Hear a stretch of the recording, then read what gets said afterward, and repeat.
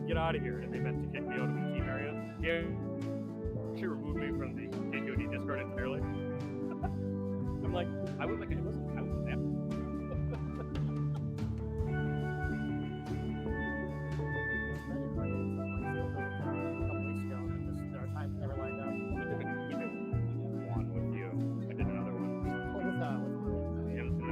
I did one at home. He might be commentary in the draft. It depends whether his fantasy football draft or when it ends. But I think that's like the best single human on the planet to do it if he can. He's really good at it.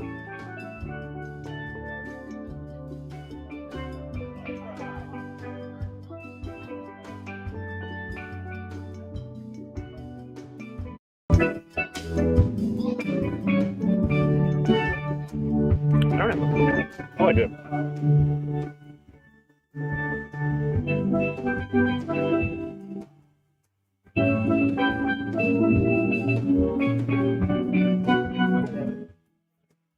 No, I have a cigarette. Oh, you have an eraser. That's an eraser, right? Back up.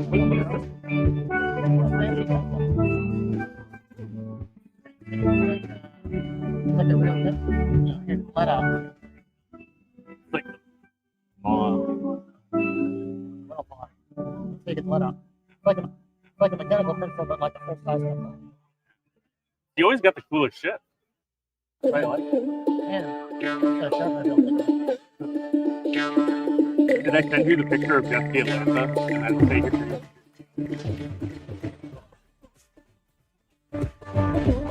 I did do that. I intended.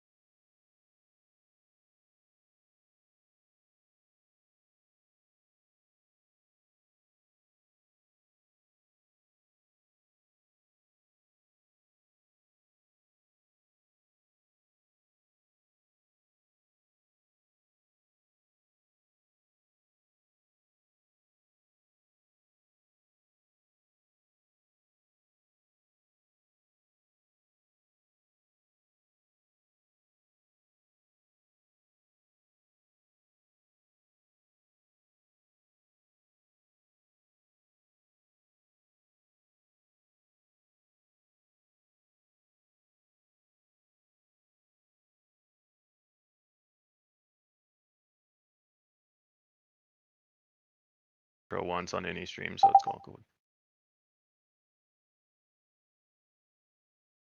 Welcome in, Star Wars Unlimited fans. We are here at the Pastime Games Limited Planetary Qualifier in Chicago, Illinois. I am Jeff Creasy from the Bothan Network. I am here with the one and only Jordan from the Colorado Cantina Crew. How are you doing this morning, Jordan? Hey, doing well, Jeff. Glad to be here. Excited for a great day of opening packs and maybe cracking some necks in these games.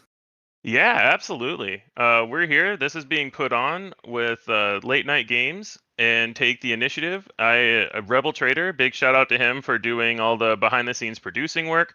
What we're watching right now are two Late Night Game team members, Loopy and Symbiote, starting the deck building process. So what we're going to see is they're going to open all 6 of their packs. They're going to not really sort their cards, but the goal is to open the packs and then you hand them to the person across from you who is going to register your entire pool to write it down on the sheet. And the thought here is a little double verification. Make sure that your pool is what you see it is. You're kind of watching the person open the pack and seeing, oh wow, they actually did get 2 Anakins or whatever it may be, and then hand it back, and then they'll start the actual deck building process before round 1 starts. I think that's all for the best as well, right? I think a lot of people, especially who don't have Magic experience or competitive limited experience, kind of think about what could happen. How do I watch my opponent as opposed to how do I focus on myself? I know in some Magic events they do stamping in the cards, and Jeff mentioned that's on the Pro Tour level. But I think it's a good way to start the round. It's a little bit different than your standard sealed environment, but for a long day like this with the stakes as high as they are, I think it's a no-brainer. Yeah, absolutely. And this is pretty similar to the way Magic does this. And I've done this for 1,000+ person sealed events, and it works really well. Stamping the cards is a really time and effort intensive process. So they really only do it for the highest level professional tier draft events. So they'll do it for, Pro Tours, the World Championship, things like that. But yeah, stamping the cards is actually not a trivial process to do. And this is pretty straightforward. And works really well. It shares the labor out as well, right? Exactly.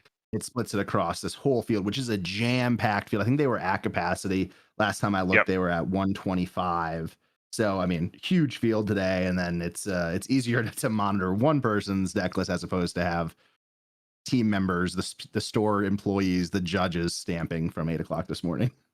Yeah, exactly. And just for the viewers at home, the plan here, we have both Loopy and Symbiote mic'd up for this. They obviously can't hear us, so we're going to try to get you some audio from them as they're doing the actual deck building process. So once they finish actually just writing down all the cards and get the decks back, we're going to try to get some audio from them so you can hear their thoughts and processes for the actual deck building. And then once they're finished building, or if the audio gets too cumbersome, we'll cut back to us and talk about the decisions they made and the choices they went through and things like that. Yeah. As we're waiting for them to potentially come in, we see 2 leaders off the top, which is a pretty good start with Snoke and Obi-Wan on either side. I think you got to be happy with those options. Yeah, Snoke is really nice. You can obviously every common base that you get access to in limited for this set is the Force base. And there's a lot of fighting over the Force in a lot of these events, but it can be really nice to just have a leader like Snoke where you say, hey, I don't need the Force every turn. I need it for, a couple of the units that I got or whatever, but it's not critical that I have it every turn. And Obi-Wan needs the Force, but you get so much value if you can keep it out of just pumping all your guys every turn. Kind of the best sides of 2 worlds where you're playing under curve with Snoke and hoping that you could retain the Force with Obi. Yeah.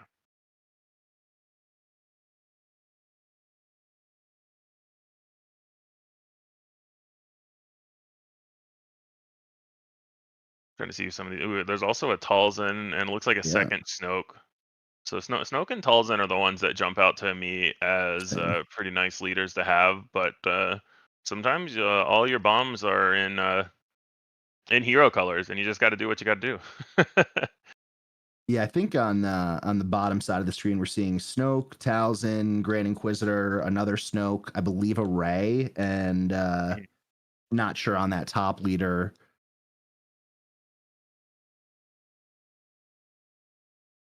Just saw a Charging Phalanx, which I think is a really great card to be trying to get a couple of in these limited pools. Anytime you could have ambush, and then you combine that with hidden, goes a long way. Oh yeah, for sure.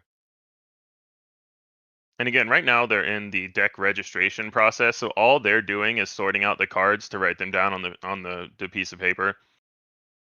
So they're gonna write down each other's pool. So Loopy is right now writing down Symbiote's pool, Symbiote's writing down Loopy's pool, and then they'll hand them back. And then there's a separate column on the sheet where you mark down your actual deck, and that'll be the 30 plus cards that you take in, and the leader and base that you use for game 1 of every round. Yeah. And then to refresh my memory here, Jeff, this is not open pool, so you have to build your list, and then you can't change in between rounds, right? You cannot change your game 1 deck between rounds, but you can sideboard your entire pool if you want for game 2. So you can change leaders and bases and your entire deck for game 2, but you have to go into game 1 with the exact same 30 cards.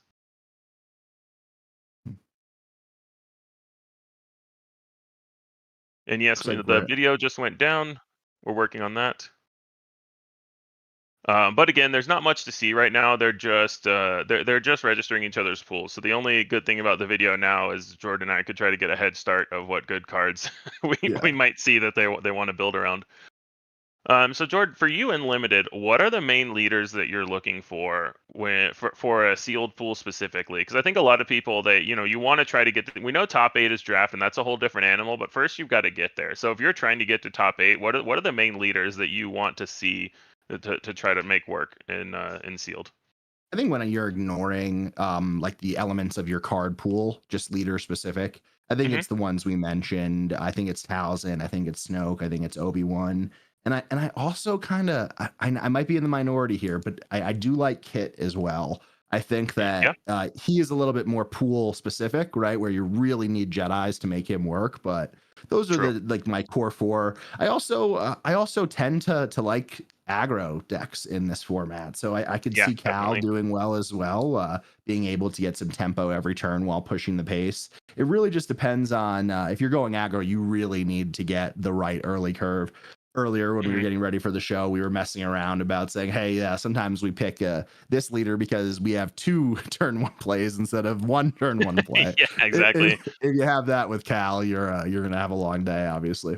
How about you?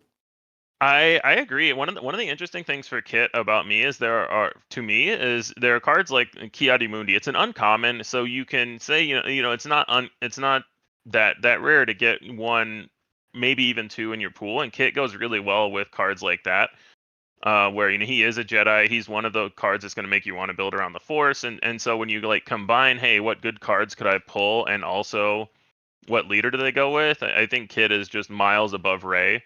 If you know that you need to be in Red Hero. An interesting one for me, it's usually not good, but there are two really interesting ones that you can potentially make work, and those are Avar and Kanan. Yep. Avar is usually really bad in sealed. But if your pool happens to have a ton of ways to use the Force and you're worried about not getting it, like let's say you opened, 3 shatter points and you want them to always be on, or you want to play these Sorcerous Blast because you didn't get much removal, Avar is kind of an interesting option there to just make sure that you have the Force.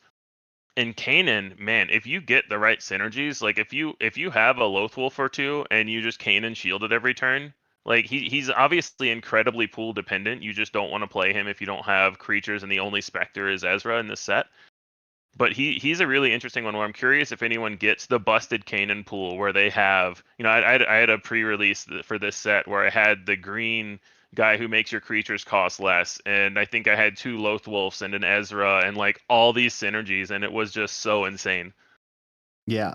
And similarly to Kit in that area, there's ways that you could build that pool in different colors and different archetypes, right? I mean, if you're looking at like a more aggro Kanan, it's probably the blue-yellow variant, trying to get Pounce involved, trying to hit a Loth cat to base for 6, right? With Pounce. And then you get the Charging Phalanx, as I mentioned earlier. I think in general, there are just some things that are challenging to deal with in limited, and really big leaders that have a lot of health are challenging, especially in this meta where we don't have a lot of leader hard removal. And shields are another one, right? So I think Avar and Kanan fill that pretty well independently. Yeah, definitely. Some that I'm lower on is something like I think Ahsoka is not where you want to be. Blue is a good color because you have a lot of options for early plays between things like Secretive Sage, etc. But the temporary Sentinel and just flipping as a 5/6 on 6, it's just not as impactful as something like a Kanan with any creatures at all, or using the Force with Obi-Wan to get an experience. So it's really interesting that the tier levels of same colors, kind of generic synergy, and which works better or worse. And if you get Kylo to work in sealed, goodness gracious, you've done something. Yeah, that's the one that I was going to say I'm probably the lowest on. Him or Ray. I think Ray is probably worse than him, realistically speaking.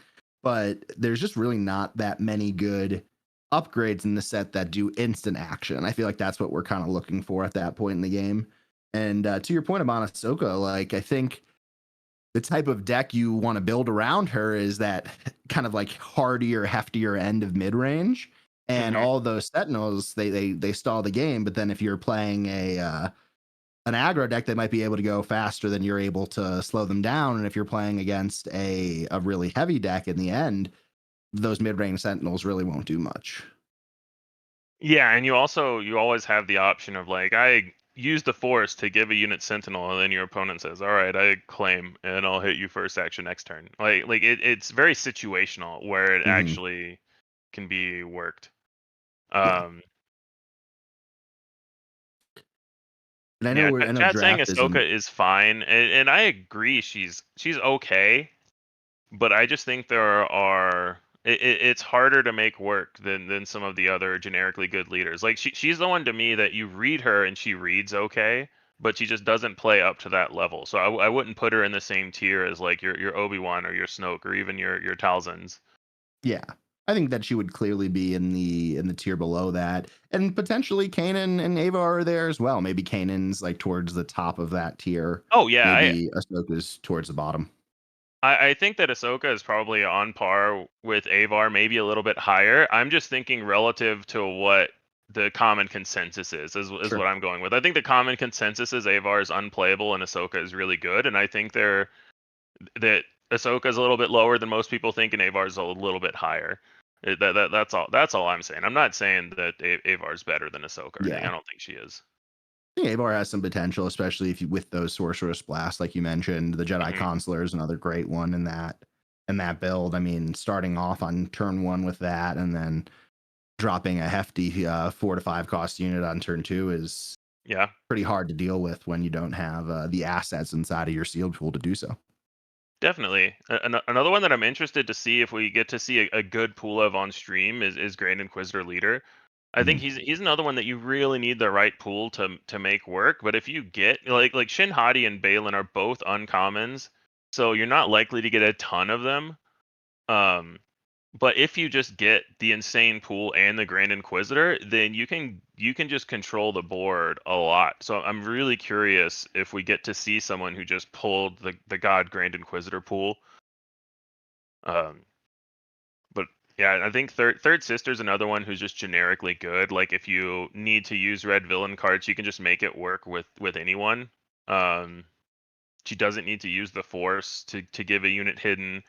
Upgrades are really good right now, so she can let you play your unit and with hidden and then play an upgrade on it, so the next turn it doesn't just die. So what's the number 1 upgrade you're looking for here? It depends on your pool because a lot of the upgrades are a little bit more specific, but I think there's a common Jedi blue hero lightsaber that's just +2/+2 and restore 1. I like that one a lot. Heirloom lightsaber, yeah, thank you. I like heirloom lightsaber a lot. There's some that are going to be kind of harder to get. Like Yoda's lightsaber is obviously good, but it's a rare, so you don't expect to see it as much. The nice thing about the heirloom lightsaber is it doesn't need to go on a Force unit, so you can put it on anyone.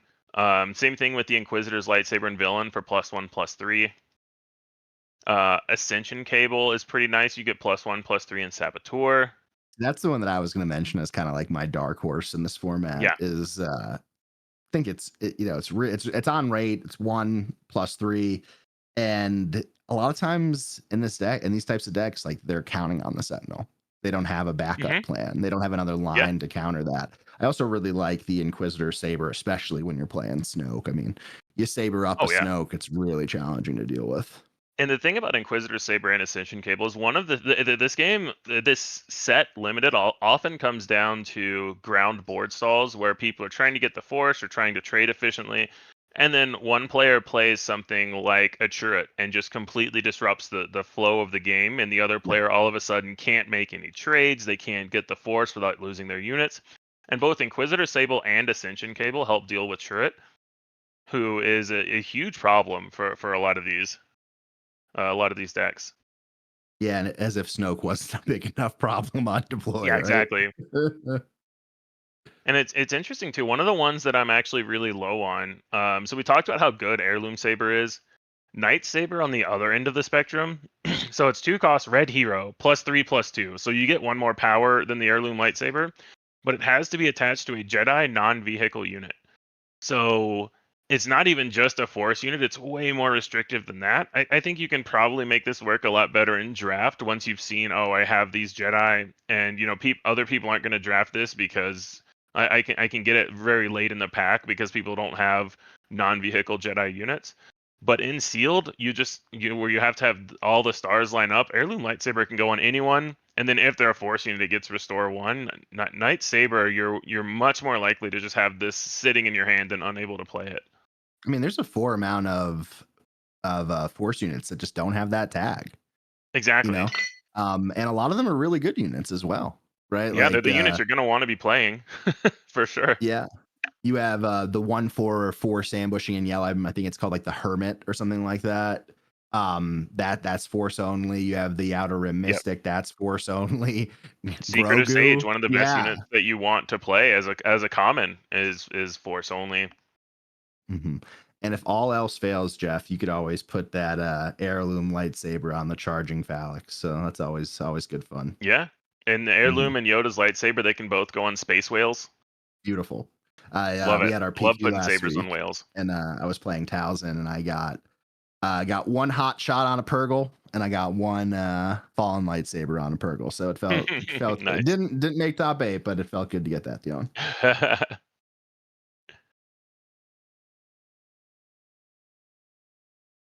So have you been approaching practicing for limited and draft? Have you guys on the Bothan team started to focus on that at all for these upcoming events? Yeah, a little bit.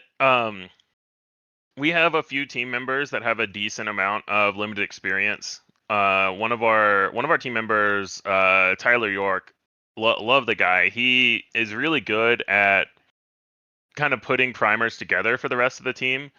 So he put like a limited primer together where it goes through all the different synergies that you might have with, like for example, there's a card that gives all droids raid 2. Okay, what droids are in the set? There's a card that lets you search for clones. What clones are in the set? So there's a combination of like what build around synergies are there, and then there's just generic stats of which color pairings have the most Force units, which ones have the most Force turn 1 plays. These are the things that it's really important to think about more so in draft than sealed. In sealed, you just see your whole pool and that's what you've got.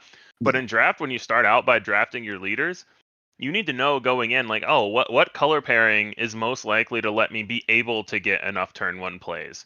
What color pairing is most likely going to let me have some amount of removal or some amount of curving out and consistent Force units if I even want Force units, or what leader doesn't need the Force at all. What color pairing can I say I'm going to take this and just completely stay away from the Force? Those are the things that matter in draft a lot, not so much in sealed because you just see your whole pool and you can decide, make an educated decision based on your whole pool. Yeah. So it's more, the work that we've been doing is more about draft than sealed. A lot of sealed is there is a skill set to being able to put together the best deck that you have in front of you. But a lot of times in this set specifically, your deck kind of builds itself where you only have so many options this gives me the most options of turn 1 plays, or this is the color pairing that my bombs are in, or I only have removal in this color. The biggest decision points usually come down to the last 3 or 4 cards with, do I play bad cards in aspect or better cards out of aspect, or do I sometimes you have hard pools where you say, do I completely shift my deck for this one bomb? But a lot of times I think the sealed pools kind of build themselves. I think that's an interesting concept too, as we get ready for these competitive events, is that you're going to be playing more sealed than you are draft, right? Where it might be. Yeah, like I was saying, it might be more challenging. We're working on the getting the video stuff going, so just turning our cameras on the back end to see what goes on. But in sealed, right, like there is a little bit less skill expression building your deck, but the average person is going to be playing significantly more sealed at one of these limited events than they would be draft. Mm-hmm. Yeah, absolutely.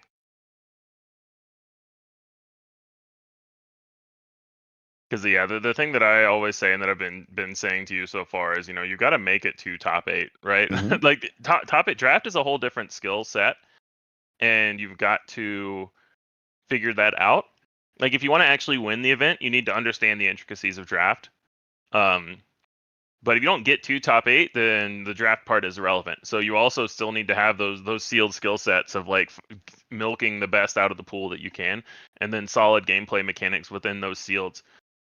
Because a big difference here is a lot of people, they know their deck or their leader. They're really good with Sabine or with Quinlan, and like, I understand these intricacies. I know what lines I need to go for here. But when you're playing with and against cards that you don't play as much, how are you with the base game mechanics of, I understand what you could play here or what you're trying to do. I know when to trade and when to go to base, and understanding your deck that is a completely new deck to you and your opponent's deck is a whole different skill set.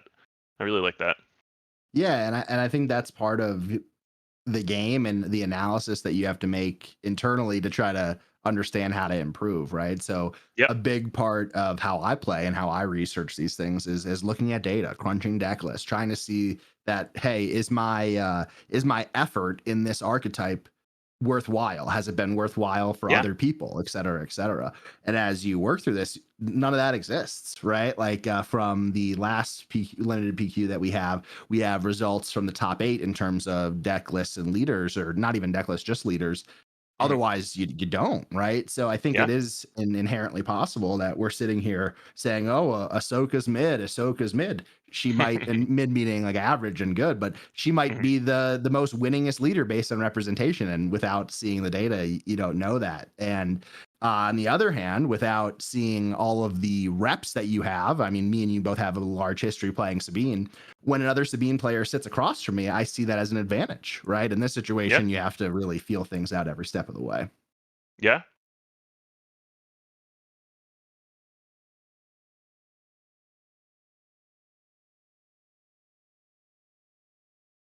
Got it. Yeah, and so for the chat, so it seems like there was a store issue with the video, and the problem is right now they are building their competitive tier decks. It would be a competitive advantage if they had access to outside people, either hearing us or being able to communicate with us in any way, and that is not allowed in the competitive rules of the event. So we can't tell them that their video is down right now. So I think what we're gonna what's unfortunately gonna happen is we might not get video back for any of the deck building portion. That is what we're looking at. We'll see if we may be what might happen is usually Loopy at least usually builds his sealed pools really quickly. So what might happen is before the deck building phase is actually done, we'll get him finishing, handing in his deck list, and at that point he'll be able to check Discord, look at the camera, and see things like that. So we'll probably get the deck that was built before round 1. But we're gonna see where we're kind of winging it on that front and seeing what happens. We're not sure exactly why the camera went down at the store, but like I said, we're not in direct contact with the store right now because that would hinder the competitive integrity of the event. So with all that being said, you're stuck with us. We'll be here to try to fill the time. You're welcome. That's why I unplugged their camera. Yeah, we're all self-centered here, trying to get as much focus on the Boston Network and the Colorado Cantina Crew, respectively, right? Yeah.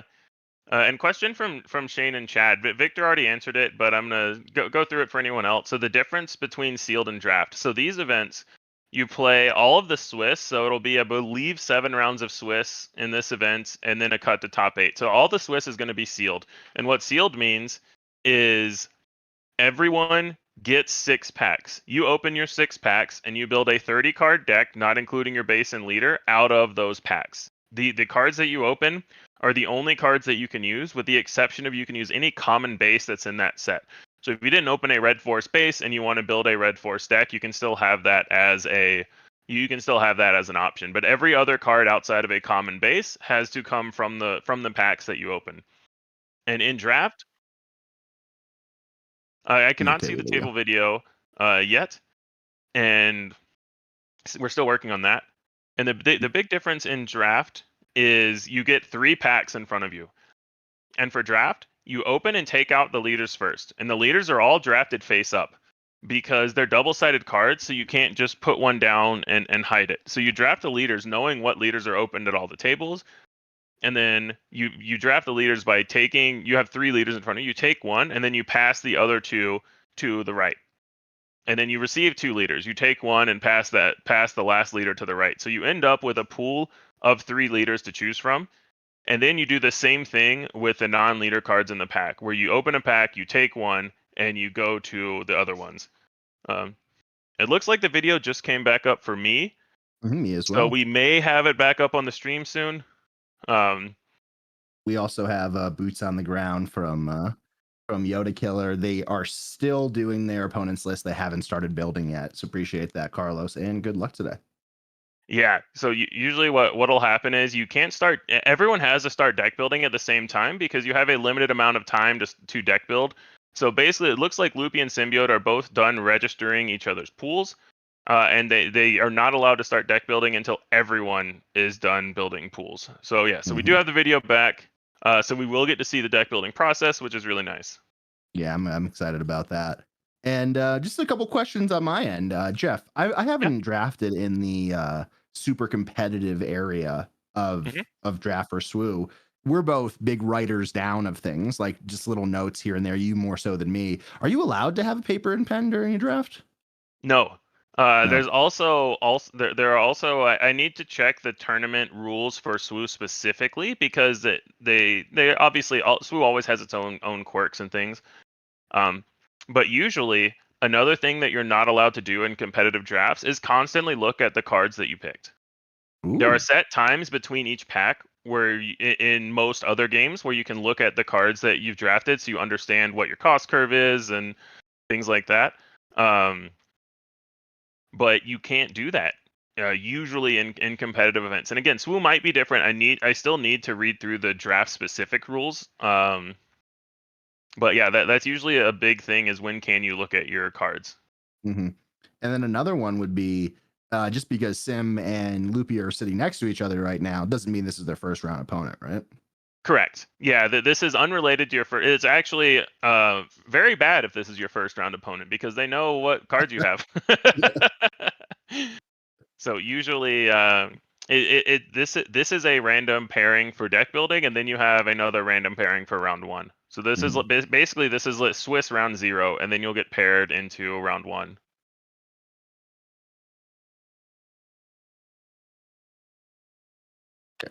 It seems to be the video seems to be blinking in and out a bit right now. Okay, right now it might be down again.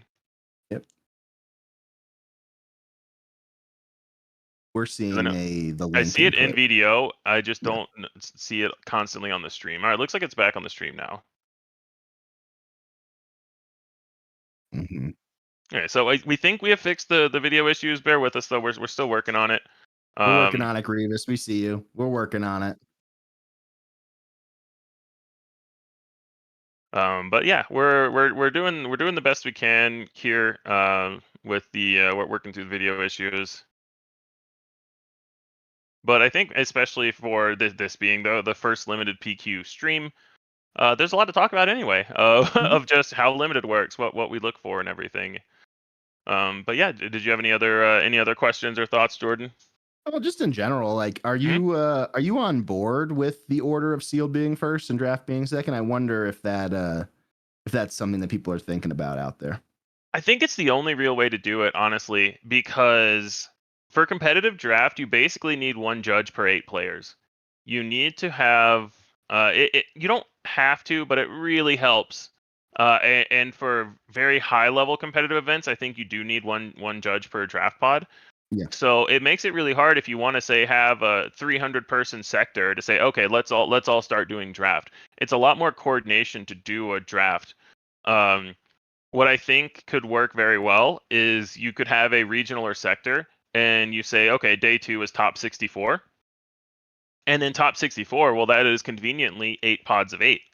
So you could do draft for all day 2 of a sector or regional with the top 64 players, and then you don't even have to do Swiss or anything. It's just each of those draft pods. The way draft pods work, you play within your pod, and one person and only one person can go 3-0.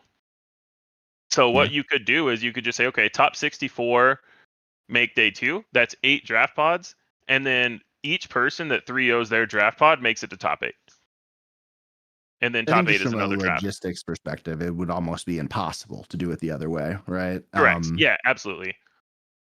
And there's a lot more skill expression in draft. There is still a lot of skill expression in sealed, but the level of skill expression goes up exponentially when you go from sealed to draft. So if you talk to most competitive players, they wouldn't want it the other way.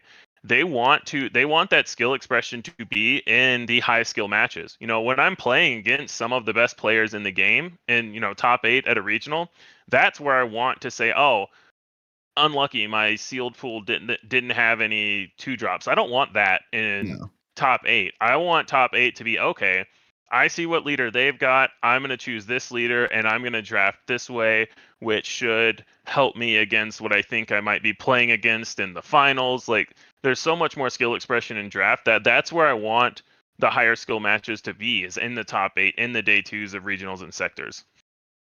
So are you generally excited that this is now part of our very competitive much. landscape? Yeah. Yeah, very, very excited. I was really sad when they initially said that draft and limited in general was a casual format, because competitive limited is a really cool way. And there are people in other games that are limited experts that, you know, they're really good at playing the game, obviously, but these kinds of, you know, understanding the draft patterns, understanding what's open, these are the things that they excel at. And whenever there are high tier limited events, they'll do really well at them. That's why it's important to have a diverse makeup of your team or your testing group, whatever you want to call it. People that love it, people that hate it. Like, I know there's a lot of people on our team that don't get overly excited by limited, and now they're forced to fake their excitement, which I love, Yeah. right? And I also think, just from like a store perspective, going back to set 1, I got into the game a little bit late, like June of last year, which would be set 1. And man, is it 2 years ago? 2 Junes ago. Oh my God. But it was so hard for me to get product, right? So when I would go to sealed events, there was 30 people, like showdown level events. And it was a great way to meet people in the community and have a good time. And it's good for the stores too, where absolutely. I think limited is struggling, at least in the Colorado area, to fire on a given day, which I think that's probably going to change here in the next couple months. Yeah, I mean, I think that it's a couple of things. There was no reason for the competitive players to get into limited. Like if you look at, you know, top tier competitive players, they either have all the cards they need or they can get them and borrow them if they need to. So they're not doing it for the cards. And then the experience doesn't help them because there were no competitive limited events. So it's a drastically different format that you're playing. The gameplay is incredibly different. You look at some various leaders that are just unplayable and constructed, and you say to yourself, man, why did they even print this leader? Like, looking at set 1 Jin Urso. That card never did anything, never had any constructed tournament results. But if you got it in your sealed pool, it was one of the best leaders for set 1 sealed that you could get. You just get to trade everything on the board. Like the whole concept of the game changes a lot when you're looking at sealed versus constructed. And for some people that don't have all the cards, who are good players, but for whatever reason, whether it's interest, financial, etc., it's a good leveler, right? It's a good time to go into an event with a little bit more of a positive attitude, I think. Oh, definitely. Yeah, it's really interesting to me because whenever you're a newer player, the obvious solution is, hey, I don't have a meta constructed deck built. I should just play limited. Yeah. It's really interesting that is true because you don't need cards to go into limited, but the skill expression of limited is so high that it can be tough to compete with someone who is done their homework on the limited format for that set and understands Yeah. every card in the set and what to play around and everything. So it's a really interesting kind of dichotomy where new players kind of have to do limited, but it can be hard to succeed if you don't have a deeper game knowledge than sometimes you may even need for constructed. So it's interesting to me. I think it's one of these things where whether this mindset is correct or otherwise, you can let us know in chat what you think. But some people think that this person is only beating me because they have this and I don't have that, right? Where this sort of head-on confrontation with your own skill makes you be really honest with yourself, right? And that's something we were talking about on our last podcast as we were trying to like learn from our lessons at the last PQ we played. And I think that part of that introspection starts with you just looking yourself in the mirror and being honest with what happened on that given day. And I think in an odd way, limited kind of does that. Yeah, I definitely agree there. So question for you, when you open a sealed pool, how do you sort your cards? Because that's a really big aspect of getting your deck built in time and understanding what you have. So what's your card sorting method? So I'm a child. So the first thing that I do is I scroll all the way to the back just to look, right? And then I go back to the front, just like the inner demon in me needs to see if I've gotten anything sweet in the pack. Yeah. But I start just a basic sort by color, and then I sort by possibility. So for me, sorting by possibility means as I'm getting a little bit deeper into my sort color wise, I start to set up these kind of quasi offset rows where I have a leader and base combination and then maybe 2 or 3 rows that spawn off of there. And that gives me a good way to visualize not only what my curve is, but what my options are within different curves. For me, I'm a really visual person. So like on my like project management softwares and stuff, I tend to use a app called Trello because they have like a very visual block based system. So I need to see it and I need to like be able to kind of mix and match as you will.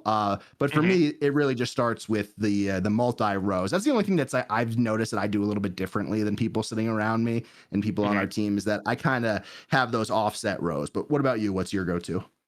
So it's funny. So for sealed, I basically do a lazy sorting method that is not what I would do at a limited PQ or sector. So what I do for things like pre-releases is I sort each color that is not hero or villain in its own column. And then I have one column for all the hero cards and one column for all the villain cards. Okay. And if there's anything that I consider a bomb, I just kind of move it to the front of that pile or angle it a little bit in its column so that I don't forget that it's there. So the benefit of that is that helps me. I can basically what I usually do is I do a base calculation first off of should I be hero or villain, and so I just look at the lengths of the piles because you're never going to get that even. I say, oh, my hero pile is twice the length of my villain pile, so I take that and I say, okay, I'm probably playing hero. So the first thing I do is look through every villain card that I think I'm not going to play and say, okay, what am I missing out on if I don't play villain? And then I look through all the hero cards and say, okay, is there anything that I absolutely need to play?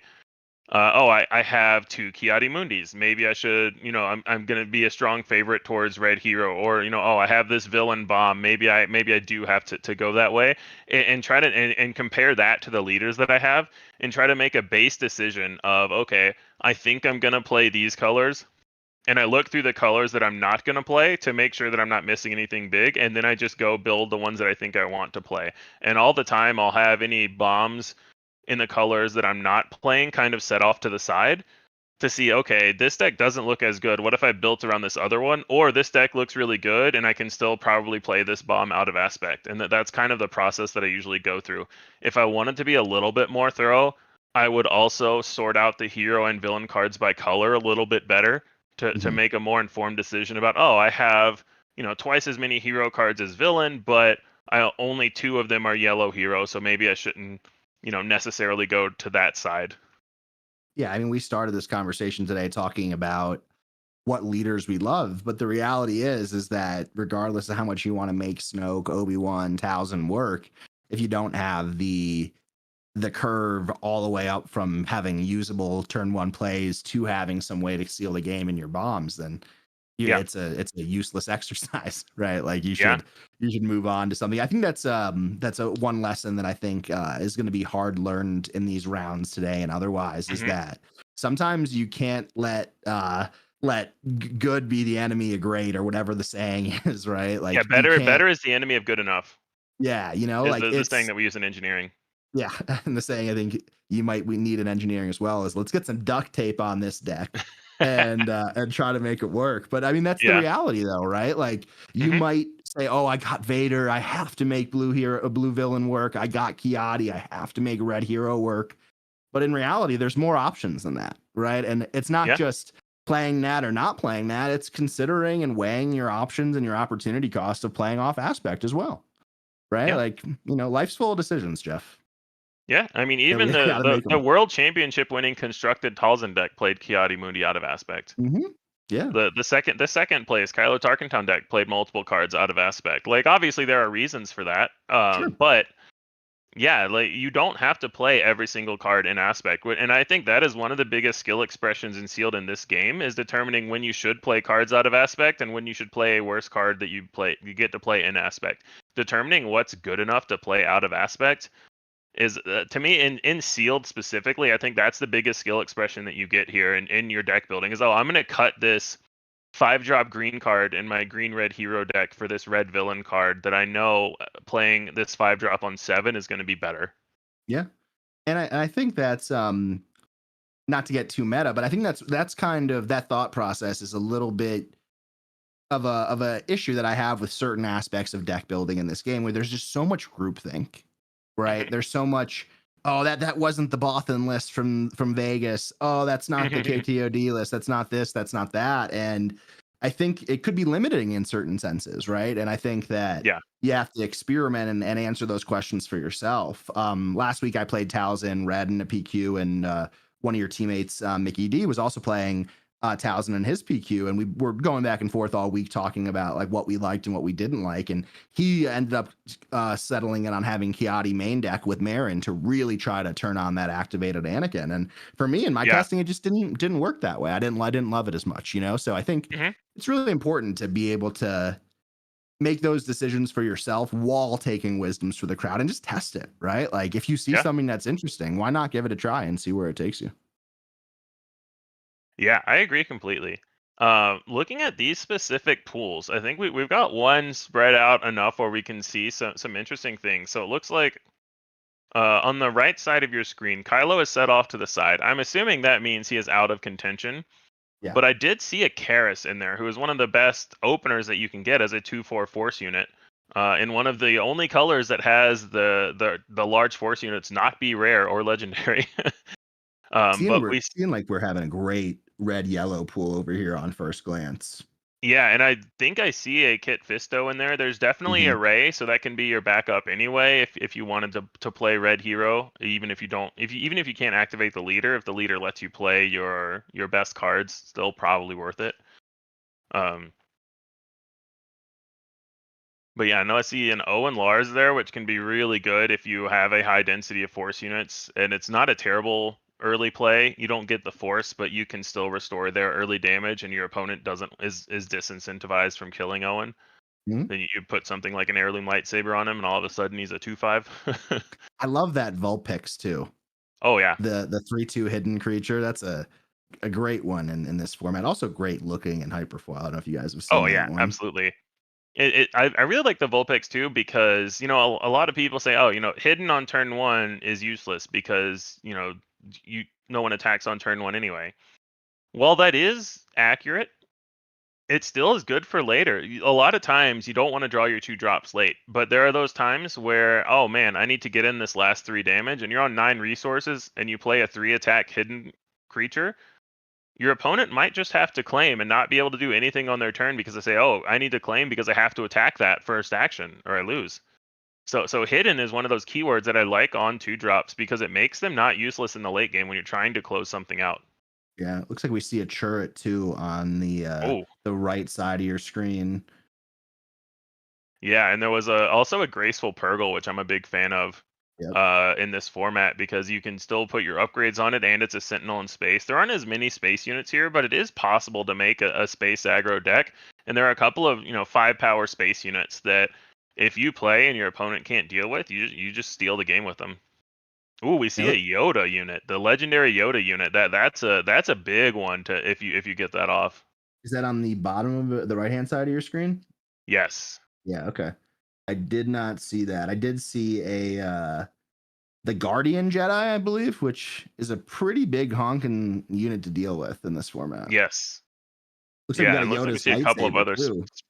space whales going there. Yep. Ooh. Got some big That's a top pretty end interesting coming up here. pool. It's always tough to figure out how much top end do you want. I think in sealed you can get away with a little bit more because the format is going to be slower than draft. The decks are going to be less cohesive in general than a more targeted draft deck. So you usually have a little bit more time in sealed than you do in draft.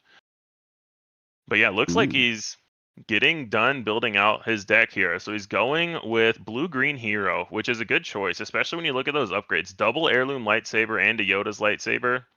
Looks like we also have a crushing blow as well for that early removal. And the protect the pod. I think he's pretty well set up to delay to be able to buy time for Yoda to come out, right? We have the turret, we have the Jedi Sentinel unit. Actually, that might not be a Sentinel. That might just be on when it's defending, it gets a debuff to the attacker. Yes. Yeah, and I believe the one that we're talking about. So we're talking about Symbiote's pool for those one, or the one with the Yoda and the triple lightsabers. That's a really good pool. I like that look a lot. Crushing Blow is a really good card against early upgrades, and then it's also nice to have your own. So the fact that he has 3 2-cost upgrades that are all any non-vehicle unit, he can play them on his space whales. Obviously, Yoda's lightsaber goes well with Yoda in the late game. Not synergy you usually see in sealed. And then what do we see on Loopy's side? It looks like he's going for either Snoke or Third Sister, but either way, green-red villain. I'm trying to see what cards we can see there. I think I see a Sith Holocron, which is a really interesting one. We got a Sith Holocron and ISI on. I think we see a Knights of Ren as well. Well, I like Knights of Ren a lot. Either build, I believe. I think either way it's green-red villain, so it can either be Third Sister with the green force base or Snoke with the red force base. Yeah, then we have a Quinlan unit, a Jedi Temple Guards. So it seems a little bit less cohesive than Symbiote's build on the right-hand side. But it does, but there are some really strong cards still. There's a Terran Tarek, the creature that has ambush with a force unit. That card is a house in this limited format. Everyone has force units, and you just get a 5/5 ambush. That card is really good. You also get the Restore 2 ship that's sitting below the Knights of Ren. Kind of like that as well, especially if everyone's going hardcore in the ground. It's just up there in space, either getting buffed by Snoke or getting protected by the sister and being able to get some restore going. Yeah, it's funny. Kyle Craft in chat talking about he forgets that Yoda's lightsaber has an enters the battlefield effect because he plays it in Sabine. I'm the exact same way with Karis unit because I play it in Kylo Tarkentown that can't get the force. So I'll forget that it has a when defeated and get gotten by that against other decks so often because I just think of it as a 2/4 vanilla force unit. Yeah. So Kyle's so I know exactly what you mean. Old. I don't know what your excuse is. So you gotta work I'm on old that. too. My joints are older than Kyle's. I don't know about the rest of me, but but yeah, I think Loopy's also got a really good pool here. Like you've got a nice combo of ambush units. The Eye of Scion is one that'll catch a lot of people off guard. I think there's was it 8th Brother in there, the more expensive ambush unit. Ooh, that's a great one. And then all of those go well with the Sith Holocron when you get these high HP force units. It's really interesting. I see it looks like that Trident ship as well, the 6/5. That's another big guy. I'm trying to see how many early plays are in Loopy's deck. I think I see 6 turn 1 options, which isn't bad. That's Yeah, not a bad number to have. looks like we got the Ewoks. Not the one that you Porgs. want, but you'll take it. Yeah. You know, you got to do what you got to do sometimes. Might be Yeah, a Loopy also has a Marin. Garrus, but Yeah. that would be out of aspect here, so still not a turn 1 play. Yeah. We got Symbiote. I think I really like his turn 1 options. That Gungan Yeah. Warrior is great. We got the Gifted Urchin. Oh, Some Gungan really Warrior good is so options. good at just fighting for the board. It's not a force unit, but still 3/2 shielded with restore. Really nice unit. Yeah. So in terms of lists from what we can see here, whose do you like more right now? I think I like Sims more just because I think it's a little bit more cohesive leading to that big ol' Yoda. But I Yeah. am a Yoda apologist, so Oh, I love Yoda so much. yeah, I admit that might be skewing my perspective, but I think it's a valid skewing though. Like that unit yeah, is so good in the late game. Like even if you're about to die, it's okay, heal 5, kill your unit. It can cross arenas. He even has the Yoda saber to go with it. I see an It's Worse there, which you don't love playing, but especially when your biggest thing is an 8-drop, you can just kill their thing on 7 to get to 8 and play Yoda. So I think in his deck specifically, it'll really curve out well. He has a lot of turn 1 options, including the Urchin there, just a 1/4 force unit. But he's got 3 lightsabers that he can put on any of his turn 1 plays. Like you can just put the heirloom lightsaber on the Vulpix, and that's fine. It just yeah, makes it something that's a lot harder to kill and tougher to deal with. I see 2 of the Vulpexes too, so I think I like Symbiote's pool a lot. He has a solid number of turn 1 plays, solid number of upgrades, bombs for the late game. he had some great yellow cards as well as he's going through Oh yeah, his putbacks. He had the Vernestra Row in there, which I think is great in this format. I think my one concern would be for Sim is that after like resource 4, he has to use a combination of his removal and upgrades to be able to yeah. get to that Does he late get to game, 8? right? Is the question. Yeah, I think that's a totally valid question. I think I might. There's a green event there. If that event is protect the pod, I love it. It is Protect the Pod, yeah. Yeah, I love it. I think that is one of the best removal spells they have in this set. Um, and then I think it's tough to go. It's tough to go yellow when you know you need green hero because you have the Yoda saber, some of the space whales. He has the Obi-Wan leader, so he could play with a yellow force base if he wanted to, but then he's losing out on double heirloom lightsaber. I see some of the neutral, like the Night Sisters, like they're some of the only things filling out his mid Spectre, game. yeah. So it's really tough, I think, to go. I think the question is you blue or yellow. I didn't see all of his yellow stuff, but the double heirloom lightsaber would really make it tough for me to go away from blue as the second color when obviously green is the first with the Yeah. Obi-Wan leader. Yeah, I think I agree with you as well. It's challenging to make decisions to go to yellow about your early game because they do have some great units there in the Starred Vernestra, like we mentioned, knowing that we have to get to Yoda, knowing that we have to get to the areas where our removal really gets turned on. I think he has. I thought I saw a Graceful Purgle as well as the other large space So units. the Sentinel Purgle and the I think it's a 610 space one. Yeah. Yeah. There's a 2/7 space sentinel and the 610 non-space. So the 610 non-space, I'm a little bit non-sentinel one. I'm a little bit lower on that card just because it doesn't do anything when you play it.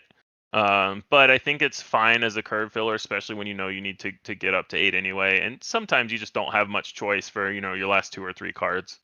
Yeah.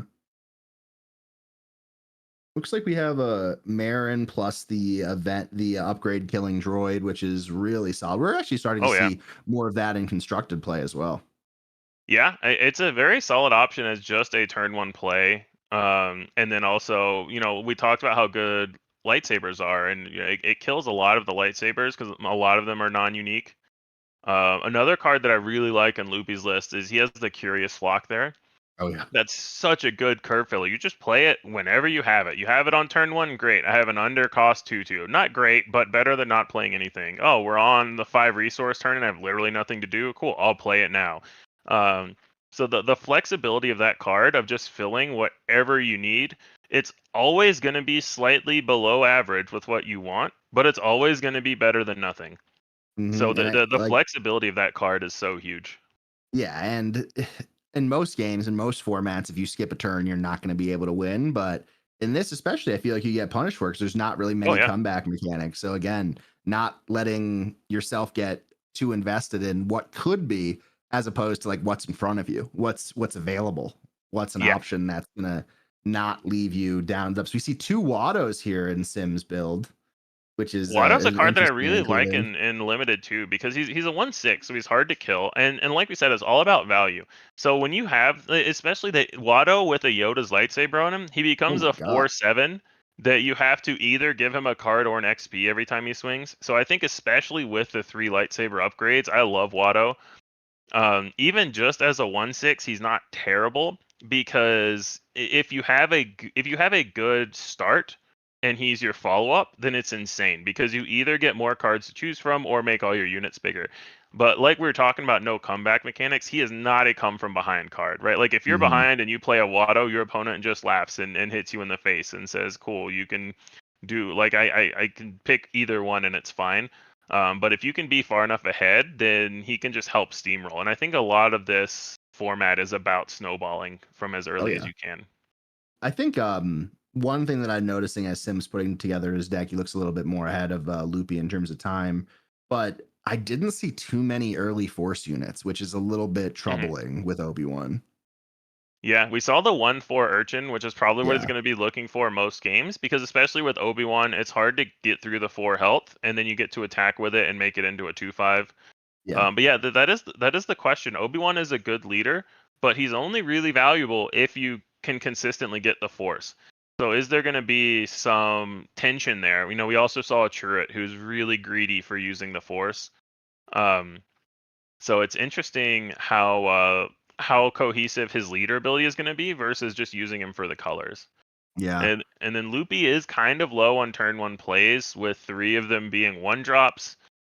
Witch of the Mist is totally fine as a 1-drop though, as a turn 1 option. It's just a 1/3, but it's still hard to kill before you get the Force.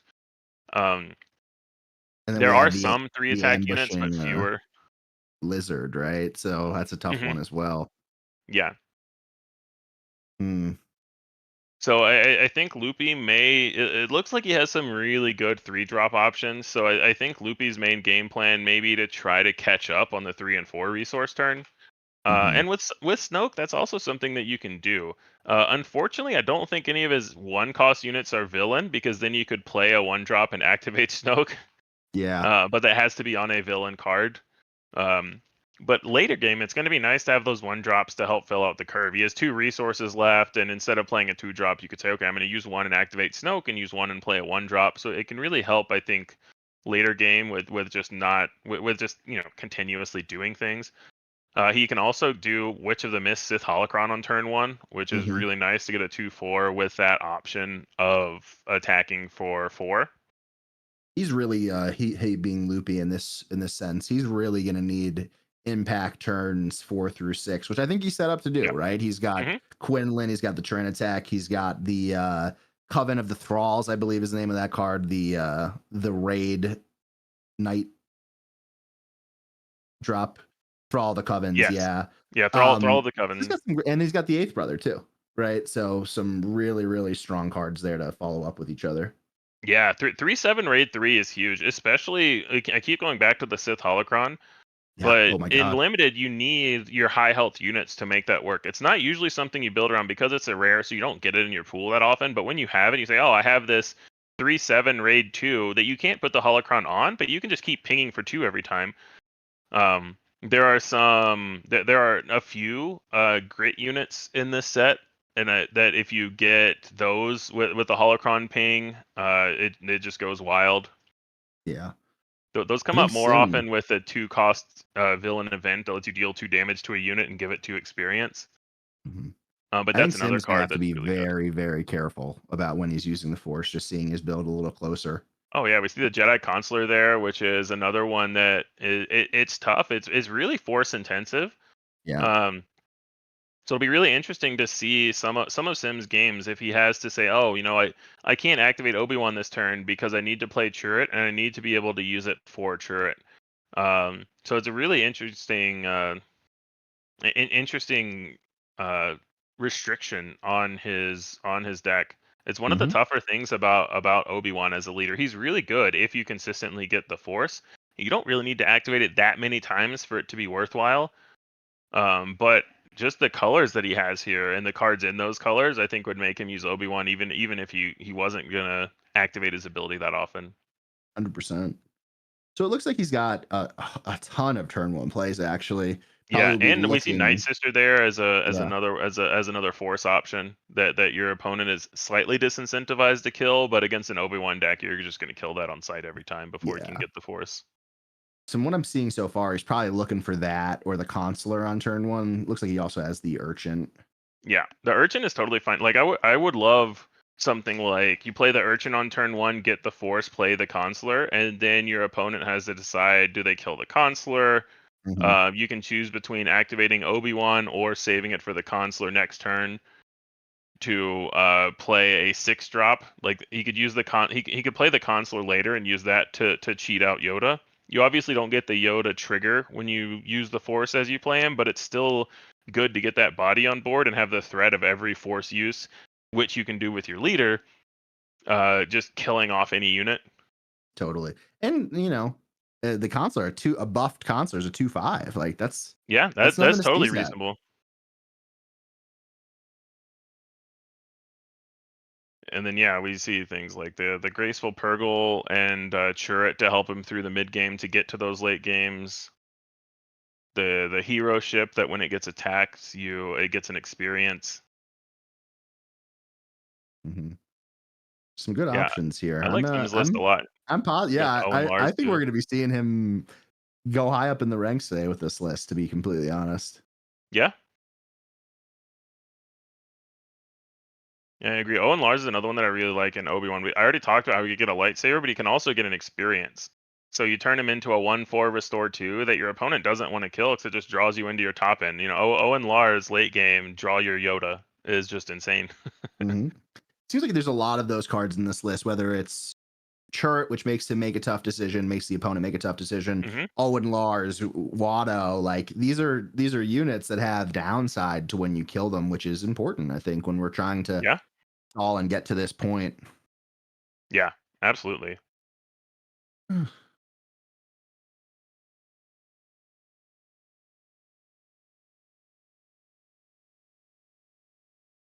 I'm curious if Loopy is going to go with Snoke or with Third Sister. We saw his early drops not have a lot of villain units in them. So Snoke can be more generically powerful because you can just start stacking. As soon as you get one villainy unit out, you can just start stacking XP on it. But Third Sister is useful for any unit that you play. You can just give it hidden, say it can't be attacked this turn. So I'm curious which leader he's going to go for. I don't know the exact numbers of how many villain units he has. We know he does have some good ones. He has the 8th brother that we saw and a few others. So there are options for him. I would probably lean Snoke. Interesting, because I was leaning the sister. So we'll have to argue about it a little bit as they count and shuffle. Well, for me, it's another thing that also I would lean Snoke to start because it's more generically powerful. And if your opponent has a lot of ambush units or ways to kill your units, I would sideboard to switch the leader to game 2, going into game 2. Yeah. So I was leaning that's where my head's at. Because I think that he has quite a good amount of later units that can kind of stand for themselves later in the game, where I do wonder about his early game lasting to transition into that mid game. And I think the sister might be better equipped to get him through those pain points. Definitely agree that Snoke is more generically powerful and add some different options to if you get to that late game. I just as I'm looking at this list, and I'm doing my best to visually separate the two lists, because that's not what this isn't a match versus Loopy and Sibio. This is a large scale tournament, right? So we might be saying, oh wow, Loopy's build is actually better than 98% of the people there today, right? Who knows what it'll look like? But I do have some concerns about that early game. I agree. I do as well. And the biggest factor for me, because we saw Loopy has a lot of 3-drops, and I think I saw a lot of them being villain. So the 4 resource turn is pretty late to try to start the Snoke snowball. Yep. So if any of his 2-drops are villain, I would like that more. But I think the question that Loopy's asking himself is the mid game hidden going to be better than saying on 3 resources I play a good villainy unit, on 4 resources I play another 3-drop and pump that unit, and then you start playing behind from resource 4? Is that too late for getting the Snoke ball going? Mm-hmm. Because you want to get it rolling. You don't have enough 2-drops to say 2-drop into 2-drop activate Snoke, but you do have a lot of 3s. So you're more likely to have the ability to go 3-drop Snoke, 4-drop Snoke, 5-drop Snoke, and start playing from there. It does look like Loopy's exploring his options a little bit, sleeving up some. Oh yeah, I believe he's sleeving up a backup deck as well. Yeah. And for anyone at home, this is something that you can do if you are not sure about your deck. Like, I think he's still not 100% sure about the leader he should choose. It looks like he did go with Snoke because I see a red base. Yeah. And then you can just sleeve up a backup deck and you say, okay, game 2, I'm going to switch to this deck. And sometimes you'll find that the deck that you thought was a little bit worse is actually a little bit better. So he's still going to be stuck playing this Snoke red deck for game 1. But if he finds his other deck is better, he can say, okay, game 2, I know I'm switching to this one. And you can have it listed. You can even, know, okay, I'm going to take out these cards, move them over here. These ones are completely separate. And you just quickly say, okay, game 2, we're sideboarding to this other deck. Yeah.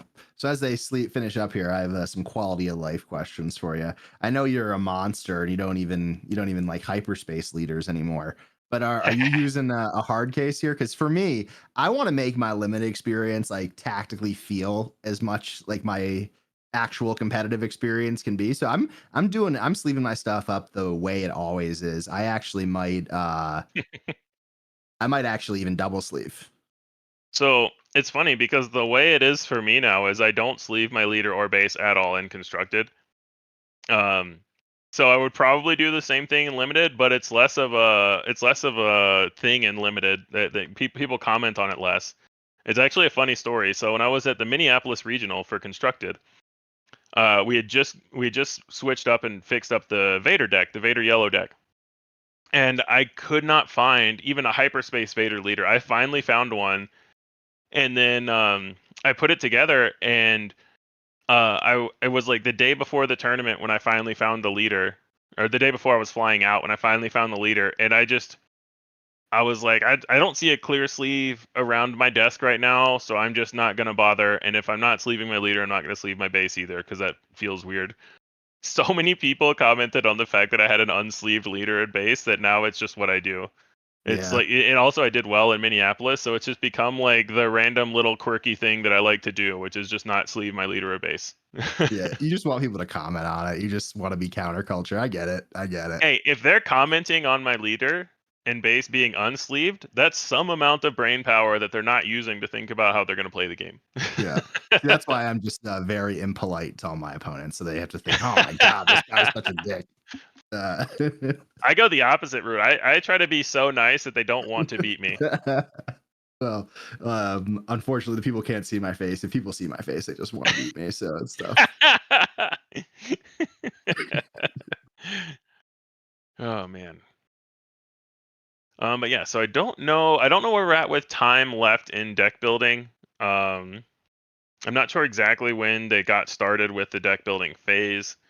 I believe I would guess we still probably have about 15 minutes left in deck building.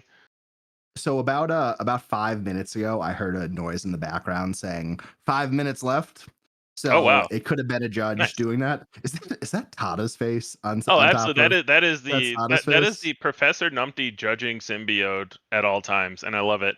Yeah. Life's full of choices, man. Life's full of decisions. Hey, if anyone watching has ever seen a meme of a member of KTOD and specifically Tada, Symbiote probably made it. He is so good at making the meme gifs or just the meme photos. Whenever we have a picture that we're like, man, it would be hilarious if X person's face was on this picture, we just send it to Symbiote and, hey, make this. It's a skill, man. It's a skill. Yeah. I used to have a podcast about television that was pretty popular, and I was such a bad thumbnail person that our co-host did it, and he was like, I'm not doing this stupid thumbnail thing, and he just literally would Photoshop our faces onto inappropriate things, and that was the thumbnail strategy back in the day. Oh, nice. I like that more than the way it is now. It's always like basically like AI helps you determine which thumbnails get more clicks because everything knows the YouTube algorithm. Like every content creator has to do it, but I hate it. Yeah. So that's like, this is kind of what I do for a living, right? Like not just YouTube stuff, but I'm like a content strategist and consultant. And I personally love the data. I think it's like it gives you an opportunity to like look at why people do things. And like everybody says they hate quote unquote YouTube face, but they click on it also. So is it a hate watch or a love watch? I don't know. I honestly, if I'm borderline on a video and it has one of those faces, I don't click on it. But a lot of times I just click on it anyway because I know that they're forced to do that because other people only click on that. Yeah. You know, but I would have clicked on it otherwise. So to be honest, I'm not a good enough graphic designer to include our faces and have them look good in images. So we've decided that our go-to is a nice background, card images, and some cool text. That's about the skill that I have. Nice. It's really interesting. I was listening to, so I don't even play the game anymore, but I still like watching some of the content for FIFA on YouTube. Sure. And it's really interesting. I was hearing one of the guys in a video talk about how if he's usually what happens in those videos is they'll have one guest on. So it's the person whose channel it is and they have a guest.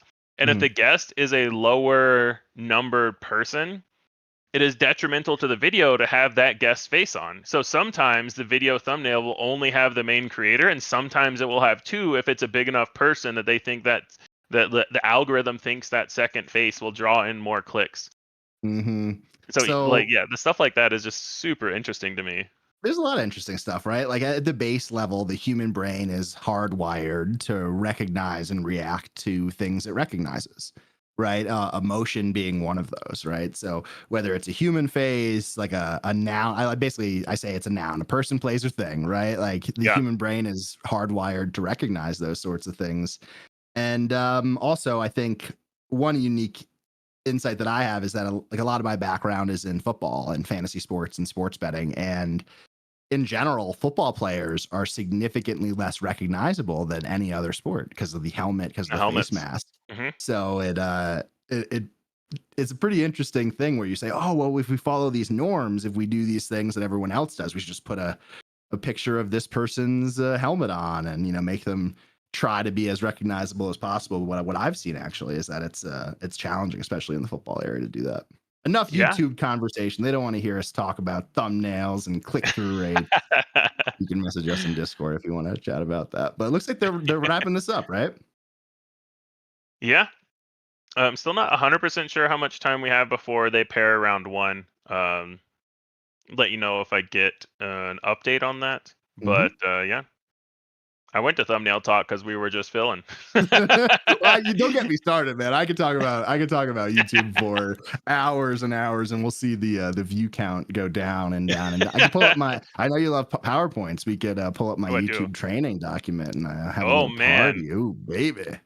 Well, goodness, don't get me excited. But while we're waiting on round one, this is a good reminder to everyone to like and subscribe on the video that you're watching now, whether you're 100%. Watching on Late Night Gaming or Take the Initiative. We talked about the algorithm. That really does help a lot. It helps us know that you enjoy this content. It helps YouTube know that you enjoy this content, so it'll help get it out to more people. So it's another thing that I hate having to ask for likes and subscribes, but you got to. And please don't forget to hit that button. If you care, you'll do it. No, it's the truth. And as we were, filibustering through some of the early parts of the stream, Rebel Trader was hard at work fixing the camera stuff in the background. So it's a team effort all around. Anytime you do Oh, any sort of absolutely. event like this, and Anyone who's ever done any kind of live event knows that everything goes wrong, and there's always someone scrambling behind the scenes trying to fix everything. And huge shout out to Rebel Trader for being that person right now, along with Loopy and Symbiote on the ground when they can. But yeah, 100%. Rebel Trader has been huge so far in making sure that this is actually happening. So huge shout out.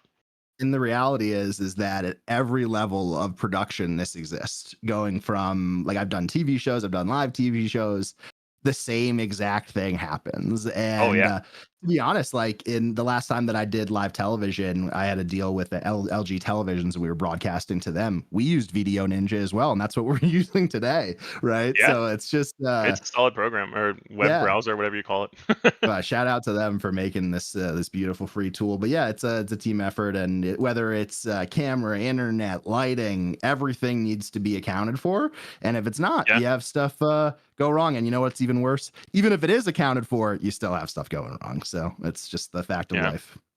So it's really interesting. I was actually going to bring this up, but I figured it would be unlikely to happen. So when you go to a pre-release, you get a second pack of the starter deck leaders.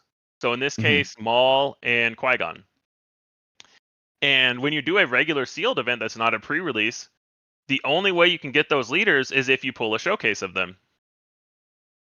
Well, my teammate Carlos pulled a Maul showcase in his sealed pool, so he has the option. I don't know what's in the rest of his pool. I just saw the picture on Discord, so he has the option of playing Maul leader in this sealed event, in which he's probably the only one, right? Yeah. So typically there's a fake rule. I consider it a real rule, but there's a rule about if you open a showcase, you play the showcase, right? Like regardless if it's bad or not. I feel that way in casual events, yes. Yeah. Are you sticking to it in this one? That's the question. Oh God, no, absolutely not. See, this is where I would use the glass front case and just put the showcase in it, and then take my real unsleeved leader out and put it down on the table. Yeah, it's when you call it judge. You can still get to look at the showcase and be like, "Oh, that's pretty." Mm-hmm. Looks like we're getting our first match set up here. I think they might just be playing a practice game. I'm not sure if this is actually round one. I have made, oh no, round one has been paired. Sorry about that. Okay. Yeah. So we are here. This is round one. Yeah, because these are different leaders. This is the Talzin green, I believe it is. Yep, we got Talzin green. I can't. It's kind of faded on the base. I think it's green. Yeah, I think that's the Jedi Temple. Yeah. Okay. Yeah. Jedi Temple. So Talzin green versus Snoke blue here for our round one matchup. So both villain decks, both blue villains. So an interesting point to look out is how many of them start with the Karis, and how many Talzin's assassins do we have? I think those are the two big common uncommon force units that you're looking for here. How early can Snoke get his experience train rolling? Does this Snoke pile have a lot of 2-drop villain units? Because if you can go 2-drop villain unit into activate Snoke 2-drop unit, then I think you're really happy with that. Especially if you could buff that out of the range of the assassin plus ping from Talzin, it's going to be really good. One of the big questions I have here for Talzin, or one of the big cards that I'm really looking for as well, is that Doigan Master. I think that's a great 5-drop here to kind of refill your hand. Yeah. And another interesting thing here is Talzin, to use their leader ability, needs to use the Force, and Snoke doesn't. So if Snoke is kept off the Force, it might not be that bad. But if Talzin's kept off the Force, it might stop them from being as impactful. We see Guardian of the Wills and a Night Sister they mulligan. Wow, they had 2 turn 1 plays options and they mulliganed as Talzin. They must have a bunch then. They must be running like 8 if they're feeling that. That was almost a snap put back as well. So yeah, I can't see as much in the Snoke the Snoke player's hand for what they have.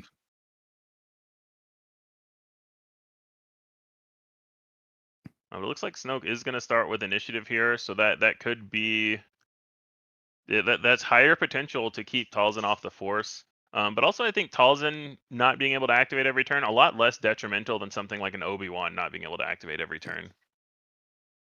Ooh, we see a turret and the Tetravore And ambushed an Owen against the Lars. force unit. Is he Owen putting Lars as Lars well. down? Oh, he's putting I Owen think he Lars resourced down. the Owen Lars down. Ooh. Interesting decision making. Um, We also see that beautiful new life puck from Metal Fab. I picked up one of those as well. Love that. yeah. And it's gonna be great that we have very visible health totals from both sides here. Oh yeah, very nice, very nice.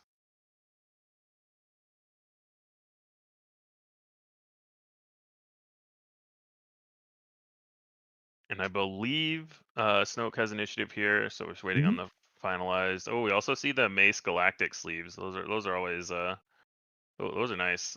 They I'm did a great afraid to job. use mine, but I like them. They're really pretty. I just don't want to use Yeah. them up. Compared to the previous sets, especially like the lightsaber sleeve, I think they just really knocked it out of the park with these. Oh yeah, absolutely. And yeah, and you can tell that the Talzin player is also thinking about their resource decision. Because They're not obviously very you want settled. to keep Owen Lars, but sometimes you just can't. It doesn't work out. You have different curves that you want to keep. Obviously, you want to keep the turret. You want to keep the Tetravore. Like those are two very high impact units. And then you need to have a turn one play. And if you have a 3-drop, you probably want to keep that so you can do something next turn. So I think that maybe they just had to resource the Owen Lars because the rest of their turns are so planned out with their high impact units that they need to get down. I don't think you could fall behind here as Talzin. I think if you fall behind early, it's going to be really hard for you to claw back. I mean, the Talzin flip is really impactful, but the Snoke is just so big. Yeah. Yeah, it's got to be scary as the Talzin player because you're big at, -1/-1 temporarily, and Snoke is big at +1/+1 permanently. So you're going to need some amount of, removal for large things. And, maybe your pool didn't have any shatter points in it. Maybe you don't even have the option. So it'll be interesting here if Snoke gets a large unit, if Talzin can deal with it. Yeah. And I'm not seeing the names of either of these two players, but obviously the Talzin player was top 8 in one of the Gen Con pools, most likely, with that beautiful Plo Koon mat. Mm-hmm. Yeah. I believe we're on table 1. So I only have melee names, which would be Tubby Gamer and Overly 28. I do not know which person is Tubby Gamer, and I'm not gonna guess. But those are the those are the melee names of the table 1 players, and I believe we are watching table 1.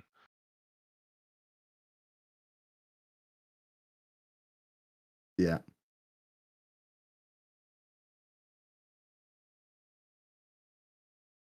We believe Micah Overly is on the bottom due to the late night token. We're not 100% sure.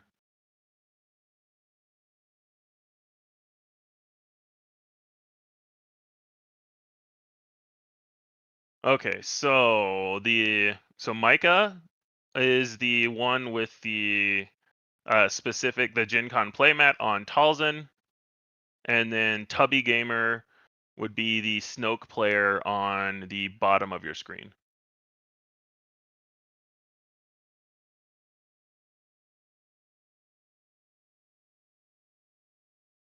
And yeah, we see. Oh, interesting. So Micah resourced an Owen because he still had another Owen to play. Got it. Decent So start for both here. Well, decent start for both, but we're going to see Snoke be able to get the Force, but not currently have a villain unit to use Snoke's ability on. And Micah does not currently have a way to get the Force.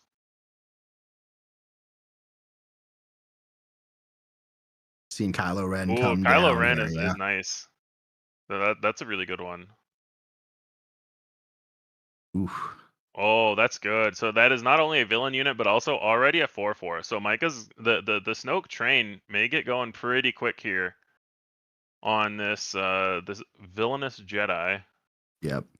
And the Talzin player here overly wisely claims, as opposed to getting that Owen thing going, I think you want to save that restore, make them do the action. Yeah, exactly. There's no reason there's no reason to lose initiative to get the Force. Oh yeah, and we see the turret there.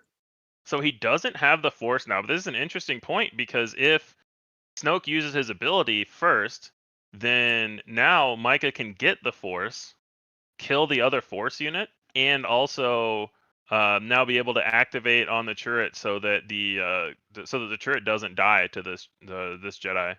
Yeah, I think trade favors Towson there big time. Yeah. The Knight of Ren. Oh, the Knight of Ren is not Jedi. Sorry, it's the First Order Knight of Ren, I believe. Yep.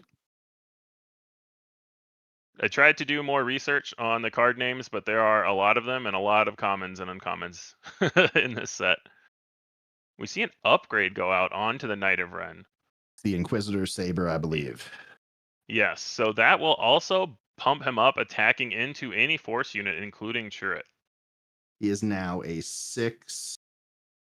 He's a 6/8 that attacks for 8 while attacking a Force unit. So that does kill turret through the Force. Brutal. And we see a claim here. So interesting. Micah not opting still not to use his Owen Lars to find a Force unit. Perhaps rightly thinking that he's going to need some restore in the near future. Holding on to the Purgle, Tyranitech, and the Guardians of the Wills. So, and the Tyranitech is going to be able to first action take out this Knight because it has 8 health and it ambushes in for 5. Well, I don't believe it can actually because it's no Force unit currently present. Oh, the Knight of Ren's not a Force unit. You're right. I keep thinking that it's the 4/4 Force unit. So basically, he is really hoping that the Snoke player here plays a Force unit. Yep. And also, if Snoke starts by activating Snoke, then the ambush unit isn't going to kill it anymore either. You see that restore come in finally after 4 turns. Ooh. Oh, so this is really interesting. So we see, I believe is that an old Daka? Yep, that's an old Daka. So we see an old Daka. So that is a 6/6, which is terrifying, but it's also a Force unit, which means that the Torrent attack does now have ambush. So he could Torrent attack into the Knight of Ren, or he did a -1 he first, could right? Talzin. Yes, because then your Torrent attack lives. Yeah. So that's the goal here. Well, no, sorry, your Torrent attack still doesn't live because there's 6 attack on the Knight of Ren. Yeah. Naturally. So that's interesting to activate Talzin there. I think he's got to flip Talzin, get another minus, and then it would survive. There we go. Because he also gets the Force back from flipping Talzin. Mm-hmm. And I assume you get another -1. Yeah, get another minus there. So now the Torrent attack lives. And so now he's in a much better spot with killing the giant Knight of Ren. And then he should have the ability to kill the old Daka next turn. Old Daka can't currently kill Talzin by itself. You'd have to activate Snoke first next turn. So yeah, really, really clean plays from Micah here. Very well lined up. And it's a really interesting decision point because I'm curious if the Snoke player had any 4-drops to play that were non-Force units. Because having a non-Force unit out would mean that the Torrent attack just doesn't have ambush, and playing a 4-drop would mean that you get to activate Snoke. So it's really interesting deciding what to play around, because obviously maybe you just don't play around the Torrent attack in game 1, and you say, this is my 5-mana 6/6. It's the best card I can get down. So it's just a really interesting decision point for the game for what to play there. Trying to get a look into his hand. I see it. He drew. He had a Graceful Purgle. He drew a Karis. I don't know if he had a 4-drop in there. Mm-hmm. And I think the bigger thing is, does he play around it in game 2? Because I think in game 1, it's also totally reasonable to just play your cards and see what your opponent has. Sure. But when you get to game 2 and you say, okay, I know he has this card. I know he has a turret and a Torrent attack. Those are both cards that you need to find an answer for. And there we see Owen getting in now so he's valuing the restore more than finding a Force unit, which I think is totally valid when you still have your leader out and your 5-attack guy. Like, you just want to make sure that you don't die, and you already have unit advantage. Big 5th brother or 8th brother coming down here. 8th brother coming down to ambush the Torrent attack. So that's pretty big, because that was going to be his main way to kill the old Daka. -1 from Talzin attack, and then Tyrant attack to finish it off.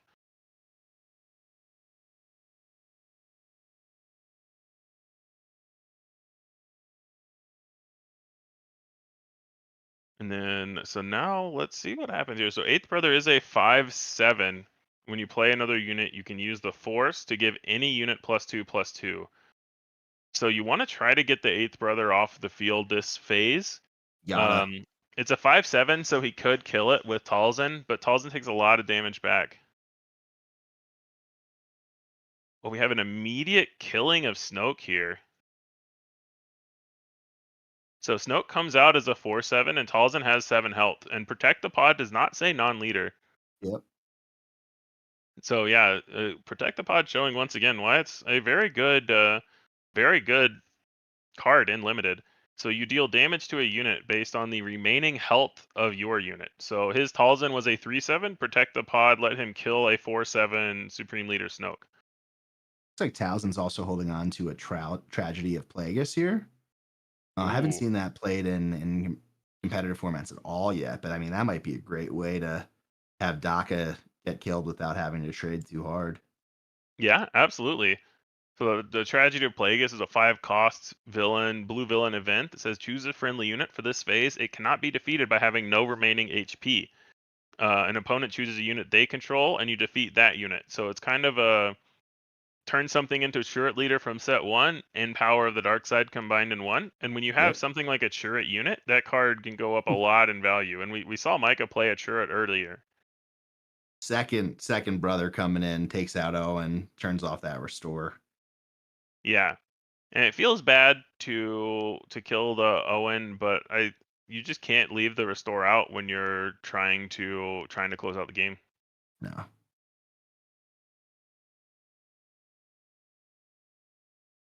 I didn't see what unit Micah got off of that. It might have been the Guardian of the Wills. Did you see? I think that was a whiff, actually. Oh, Because gotcha. Guardians of the Will was already on the field. Well, that feels way worse. So here's the Tragedy of Plagueis. So he's going to pick a unit that doesn't die this phase. My assumption would be Talzin here. Or no, it's the Wills. It's the Wills. Okay.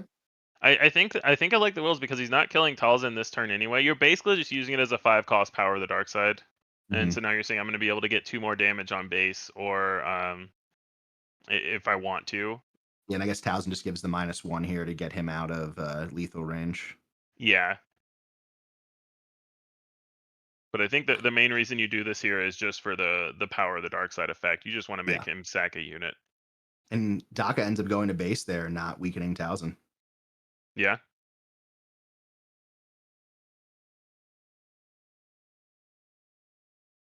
And then we see that's the unit that gives itself Curious Flock, experience. Yes, Curious Flock. We talked about it earlier as just a curve filler. Yeah, because he had 2 resources left after the Plagueis, so it just goes back to, hey, filling the curve. Now you have a second 2/2 out there. 13 to 14 in damage.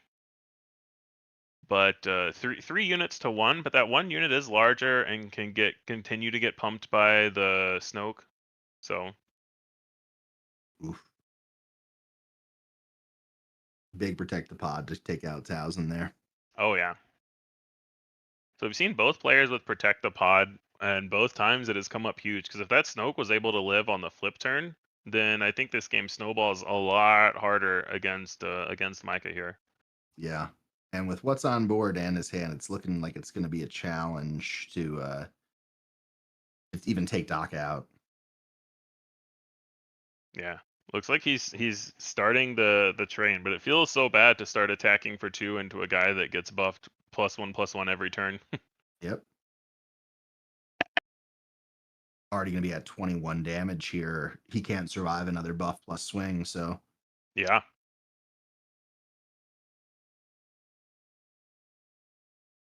Yeah, the whiff on Owen really hurt. He needed to find something big there to help combat this. Yeah. We see a Tauntaun, Magistrate Scout, and a Night Sister Warrior.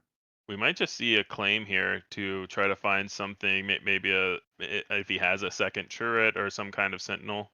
Before, yeah, and we do just see the claim from Micah, so he knows he's got to find something. Yeah. I think that's a fallen Jedi that just came down as well. Mm-hmm. So another threat on the board. I mean, a 3/4 is nothing to sneeze at when you're at 21 damage. Yeah, absolutely. And it's also notably a villain unit. So even if the large unit does die, you can still start Snoke pumping the Fallen Jedi instead. So I think you've this got a is going to be backup it, unit Jeff. here. Yeah, we might be going to game 2 soon. I see a nameless terror, which can exhaust one of them, I believe. Yep. Yeah. He's buying a turn.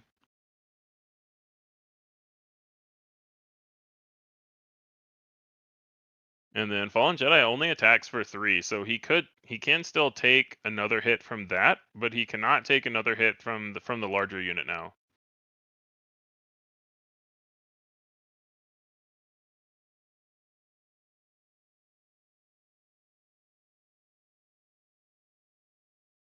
Wonder if See he a just Night claimed Sister there, to be Warrior. honest. Yeah.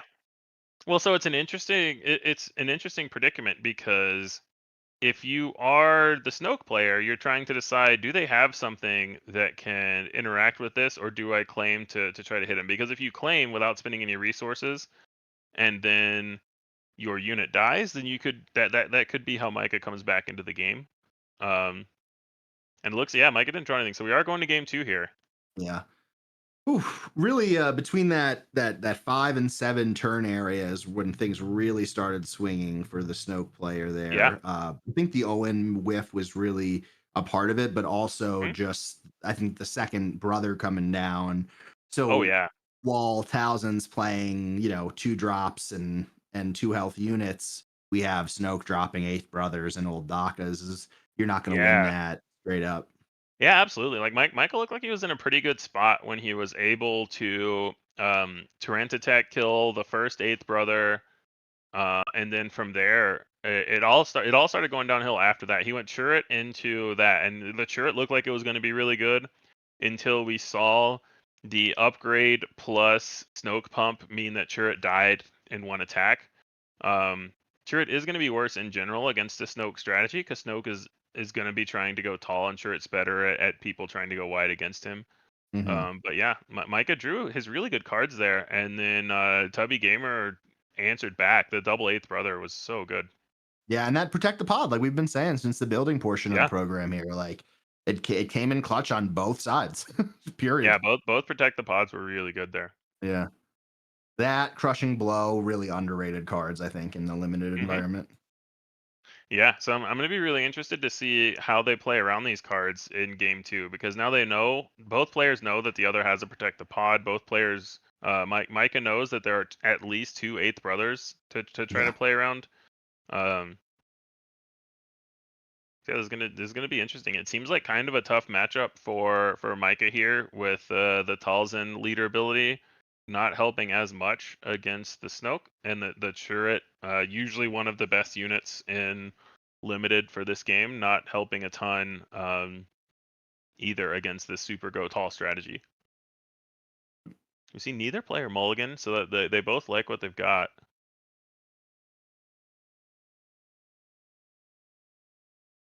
Is that the Minoc? I I think that's the believe it Minoc, is. yeah. So the Minok versus the Night Sister Warrior. So Snoke's going to be able to get the Force here most likely, but not going to be able to activate Snoke onto that unit. Yeah, we see Towson resourcing an old Daka here. I'm not sure if or maybe he brought it back. He's taking having second thoughts. Yeah, because I was Yeah, thinking that's a challenging unit to give up when you know you're going to be facing really, really big units on the other side. yeah, yeah. It's a tough one. Because he has to keep obviously whatever his play is going to be for this turn. Um, and then it's nice to keep a large unit. Oh, so we see 2 damage and 2 XP. So now this is a 4/4 Night Sister Warrior. Yep. We see a sad Maz coming down and Yeah. Towson taking 4 to base.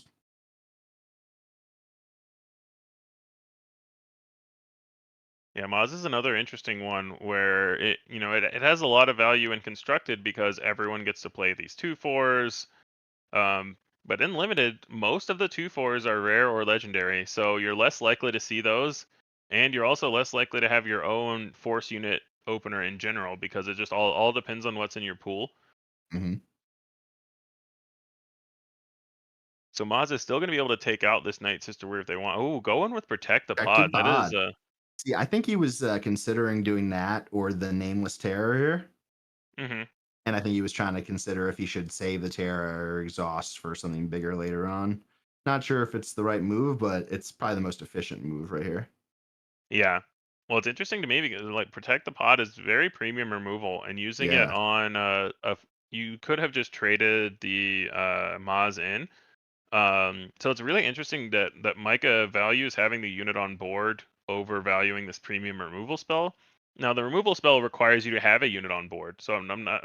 I think I agree with his decision there. Especially it depends on what else Yeah. you had to spend your resources on that turn. It's just another one that's an interesting decision point.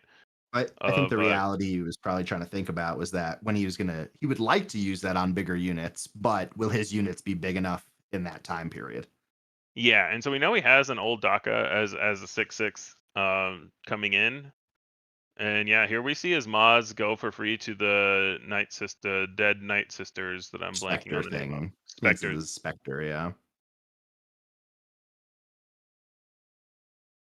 Yeah, Awakened Ooh. Specters. This is Awakened 4/5 Spectres. that now has 3 damage on it from battling battling the Maz. And then we see But battling old DACAs.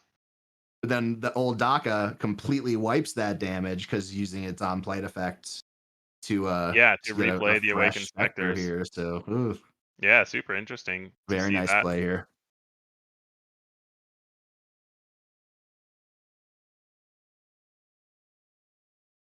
We see a lurking eighth brother inside of the Towson hand. Some comeuppance from last game potentially. Yeah.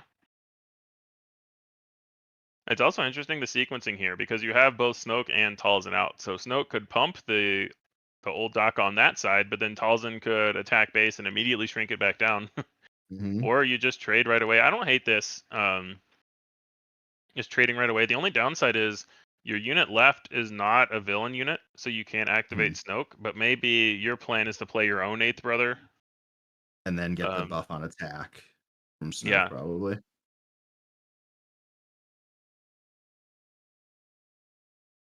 Yep. And then, yeah, remembering they protect the pod from last game. That's got to be going through his head. There is another one, so Yep. that is another good reason to use your protect the pod if you know you have another one in waiting anyway.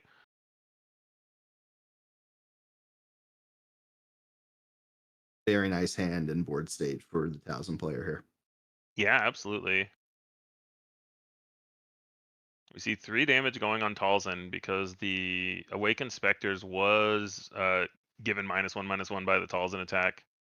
Ooh, Is that a it's third? a crushing blow. Crushing blow.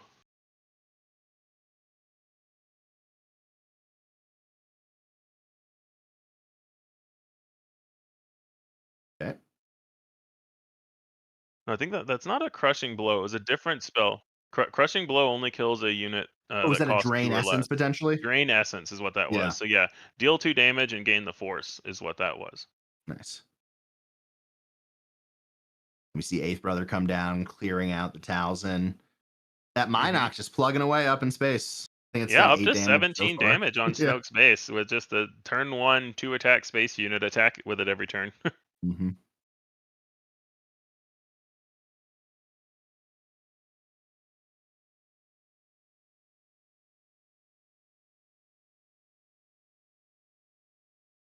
So yeah, we see once again this looks kind of similar to game 1 where Micah was in a good position until eighth brother came down.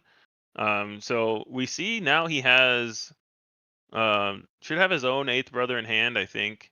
Yeah. So this is where we're looking for the differences here because last game, Micah just could not draw any of his mid to late game cards. So hopefully he'll be able to get more going here. It's like And a drain another essence drain essence. back to Yep. kill the eighth brother back. So yeah. And then there This is still probably the is. resources up to buff this Space Sentinel. The Supremacy Tie SF, just a 3/3 Sentinel in space, but enough to stop the Minoc. And then only going to get bigger from here. Yeah, so now it's back down to baseline after the Towson buff. So Towson just claims. and an Owen Lars follow-up.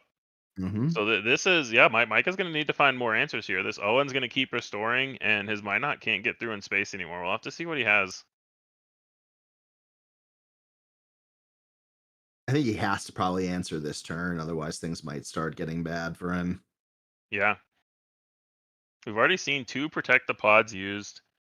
So not sure what removal he has left available in his pool.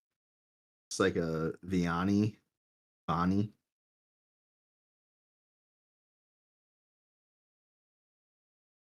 Store 2 coming in from Owen down to 15.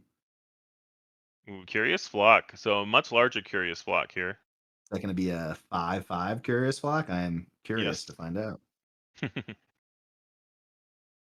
we go, 5/5. Yeah, so +4 in the Curious Flock, and then that is a Magistrate Scout. So 3 Yep. cost 2/4 restore 2. So more restore coming in for Snoke, and pumping his Space Sentinel and starting to get the damage in. Yep. Poor So the Minot 5, can't do a thing. yeah, I would imagine that I would imagine you just have to start taking out these restore characters, because your Curious Flock can kill the Magistrate Scout. Yeah, I Um, think you could. I don't think that Towson has the force right now, so I think he might have to use the flock to take out Owen if he wants to stop the restored for this turn, which feels well, they're like, both restore 2. oh, the Magistrate Scout The is as well. Magistrate That's Scout correct. also is Yeah, restore 2. Yeah. is that a conditional restore too or a regular? No, Let me it check is that. just a Got it. it's a 3 cost 2/4 restore 2 Imperial Trooper. Got it.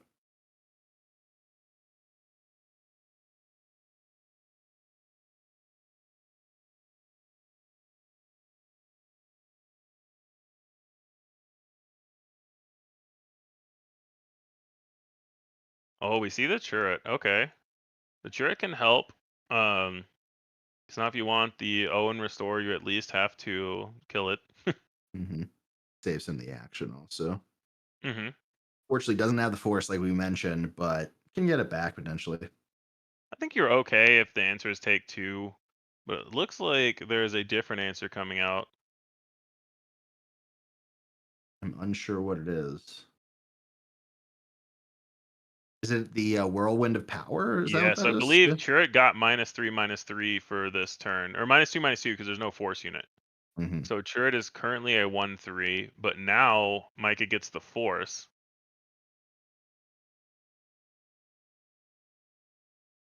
And And another then eighth we see another brother. 8th brother coming in. Okay, so you gave the turret -2/-2, so the 8th brother is more likely to live now.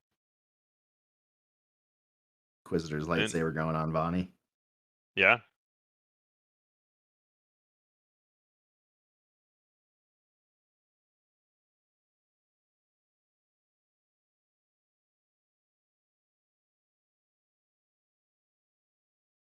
He so now destroys the inexperience and then puts it on himself. Interesting line. hmm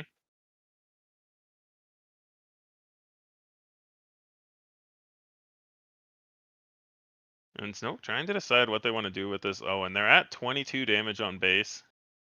You got to try to get the restore here in, obviously. Yeah. Idvani, for those who don't remember, is a 2/4 Imperial Sith official. So not a force unit, but when played and on attack, you may defeat an experience on a friendly unit and give it to another friendly unit. So you can basically move an experience around if you want to. It's looking like he changed his action and moved an experience from the flock to the Minoc instead of buffing the attacking.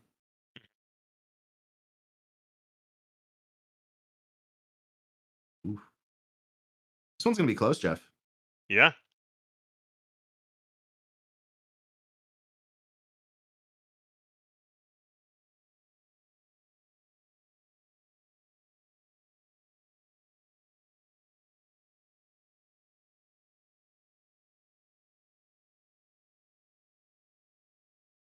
Where does he go? Going into base here. Mm-hmm. Cure Thinking that he's going race. to be able to get in the last few damage. And attacking with a Curious Flock first means that you can take one of the experience if you want to on attack to get an extra power in. Restore coming in clutch for Snoke this game, without a doubt. Oh, yeah. See the Nameless Terror now exhausting the 8th brother, also very clutch. This is gonna be actions close. Oh yeah, this is very very strategic. I mean, it goes back to where we're talking about the skill expression in limited in general, where understanding, when to get in with the restore, when to claim, when to try to get in those last few damage.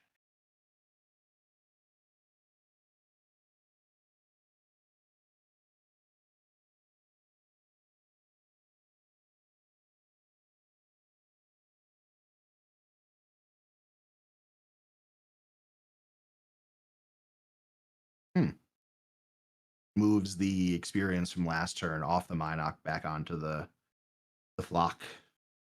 Mm-hmm.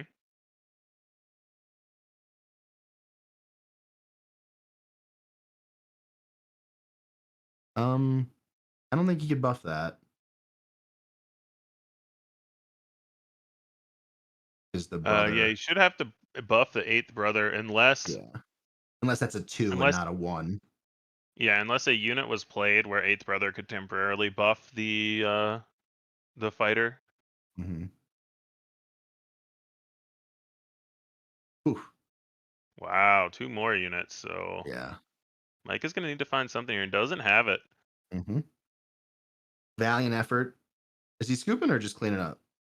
He is scooping. No, that would get him to 27, not lethal with the flock, unfortunately.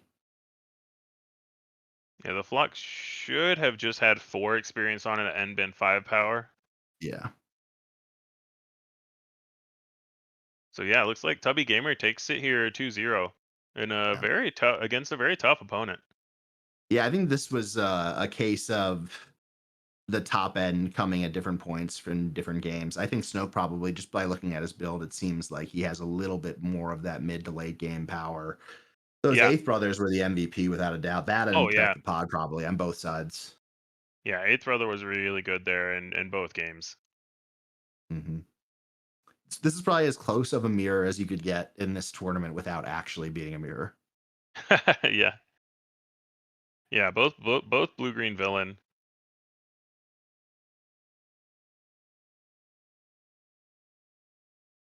And then I don't know exactly when the round timer started, so I am not sure how much time we have left in the round.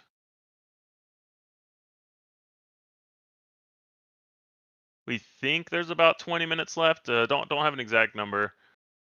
But yeah, so congrats to Tubby Gamer from the Unplayable channel, taking out Micah from Late Night Gaming. Really good round 1 matchup. A lot of times you get the luxury of an easier matchup in round 1, but neither of these guys had that. these are 2 decent players. Mm-hmm. That's the way. That's the luck of the draw. Yeah, that's the way a long day starts, or a rewarding day.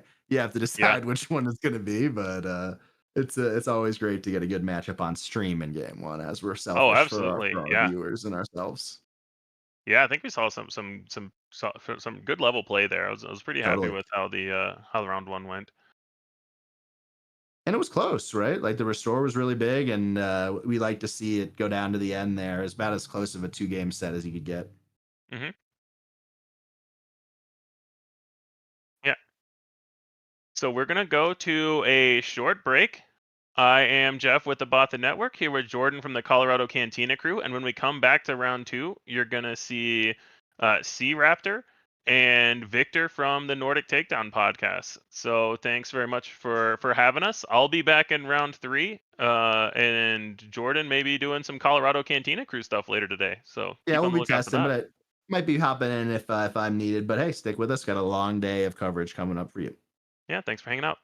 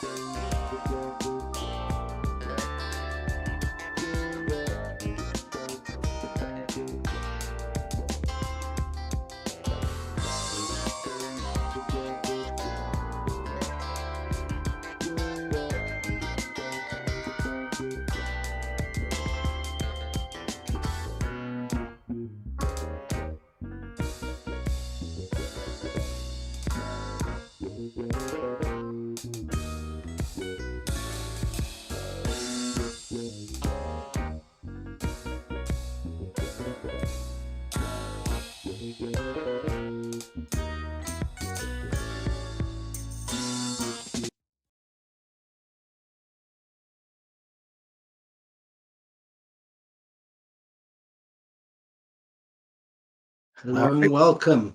Indeed, welcome back, ladies and gentlemen. How you doing? I hope everyone's doing as well as I am. How you doing, Wes? Oh man, it's been a long day for me already. Yeah, you did another tournament earlier today, right?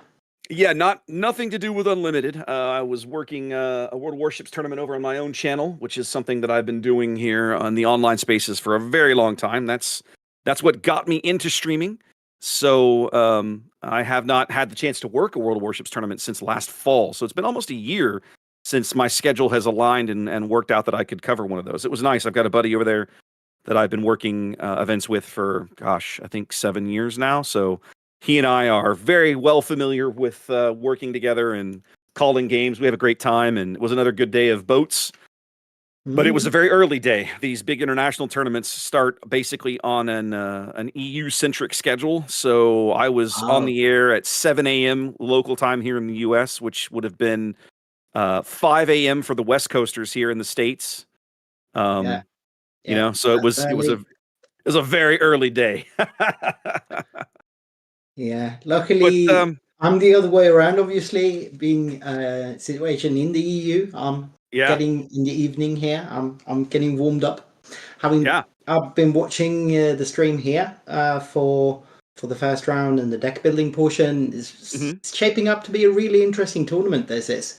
I love it. I love limited play. I'm so excited that we're getting to do this in Unlimited. The competitive points now, qualifying points for the World Championship are being awarded for limited play.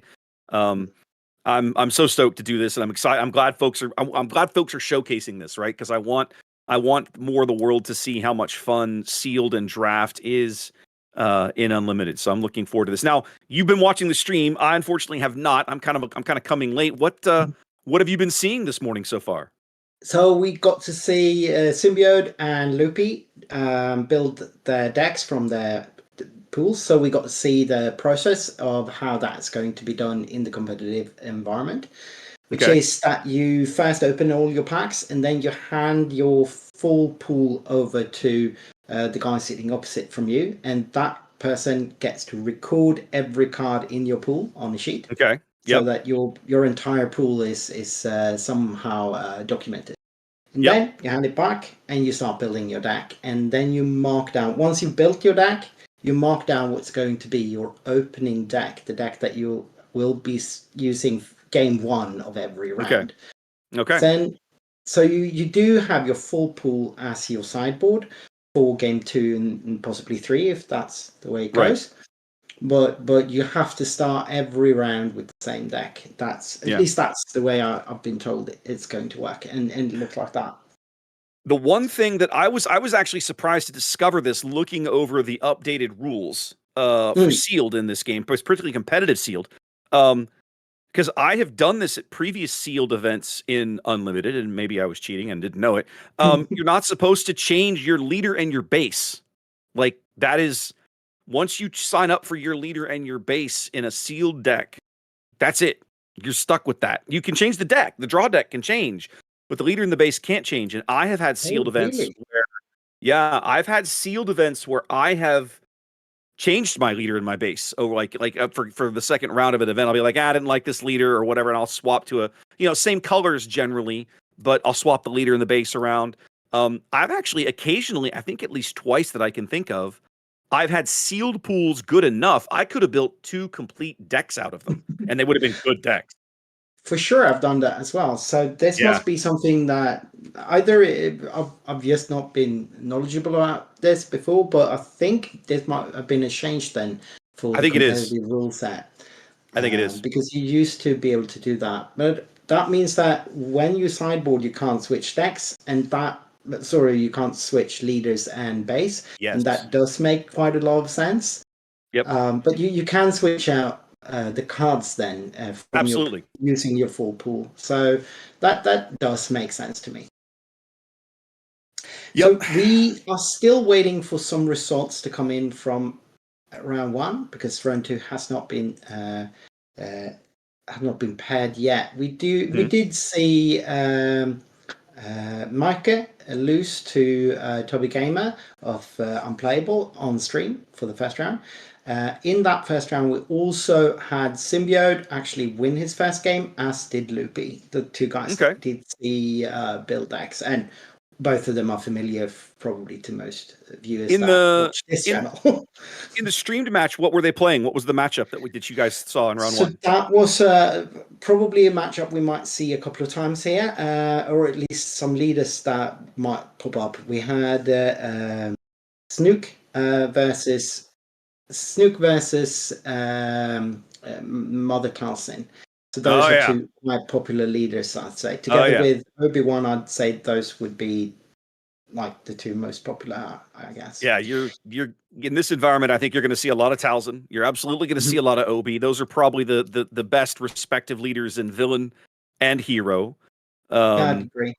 And Snook. And let's say Snoke is not bad. Not by a long shot.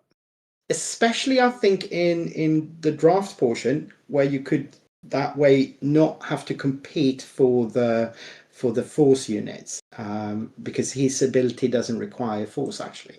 Right. So I think, but even in limited, I do think it's pretty solid, or very solid actually. Well, so like Obi-Wan, he's just generically useful, right? Like any villain unit that you have can potentially take advantage of Snoke. Doesn't matter if they're Force, Underworld, none of that matters as long as they're villainy. So that's useful. Exactly. As long as you've got a fair amount of black cards, you're going to do well with Snoke, I guess. Right. So I think that's good. And also, the way he sort of piles on, you can only add to the villain card with the most power. That means that you're building 1 tall unit. And in a set where there's really only 2 big removal cards, like you've got Catapult, obviously, in blue, and then you've got Protected Pod in green that can do a lot of damage in one go. Outside of those 2 cards, there isn't a lot of removal options from hand. Of course, there are unit-based removal that can work, but from hand, you don't have that much. Yeah. It looks like we get something here. Yeah, we're getting some folks sitting down. We can already see Ahsoka. We'll have to see who sits down across there. You talk about removal. I agree with you on Protect the Pod. Like you first see that card and it doesn't feel like removal, but it absolutely is. Definitely one of the better removal cards available to you in this limited pool. And then obviously Shatterpoint is the easy one. Crushing Blow, I've also gotten burned by that card in this environment. I drafted this set, gosh, I guess about 3 weeks ago now, and I was super excited. My opening play was a Guardian of the Wills, and then I felt really good going into round 2. Second turn, I had an heirloom lightsaber for him, and I was like, great. So I had my Guardian Will, I put an heirloom lightsaber down, and my opponent's like, oh, we can't have that. Crushing Blow. I was like, you know what, you jerk. Yeah. There are other removal like options, I guess. If you're looking at like things that do damage out of hand, you do have also what's the card with Ahsoka on the picture which gives you -3/-3? Is that Whirlwind of Power? That's Ray, I think, is on that one actually. But yeah, I know which one you're talking about. That's a great card. Yeah. And that can work pretty well as removal as well. Goes through shields, and then obviously if you've got the Force, you can use some of the units that have minus abilities as well. The Night Sisters units. All right, there are options. So this matchup, we're looking at Ahsoka Red versus Obi Red. As we were just talking about, Obi, obviously one of the strongest leaders in this format. His ability just generically useful. And at the same time, Hero Blue has a lot of really good cards in it. And I drafted Ahsoka. I hadn't played Ahsoka in Sealed, but I drafted Ahsoka not long ago, and had some good success with her. The six flip feels a little bad, but she's not a bad unit, and her ability is again also useful pretty much throughout the game, as long as you have the ability to grab that Force token and get some use out of it. Yeah. No, yeah, I agree totally. I don't think you play Ahsoka as your first choice so much as if you have a pool where you want to play blue hero, which might be quite strong. There are lots of good cards. You've got these space units in hero that are really, really good. A 4-drop and a 5-drop and a 6-drop. And then you've got some really good options in blue, both for heroic as well as just plain blue, like obviously Shuret and so on. So maybe you might want to go just to get the color scheme correctly. Like Ahsoka's not bad. She can enable some things, and she can stall out the game a bit. So do we know which table we are watching? Because then we have very little information. Since in Melee we cannot see leaders or bases within, it's really hard to from what we're seeing on stream just figure out what we're watching actually. So we're just gonna have to wait. We'll get that info. We'll get that info at some point in the indeterminate future. For sure. We will just have to call them by their leaders. Indeed, that works. It gets the job done in the interim. I'm one of these weird guys that I prefer. Gaming is such a especially tabletop gaming is meant that interaction between the players is part of the core experience. I love being able to have everybody's name. But we'll get there. No worries. Yeah. So it looks like Obi-Wan gets to choose to have initiative here from that die roll. And I guess in limited, there is very little reason, especially in this set, not to go first. I think most people would prefer. Yeah, I can't imagine. I mean, there aren't any leaders that I can think of off the top of my head. Maybe there's something subtle that I've missed that, not like a Cad Bane or a Quinlan where you would give you'd win the roll, but give your opponent the token so that you could fire off the ability. Nothing leaps to mind. Not in this set, no. Yeah, I don't think there's anything in this set that would be relevant. So I suspect most folks, if they win the roll, will opt to go first. And initiative is also very important in this set because of the ability to attack first and get your force token, right? Exactly. And make sure that you can get it done. Well, or possibly, right? Like one of the weird mechanics of the way most of the cheaper units in this set are designed is that, of course, they have low attack and maybe slightly higher health than we're used to seeing for 2 and 1 drops up to this point. So you may not be able to necessarily murder your opponent's unit and keep them off their force token. But at least not on the first round. But later in the turn, like later turns, subsequent turns, it might be more possible depending on the board state. So definitely something to keep an eye on. But also, a lot of these 2/4s that you usually use for your opening units in Premier play, those are at least uncommon and often rare. So you might not see that many of those in these decks, but rather you'd have things like Night Sister Warriors and 2-drops really that have 2/2 stats, possibly a shield if they're Mystic. But it is interesting to see whether or not you can get rid of your opponent's opening play that way. So it's a little bit hard to make out. That's a protector pod, and it's the wolf. The Volp, it's the Vulptex. Looks like he's got a Vulptex to protect the pod. I can't quite make out the rest. He's not quite done with his resource decisions here, so he's still thinking through that. And then, of course, Vulptex is a cheap unit. It's a 2-coster, but it's not a great first turn play because it only has 2 health, which means that most of your opponent's early drops will be able to murder it. Now, I think being on the button here, he's going to get away with it, right? Because he'll be able to play it and move on. Yeah. Oh, so we do have an Adigalia here. Yeah, that's good. That's a great pull for that is a great pull. Player. That is a great pull to see the Adigalia. Yep, nice, good opening here. Will enable force for the Ahsoka player immediately, and be able to also trade with the Vulpec because it's a 3/2. So it'll survive that. Well, of course, poor Obi doesn't have an early force unit. He's gonna be able to get some damage in here, but Adia will be able to clean it off the board if he wants, and also claim his force token.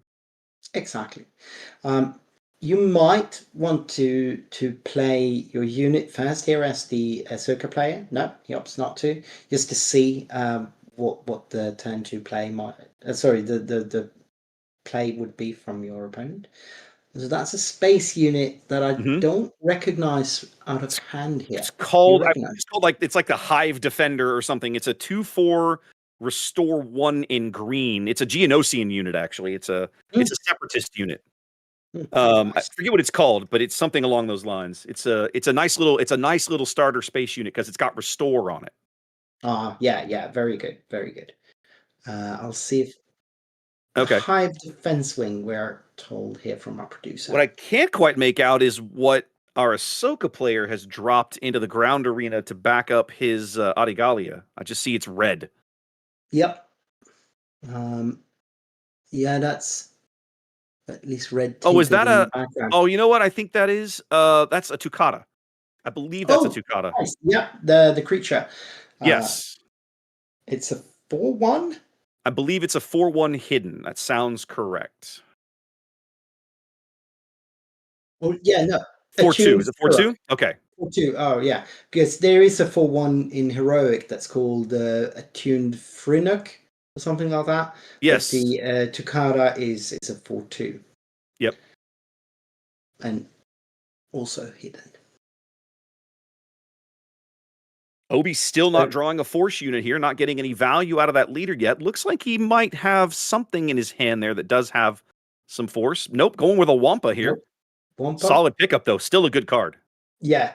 In limited, cards like Wampa with a decent health pool and a good attack is just not as problematic as it is in Premier play. It might stick around and you get to start blasting that base.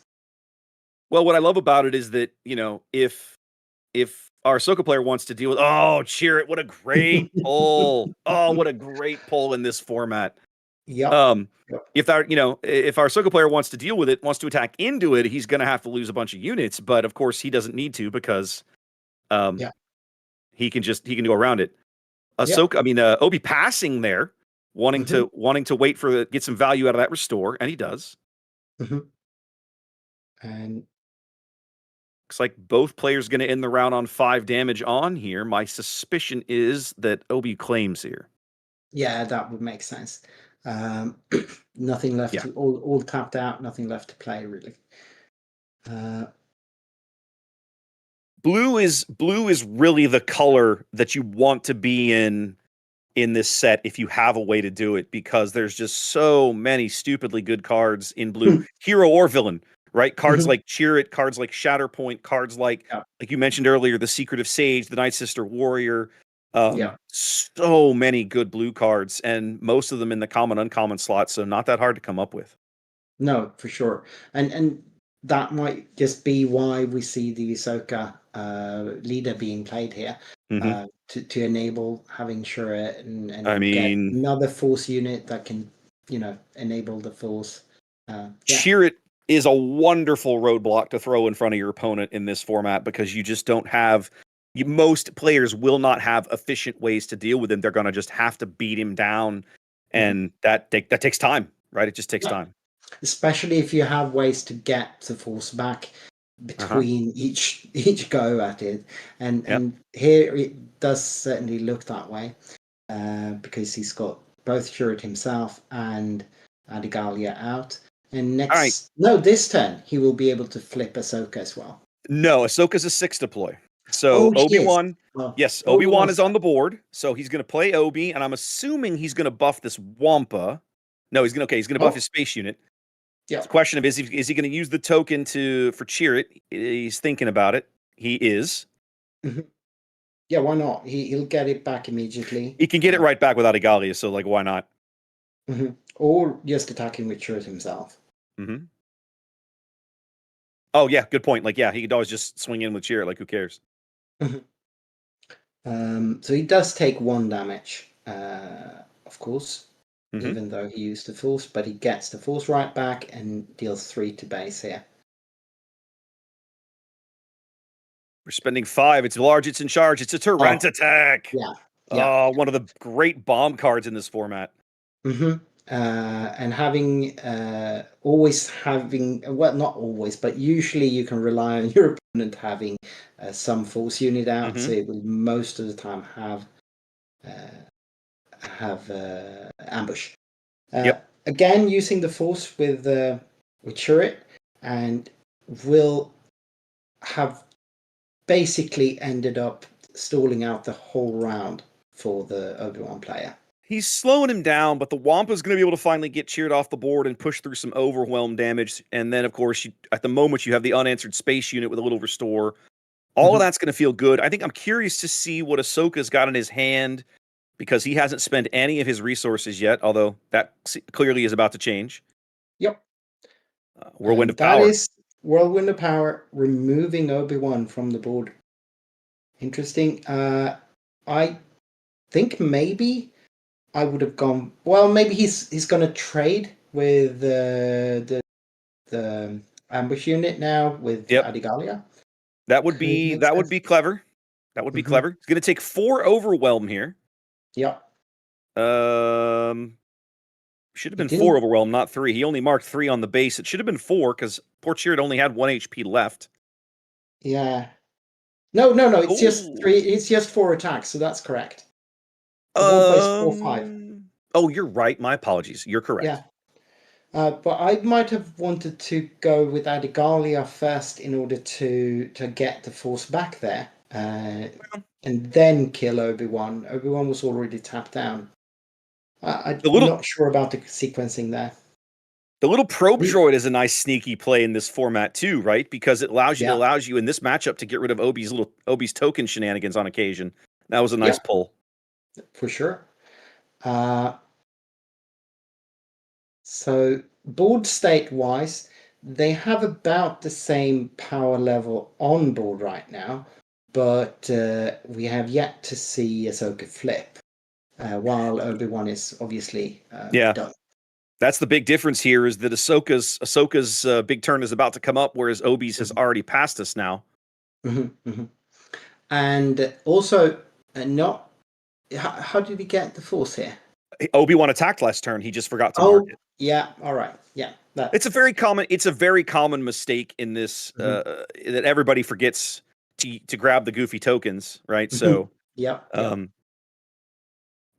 all been trying to get used to it since pre-releases for Legends of the Force, and it's an uphill struggle. Certainly is. Yeah. No, there's so much in a game like this where you have a lot of different tokens that you have to keep track of. There's so much table mechanics just to get used to, and you need to sort of internalize all these little procedures that you have to go through. All right, Obi's still on the button. I assume he's going to attack into the Tukata. It looks like, yeah. Yep, still pushes through some overwhelm damage. Should be a couple there. Yep. And that does make sense because the Wampa has overwhelm. He can do that and still get something out of it. Oh, but this is really nice. Healing 3 and getting a really good unit on the board here. This Ahsoka has such good pulls, man. He's got a chariot. He's got an itinerant warrior. Yeah, yeah. Looks almost like a constructed deck, this.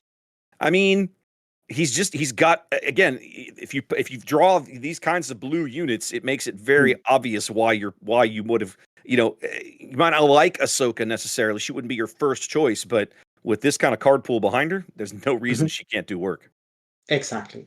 No, yeah, you have to pick your leader according to your card pool, not the other way around. Yep.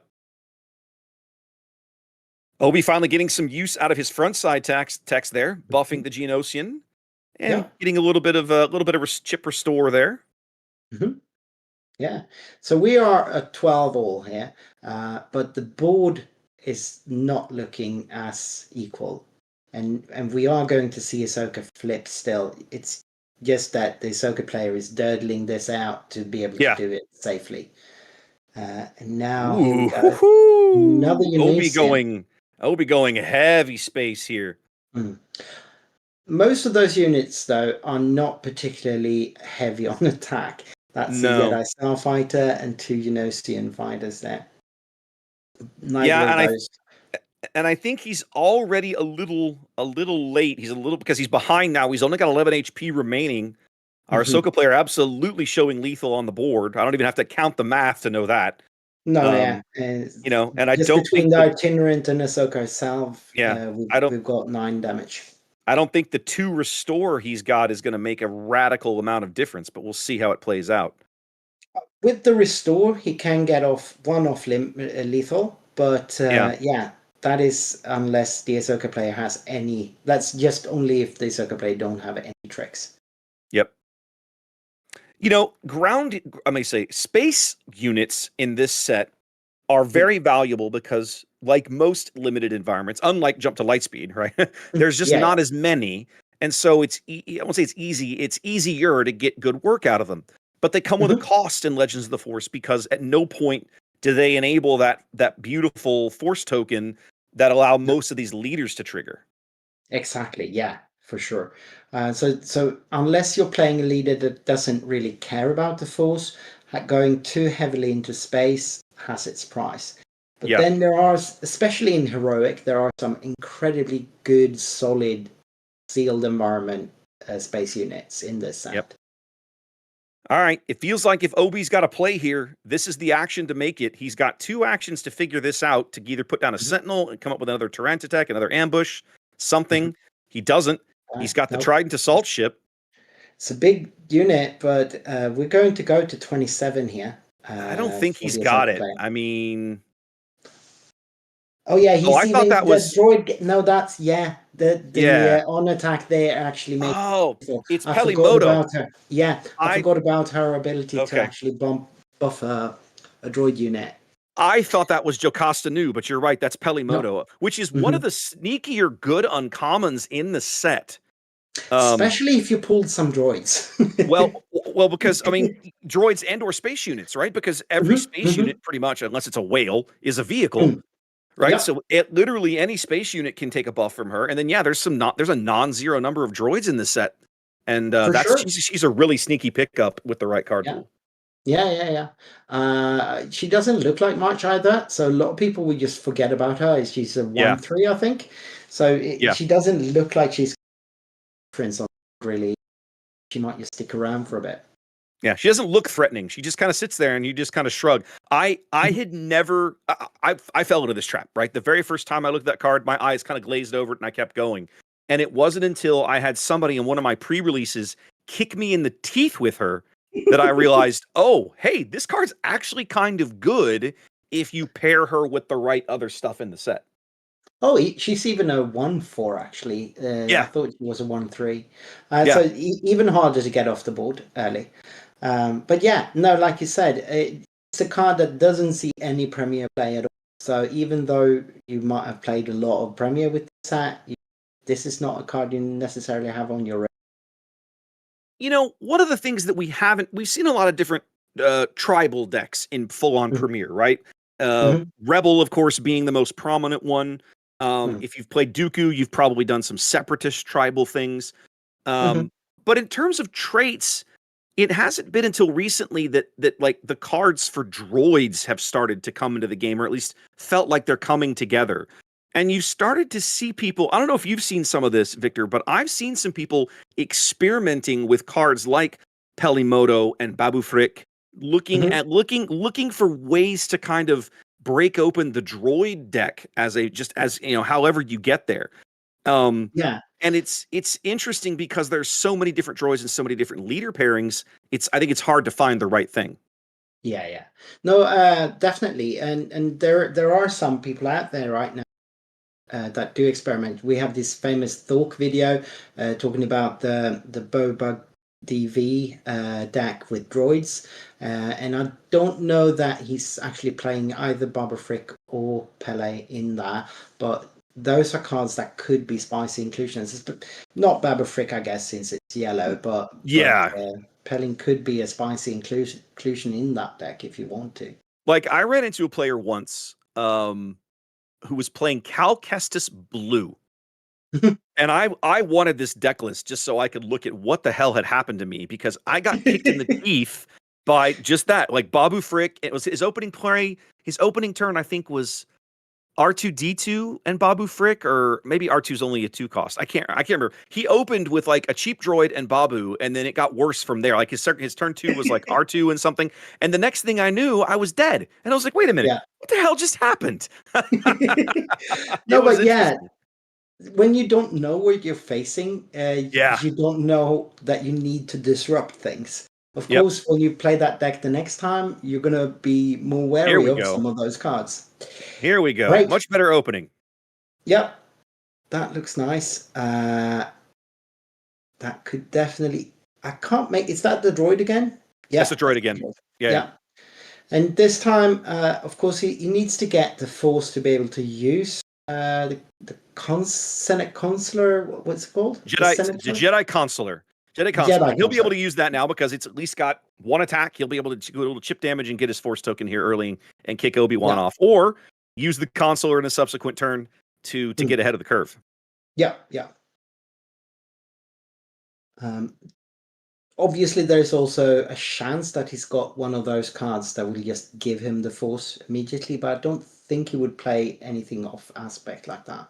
Well, no, those are green, right? There is a green card directed by the Force. Pay 1, get a Force token, and then you can play a unit after it in the same action if you want. So that's the thing about green is I think one of the only colors that you can go into that you don't necessarily have to be attacking in to get the Force. Probably the only other one that I can think of is yellow has a couple of cards that do that as well. You got the certainly and something like that. Correct. I think there's an event as well, but like Disturbance in the Force or something. But certainly in red and blue, it's got to be done much more directly, I believe. Yeah. So he did just that, attacked into the base for 1 to get it, and then we get some porgs here. Yeah, Curious Flock. This is such a good card in sealed and just in limited in general. It just fills out the curve wherever you need it to. Play. Yeah. I've drawn this card late and had a 7/7 Porg on the table. It was hilarious. No, but that's the beauty of that card. Whenever you play it, it's going to be strong as you need it to be. Well, I mean, or at least close to. Yep. But we do get a Takata here as well, with a significant that can trade into either of the units easily, and it will actually survive trading with the Jedi's Consular. Yep. So our Obi-Wan player is going to have a choice to make at the top of the 4 resource round. He's going to come into the turn on the button. He's got his Force token, and he can do one of 2 things with it. He can either buff the Jedi Consular, which at that point would force Ahsoka to trade the Tukata into it if he really wants to get rid of it, or he can use it to try to play something for cheaper, try to build his board. So let's see if he chooses either one of those things, or if he has a different plan in mind. Yeah, if he's got the card in hand that he can play something for 6 here, I don't know why you wouldn't. I agree. Seems like the best possible thing that can do here. Especially if it's one of those big, like, what's the, like, is the long beam cruiser that's like a space unit for like 6/6 for 6 or something? Like, that would be a nice pickup here early in the game. Yeah, 6/6 with Restore 1, I think. Yeah. Or if it's Raid 1. That would be an awesome play here. It looks like he's got another one of those little Geonosian fighters. Instead, he's going to choose to attack. Interesting. Huh. Okay. I don't think I would have done that, but let's see what. Maybe he just doesn't want to use it. So the Takata is just going into base then. Instead. Going base. Yep. Going base. Doesn't need to. Oh, Obi can't build the flock, right? Because it's already got experience. Correct. Obi can't buff the flock because it's already got experience tokens on it. So his experience, if you're going to use Obi in this situation, it has to go on the consular, or he could be waiting to try and use it later in the turn on whatever he plays this round. That also is a possibility. Yeah. And that is definitely one option he's got, but he might just be keeping it for whenever he draws. But he's fingering on it. It's got to be something that's interesting in using here, right? I guess, but he has to put it on. He has to put it on the consular. I'm not sure. Why would you have not done that in the reverse order? Yeah, that's very interesting. Huh. I guess he really wanted to make the consular seem less threatening, so that the Takata would go to base instead of trading with it. Possible. That's the only reason I can think of. All right. Well, Consular's ability off the table for this turn and for next turn. It looks like he's got a Quinlan in his hand, I think. And maybe a Grogu? Is that a Grogu? I think I saw Grogu in there. Yeah, that could be interesting here. Ooh, a Hunting Nexu. That's a solid card here for Ahsoka. Yep. Oh no, it's the Witch of the Mist. Witch of the Mist, yeah. And then that's the Grogu. That's such a good pull. That's a very good pull. That Grogu. This could allow him to stabilize a little bit. Now, kind of, the Takata has to trade with the Consular. Because otherwise the damage is just going to kill it. Yeah, Grogu's going to take that damage and just throw it back at you and laugh while he does it. Yep. Giggle a little bit. Yeah. All right, so Obi-Wan, after in game 1, not really coming up with any Force units, kind of drowning in them now, and it's Ahsoka who doesn't have any Force units, not able to generate that Force token just yet here in game 2. No, not at all. Some solid creatures and a droid, but no Force. And this is flip turn for Obi-Wan. So this is shaping up to be a very different game than last game was. The Nexo takes out. Gonna eat Grogu. That's a great. You need to get rid of him. That's a great play. Yeah. So maybe you just grab the Force with the Witch, and then threaten and force him to trade with the Takata with the Consular. I think that's probably not a bad play. My suspicion is he's going to swing in with the Consular first, but we'll see what he does. Most of the time, players will reach for the larger damage possibility. Rather than, it would make sense. I'm with you. I think it would make more sense to attack with the Witch first, because it would leave you get your token and everything. Instead, what did we do here? We took the Porgs and we traded it for the Takata. Trade with the Takata. Okay. Yeah, but I like that though. Yeah, because the droid can't trade with either of those 2 units. Nope. So now Sure he can he can grab the force with the witch and then use the counselor to get some. Unless this is an ambush thing. No, Ooh. it's a. Is that the a heavy blaster? holocron? No. Yeah, it's got to be. It's the heavy blaster cannon, isn't it? Yeah, it is the heavy blaster cannon. So that's huge because now he can trade. Ooh. Or actually, he's killing the consular straight off Yeah. from the on play, and then he's going to be able to trade with the witch. That is so a heavy big- blaster is a 2/2. That's a big scary droid now, baby. Yeah. You may deal 1 damage to a ground unit, then deal 1 damage to the same ground unit, then deal 1 damage to the same unit. So there's 3 instances of damage going straight on to the same unit, which means that shields are a little bit worse. Well, I mean, he's not swinging with the witch. Yeah, I think I would go ahead and swing in with the witch. Get the Yeah, token. he did. Yeah. He did. Get your force. There we go. Yeah. Get your force token generated. That way you can get 2 uses out of Obi this turn. Exactly. Now the droid's going to go to base. Yep. Okay. Obi still has all his resources available. Here we go. We're going to spend some now. We know he's been sitting on one of those Geonosian fighters since earlier, but he's got a cartel interceptor instead. Mm-hmm.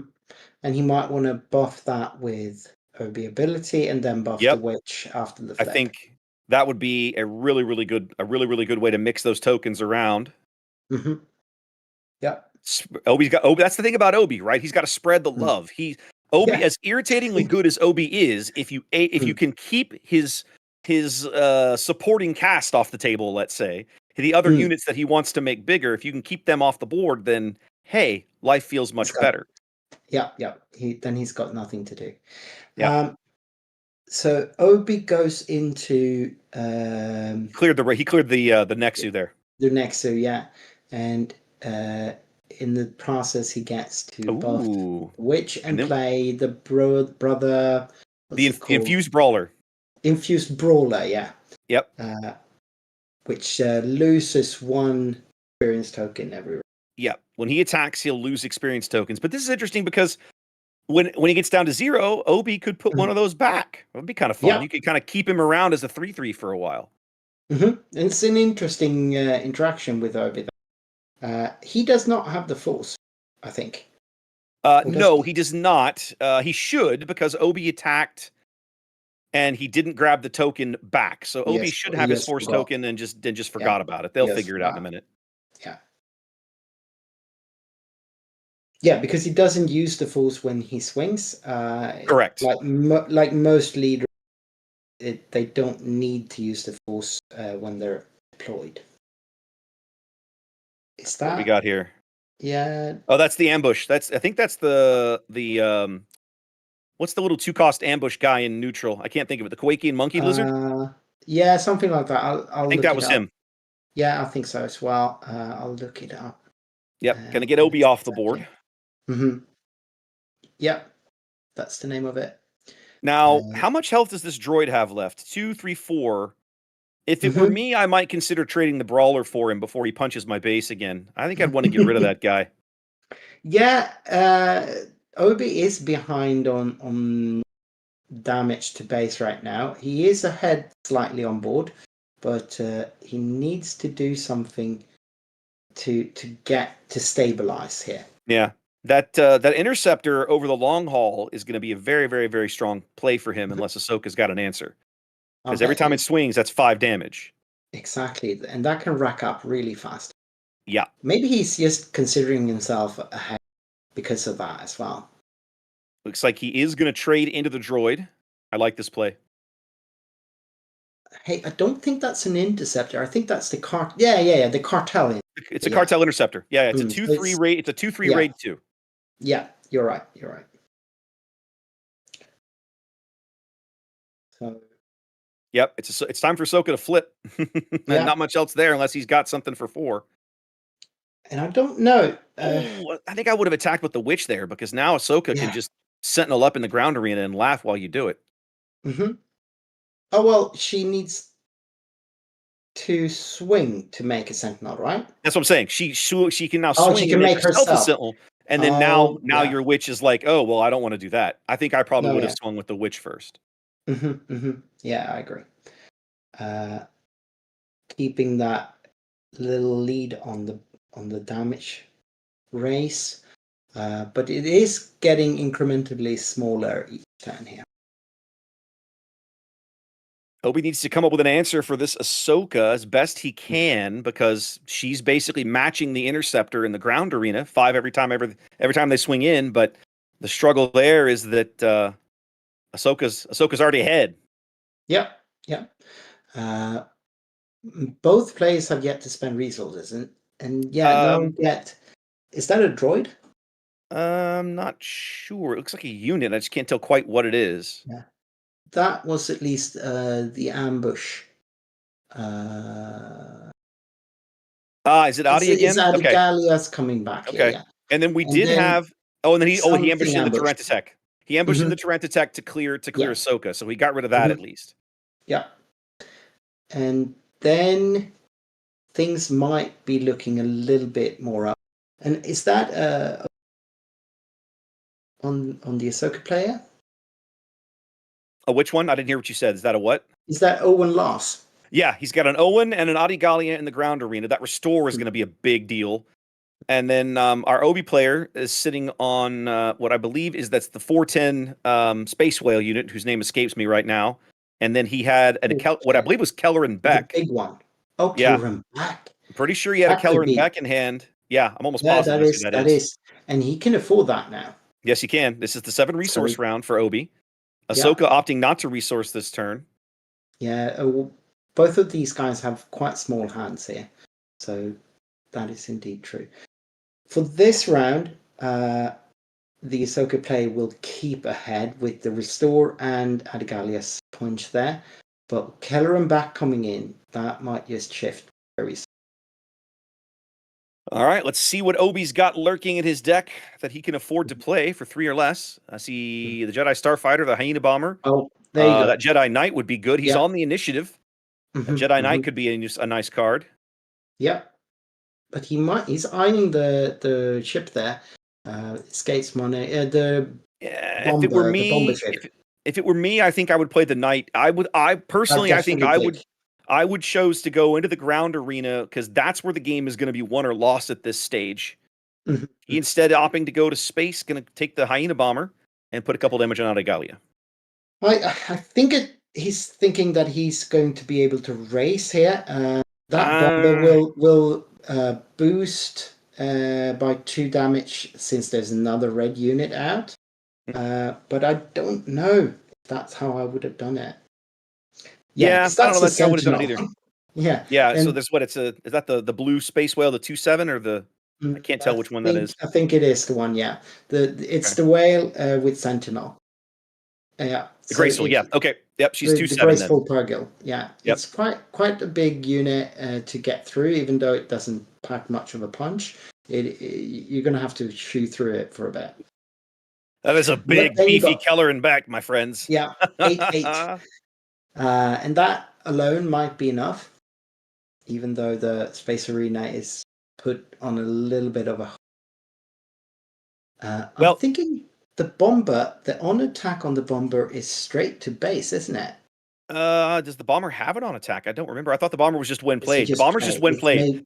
It's just when played. Yeah, when played, you can deal 2 damage to a ground unit if you have another red unit on your board. So he did that already, right? He bombed Adigalia when he entered the board, and so now it's just a 2/2 in space.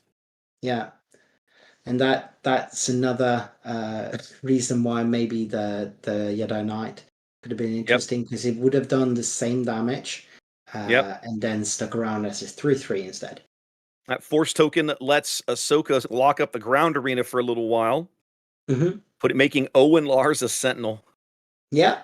You almost want to attack into him just to get rid of the restore. Just like, I need you to die. I need you to die. He does have an event there, but I can't really tell which one. A red event of some sort. Could that be a focused determination? No. Okay, he's got another Geonosian ship, it looks like, is what that is. Those little hive defense wings. Yeah, see, I think I would have gone ahead and just stepped on Owen to prevent this restore. Yes, it costs you your turn of Keller and Beck, but the odds of him having a way to kill Keller in this turn are low, and you need to keep him off that force token to try and go into the next round with the initiative to prevent him from doing this to you again. Yeah, I agree.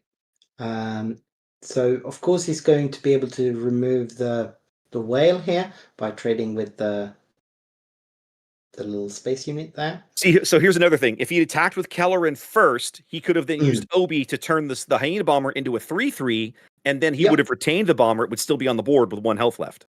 Exactly, yeah. I think the sequencing is a little bit off on our Obi player here. And he overestimated his ability to just race here, but well, we'll see.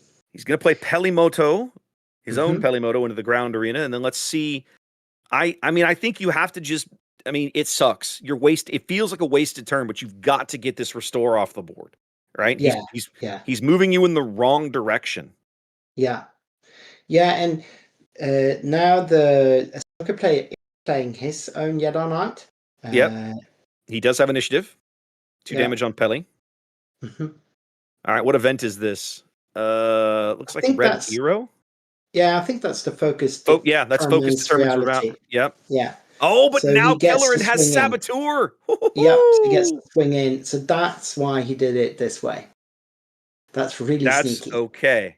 Now Kelleran is Saboteur. That is very sneaky. He strikes from 9 here, so he's going to go to 21. And with the space lane wide open again, that might changes just the be game. it. Yeah, that might just be it. Okay. Because there is nothing on. Yeah, no. Ezra is not doing it here because you need to be able to do this in one, I think. Okay.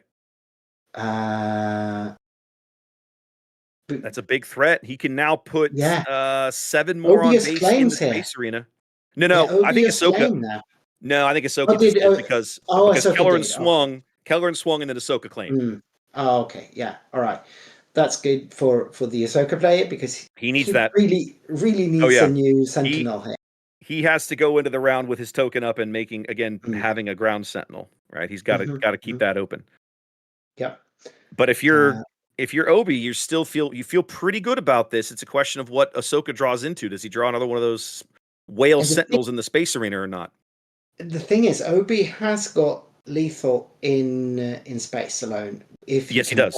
Either of those with another experience token, either from He doesn't need the experience token. He needs 7 damage, and that's exactly what he has because it's a 3/4 raid 5, a raid 4 raid 2. So and a 2/2 or a 2/4 actually, but he still got it.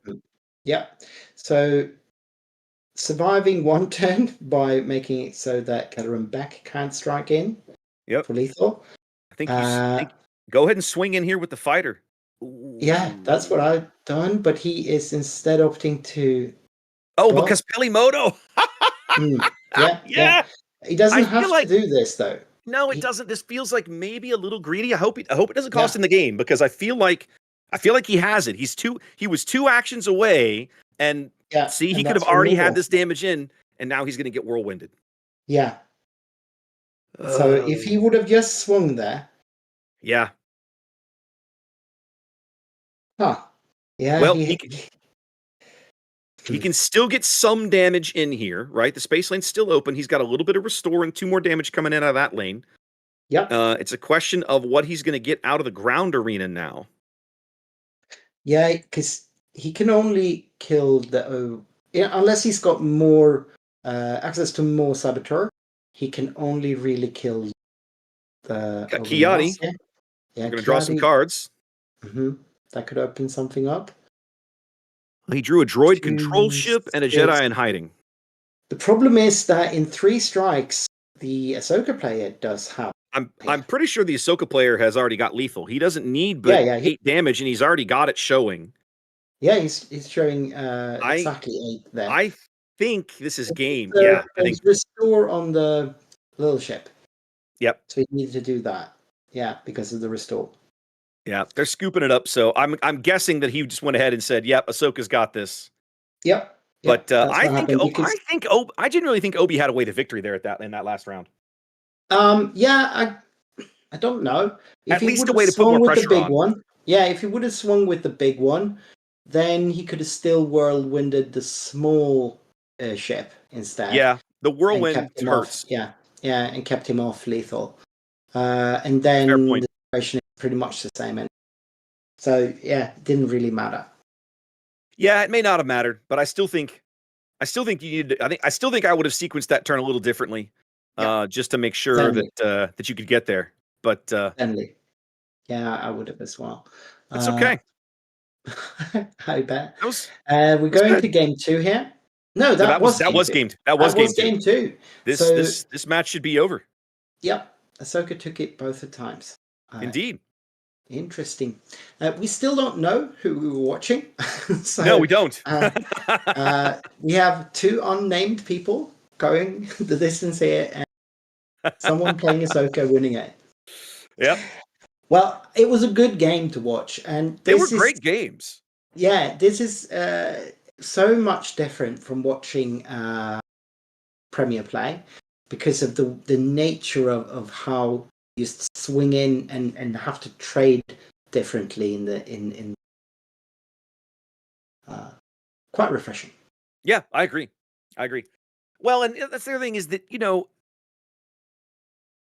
when you build a constructed deck, one of the things that you do is you make sure that you have a nice variety of units across the cost curve. But when you're dealing with a limited pool, a sealed pool in this case, sometimes you don't always get that luxury. And sometimes you've got to consider, what leader am I going to play and build into based on what do I have? I say sometimes you have to consider these things, right? And sometimes it's like, hey, look, my stuff is all tiny, it's low to the ground, I have to race. How do I get there? And certain leaders like Ahsoka is maybe just a bad matchup for you. But Obi-Wan there going down to Ahsoka, that's I won't pretend this makes me upset because I learned to hate Obi-Wan in pre-releases. No, there's been a fair amount of Obi-Wan played in the pre-releases. Oh yeah. For sure. I agree. For sure. So we do have some games reported, and it looks like both Loopy lost his game, and I think Symbiote lost his game as well here. So they're 1-1. As of recognizable players, at least recognizable to me, I think Emmanuel Apodakia and Carlos Apodakia both won their games. And let me see if I can find my good friend Carlos Yoda Killer here. Yes, Yoda Killer also took. Yep, he won his. 2-0 here. Looks like Michael Overly won his as well, so he's working his way back into the winner's bracket there. Yep, and Tubby Gamer did take down his game, didn't he? Let me see, from Tubby Gamer from the... he did, yes he did. He's table 3, he did. So we do have some undefeated players that we do recognize here. Indeed. Unfortunately, this is where we would love to bring up some graphs and things telling you about the meta, but that is not possible.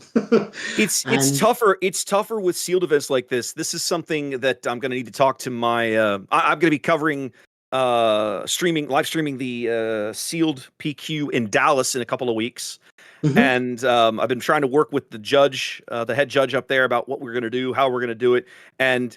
Now that having had this experience briefly is good for me because it makes me go, okay, I really do want can we go ahead and get melee populated, not with deck lists, but just give me leader and base for everybody. Yeah. So at least have that to work with would be really, really good. In some way get some statistics for it, at least. Yeah. And it doesn't have to be right away. Like if we get there by the second or third round, like that's good enough. And it may be a thing of, hey, give it to me and I can do it. I'm going to have back end access. Maybe I can do it. In between rounds, right? I'll talk to him about that, but yeah, that's the kind of thing that I would love to have access to, so we could at least look at, hey, okay, we have this field, what's everybody playing, and so on and so forth. Because it looks like we have 63 tables, so yeah, we topped out. Like this event topped out at 128. We had a full a full slate today here in Chicago, which is really awesome. We did. Someone dropped, so now we do have buys being Yes. assigned. But they started out being players. So yes, it was tough down. I love that they maxed it out though. Yeah. That's that, and it's also showing what the interest in this. For sure. It's like, because like, I think people have been starving for this kind of event. I know for sure that I'm a little bit bummed, but I understand why we do the sealed first and then you move into draft, because of how hard it's going to be to police a draft event with 128 players. That's very tough. Yeah. And I think that's very good of FFG of where we're at with organized play at a point in time. And that would have been to show off a little bit too much, probably. Right. YouTube chat. One of your friends in YouTube chat is reminding you to talk about the video you just dropped at the Nordic Takedown. Oh, yes, I should do that. We just dropped Adam. I'm so humble. Dropped a video where he about his experiences at the Danish PQ. In Odense last weekend. Yeah. So he just bubbled out that event, came in 10th in the end. Okay. Talking about his experience, he went with the Boba DV deck, and there were, I don't think, less than 10 of those. So a lot of mirrors coming up. Yeah. So yeah, and also while we're talking about events coming up, we do have anniversary, I guess, of streaming for the Nordic Takedown coming up, when we're going to be live streaming, and we will have both the world champion there. Ooh. I guess European champion in the Lille winner. So very both nice. of those will be representing there, and yeah, it's going to be the. You cut out a little bit there. Repeat the dates for us.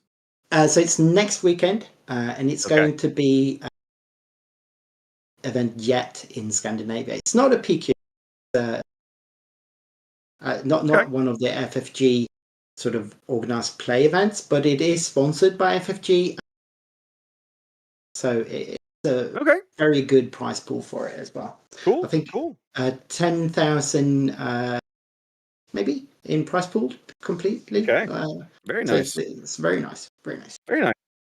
All right. Well, yeah. So for me, real briefly, before I get out of here, I'm covering a couple of PQs this season myself. I'm going to be dealing with the, of course, 2 weeks. We'll be up in Dallas at Common Ground Games. We'll be covering that Planetary Qualifier, which is this exact same format you're watching right now. We're going to be sealed into draft. I'm looking forward to that. I've been working on some overlays downstairs to cover the draft, and then I'll have to have a think through how I want to manage the sealed deck building process, presuming we get permission to go ahead with that. And then first weekend in October, I'm going to be in Lubbock, Texas, way out in West Texas, covering their regular premier constructed Planetary Qualifier out there. First one that's been held that far west in Texas. Historically, the PQs here have been Houston, Austin, Dallas, more or less. And when I saw Lubbock on the schedule, I went, Lubbock? What's going on out there? But the store owner reached out to me and said, hey, I know you're in Texas. Would you come out, and we'd love to have you out and cover our event? And I was like, hell yeah, let's do it. For sure. So then I had people asking me if I'm going to be covering any of the sector qualifiers here in the U.S. I will not be in Portland because I'm going to be covering Lubbock, literally the same weekend. I have not yet figured out if I'm going to be able to cover Philadelphia or not. I would like to, because it's like this. It's going to be a limited event. But I've got to sit down and look at the budget and figure out, can I afford to go and all that sort of thing. So I'll be doing that over the weekend and making a decision early next week. Is the Philly sector limited only, or is it both? It is. The Philly sector qualifier is limited only. So it's going to be however many people show up. It's going to be everybody is sealed all the way up until the top 8, just like these. It'll be draft as I understand it. So I'm really interested in showcasing that. I think it'd be a hell of a lot of fun. You know, you look at the caliber of players we have in the Northeast in the U.S.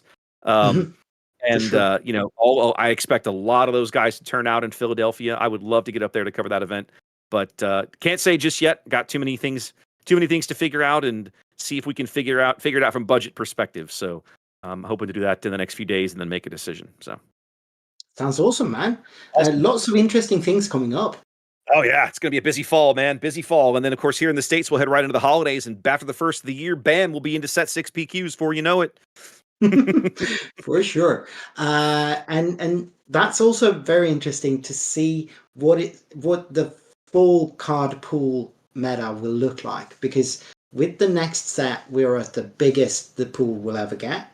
Yep. And that's so interesting to see what will that look like before it kind of artificially contracts again. So it's going to be very interesting to see. No, I mean, I've been through this with FFG games. I played Destiny, right? We went through this, right? You'd go with 2 years, you'd have 6 or 7 sets. I don't remember what it was. And then literally you'd flip the page and bam, 3 of those sets would go away and your card pool would shrink down to roughly 2/3 of what it had been. And a whole wave of cards would flow out and a new wave of cards would flow in. And it was always fascinating to watch. Now, with this game, obviously, no idea how it's going to go. With Destiny, the game significantly improved each time that they rotated older cards out of the pool. Some of that was because they got better at designing cards as the game went on. Yeah, I think even if you look to like Magic, the first set they didn't know what they were doing. Obviously, it takes a while to learn the ropes of something like this, right? Yeah. Right? Yeah. And obviously FFG can have been able to learn from other games, so to speak. So they're not starting from scratch as Magic definitely were. But still, it does take a little bit to figure out where you want to be. And we can see that set 1 in some ways are still one of the strongest sets printed. So maybe we will feel that the meta will be really from this rotation. I'm looking forward to it for a lot of different reasons, but that is a conversation for a different time. Because I need to bail, my friend. I need to bail. I have a hard stop, and we have hit it, so I need to head out. But you guys enjoy the rest of your day. Enjoy the rest of the stream. Good luck covering the event. It looks like you've got things well in hand. And I'll have to catch up with you again in the future. Always a pleasure to talk to you. And a huge shout out to our producer in the background, who you guys can't hear, but we can. That is Rebel Traitor. So thanks for all your work today as well, my friend. Yeah. Thank you, Wes. And I'll love to see your next stream coming up. We will be back shortly once we get some results in to talk about. And I will be back for that round with but I'll take a break for you for a little bit.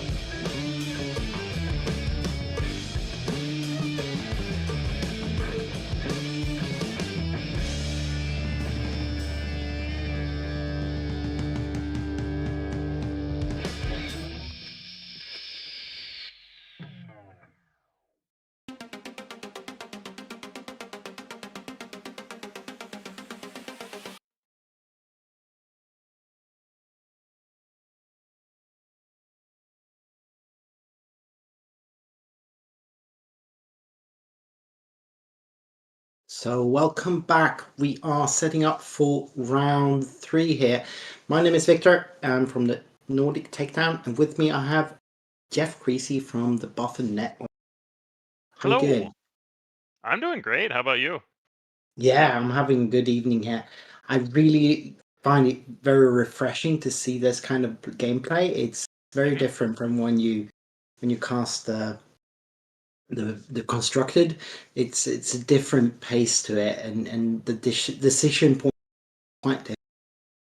Very very much refreshing. Yeah, absolutely. It's really fun to see limited at a high level because obviously, Mhm, you know, pre-releases are fun. They're casual events.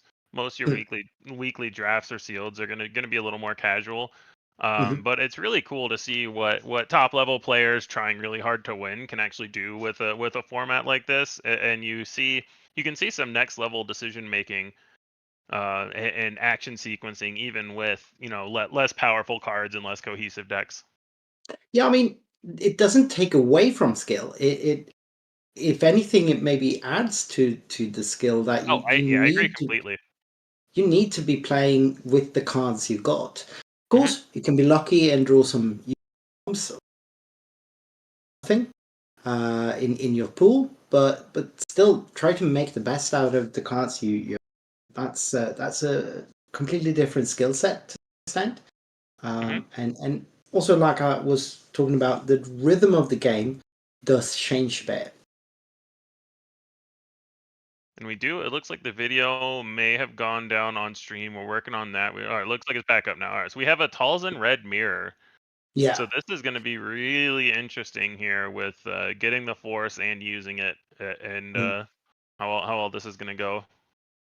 So I do see that. What's the opening unit here then? We have the um, There's, brawler in yeah, that there's hand definitely and the a two drop that you can use Obaka. the force when it comes into play. But if Yeah, you're not yeah, a yeah. Talzin red, obviously you won't be able to do that. Nope, nope. The And is infused that an brawler. itinerant in his hand? I think that's an itinerant warrior there, out of aspect. Probably. Yeah, a lot of times in sealed you'll end up with some cards out of aspect, Mm, and that's a good mm. one to have because you can use the force, it can heal your base, it's a shielded unit. I wouldn't be surprised to see him resource that because it is a 6 drop here. And Yeah, and he does that resource was it. also, and he resourced the brood, protect the brood there as well. Hmm. That's one that I could have seen possibly keeping in hand. Potentially, Uh, but yeah, but both players just play out a 2/2 here. mhm, Yep. And the infused brawler, obviously without the force, you can't put uh, Yeah. any experience on it. I'll be interested to hear from the player with initiative if they trade in or go to base because you could trade in to make sure your opponent can't get the force. Hmm. Oh wow, that's really good. So they play the Oh, 4/2 that can deal 2 damage to a force unit when it enters. mhm. So Yep. they get rid of the purge trooper. So they get rid of their opponent's force unit without having to get rid of their own. So they get the force Yeah, and still have a force unit out. yeah, that's really nice. And this almost looks like a construction deck then. Uh, Yeah. Beton was running those. That was his spice in that. Hmm. And we see the Uh, fallen Jedi here. So there is a mhm. force unit for the other Talzin player. This is where it would be really nice to know who is who because I can't just keep Yeah, calling them both the Talzin player. But yeah, yeah. um And this eh, one will stick around for it. It's got a significantly larger health pool. It's a yeah. 3/4. Yeah, it conveniently dodges the Talzin buff, so Mhm, the other player is gonna have to use a card mm, or some other ability to kill this. mhm. Playing out the Sand Trooper, that's actually really interesting. A Oh, that's huge. unit can be Hmm. really big here. That can be a trade with the 3/4 to remove the fallen Jedi, and Hmm. then all of a sudden you have a really big unit on hand. Yeah, we see the bottom player here punished really hard for playing that Mm. unit out and not attacking. Because Yeah. the Talzin's assassin comes in and takes out their clean trade. Hmm. Um, No, it's Yeah. not to say that their sequencing was a mistake. It's just that their sequencing got punished there because they might have Yeah. thought, hey, maybe I don't want to attack. Maybe I want to see what they play and potentially trade Mhm. into that. It was just maximum punished with the Talzin's Assassin. Yeah. Yeah. But now the Sand Trooper Cavalry, which is a 2/6 with grit, has 3 damage on it. So now the Talzin's Mhm. Assassin can't kill it Nope. And without it dying would back. die if it tried to. Yeah, it would be Mhm. a really poor trade there. But then Yeah. 4 to base isn't that bad at this point either. You get the force, you get a lot of damage on base. Well, both I players are on don't. their flip turn as well, so they've got to Mm, decide how they want to play that game because you might want to try to keep your assassin up to hit into the Talzin leader on the other side. but this is also very interesting. Now it's a 6 Yeah. call here. Yeah. Now it's threatening the Talzin because Yeah. if the bottom player flips their Talzin, then you Hmm. just attack in, get the force, use your Talzin to kill theirs. Yep. Yep. Yep. But also, you might Uh, just see a pass claim if they don't if they try to bait out the Talzin yeah. flip. Yeah. Now, of course, the bottom player will flip. There's no reason not to. Yes. And the top.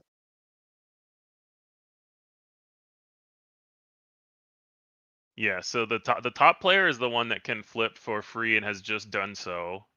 Yeah. And then now the bottom player has to decide what they want to do. They could Yeah. activate their Talzin here, just kind of as a soft pass. They use the force to do it, so it's a real cost. Yep. But flipping your Talzin here doesn't do much.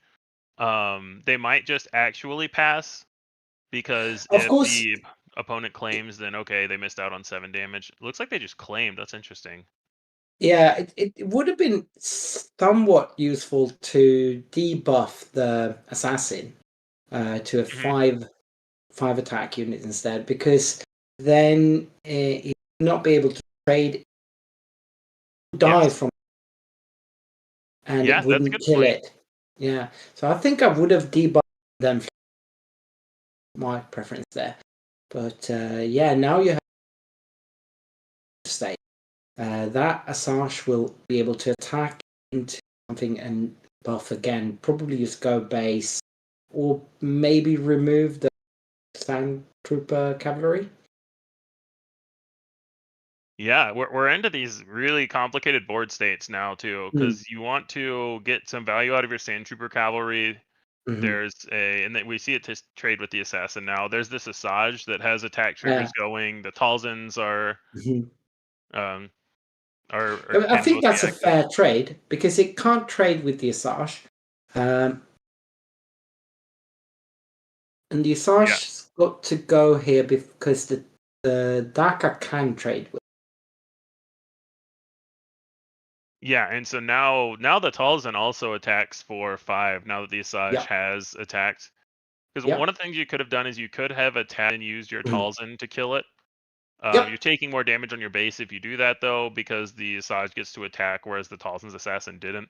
So it's not Mm. clear cut No, one way or the other, but interesting options.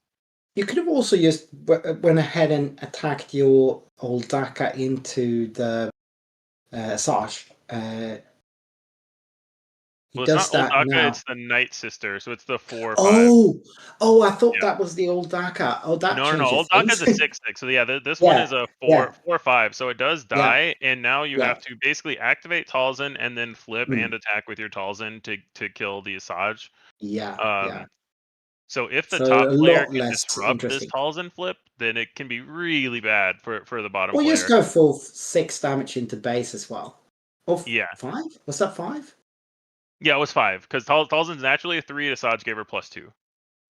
Oh, yeah. No, that's not the that's the Talsin, of course. I thought in my head I thought that was the assassin still, but it's not. Oh yeah, true. So now you can flip safely, and I guess you're going to have to remove, right?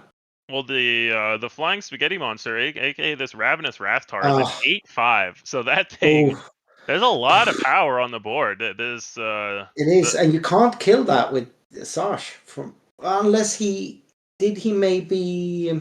debuffed the Raftar. Yeah, he debuffed the Asajj before he flipped, so he can kill the Asajj.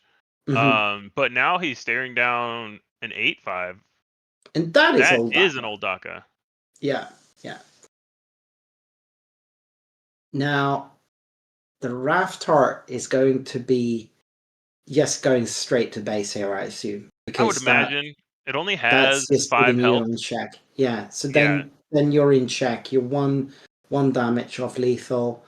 And you The have problem to deal with the Raftar into base is then Talzin can kill the other Talzin because you get -1 on the attack. So you're gonna have to find more damage, which But just obviously one more possible to damage. do. Yeah, one more damage.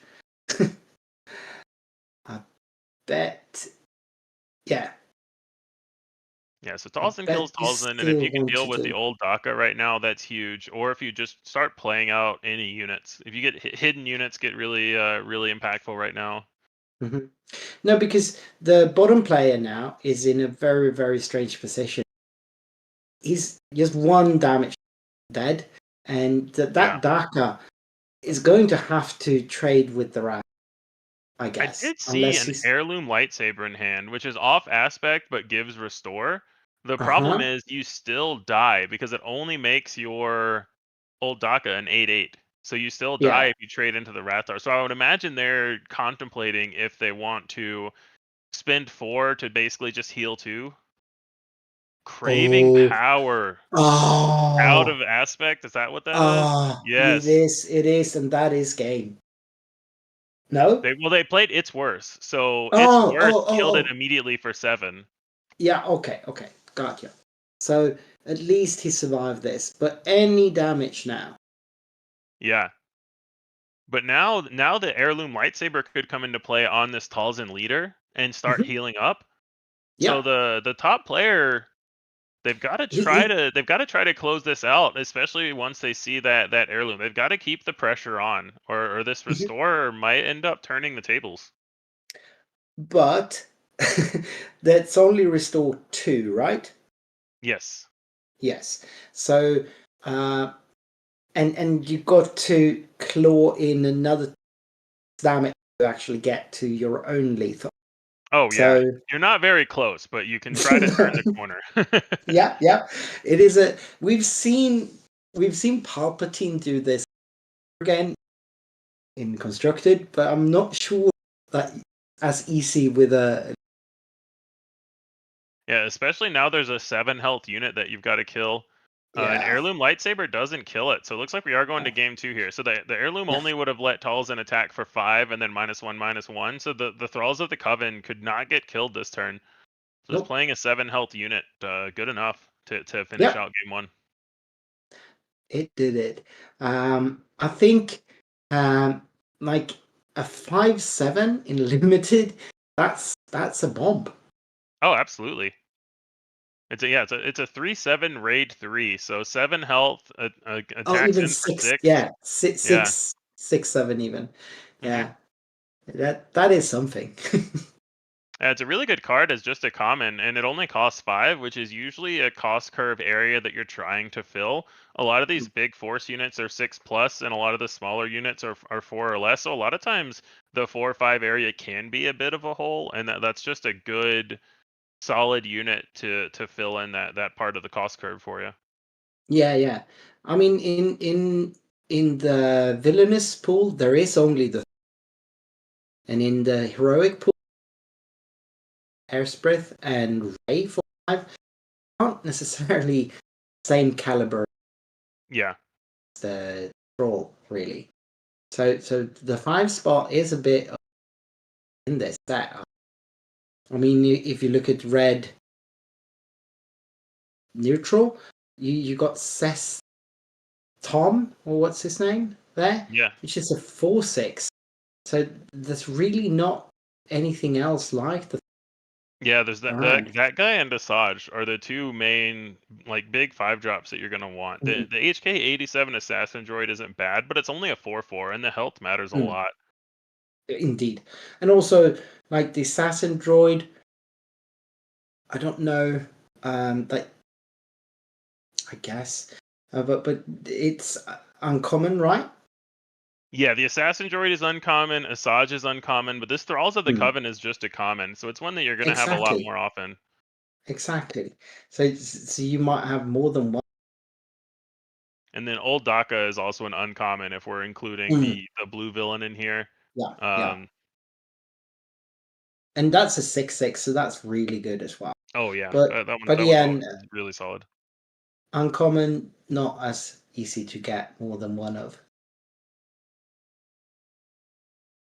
So again, we see in the opening hand there of the tie, we see the itinerant warrior and the brood. And I think maybe he's just gonna resource again there. I don't know. Maybe not. That is the craving power instead. Yeah. No, itinerant warrior going down. Yeah, it wouldn't And surprise me to see that in the he might keep the craving power just because nope, removal is hard to come untap. by, but yeah, it's so hard to hold that the whole game. And then just claiming, Yeah, so no turn one play. yeah. Yeah, that droid isn't looking too sinister, but having something is better than having. Yeah, absolutely. Because now if you draw your 2-drop Night Sister or Warriors or whatever, they can still get killed. If the bottom player finds, an heirloom lightsaber or anything like that, they have the ability to pump this up and trade better. So they can't get the force, but it's still nice as having a unit on board. Yeah, and that Takata, I think, has only got 2 health, so you could just trade there. He I does not. believe it has hidden. Oh yeah, yeah, yeah. It is definitely hidden. Oh, Merrin. That's interesting. Marin's very good. It's really Yeah. interesting. You can kind of ruin your own game with Marin if you go too Mhm. hard into the discard and then don't draw things. Yeah. But sometimes that's just the way to do it. You can attack up for 4 if you want to. If you wanted to save health on it, you could discard to deal 2 damage to the unit and just send Marin into base. Yeah, exactly. I think that's probably very good here because of the Takata only have. hmm You don't have to actually trade with it. You just go to base Well, so with the Takata's card. only a 4/2 and Marin's a 2/5, so you could Mm. still just attack and leave Marin alive. I'll be interested here to see if the bottom player values the card in their hand or the 4 health on Marin, because Yeah. obviously Talzin can then just -1 the Marin to kill it, so it's not going to be Mhm. very safe sitting there at 1 health. Oh well, I mean, he does not have the force. He doesn't, but they'll be on the flip turn soon, and he can Yeah, just yeah, attack with Talzin in. He can attack with Talzin into the droid and then flip. And we do see him attack to base and discard, so he does value the 4 yeah, health. I think I agree with that. yeah. Me Um, too. Cards in hand are very valuable, but having the units out, and especially one that can cross lanes and deal extra damage when you need it to, can be helpful. Now we see a Wampa come down. Mm. That's good here. Strike for Yeah. 4 into that droid, you will get a little, and it's got a health pool of 5, so it's around. He did discard the sign playing the Yeah. the brood. The So Brood to play mm, the Infused Brawler and give it mm, 2 experience. yeah, yeah. So he gets a 2 cost 4/4 out of it. Mhm. But what else is he playing for 2? No, he's Ooh, not. nothing else. So he can't fill out the Uh, rest of his curve. So had to play a little below curve that turn, but still gets a 4/4 for the turn. yeah. I wonder if the Sandcrawler wouldn't have been more interesting though, and discard the brood instead. Yeah, it's an interesting decision point because I think he's clearly valuing A, the 4 attack, and B, the force trait. Yeah, Um, that's of course the difference though. Yeah, you're right. because now maybe he wants to just attack the brawler into the Wampa and then use Hmm. Talzin to finish it off. Hmm. Yeah, that is definitely an option. Uh,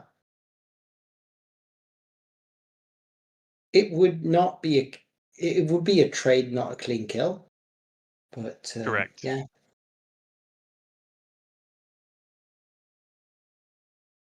Oh, he's got one of those bombers in hand there, so he could just play the bomber for 2 and then send a droid into and get to keep both Marin and the brawler.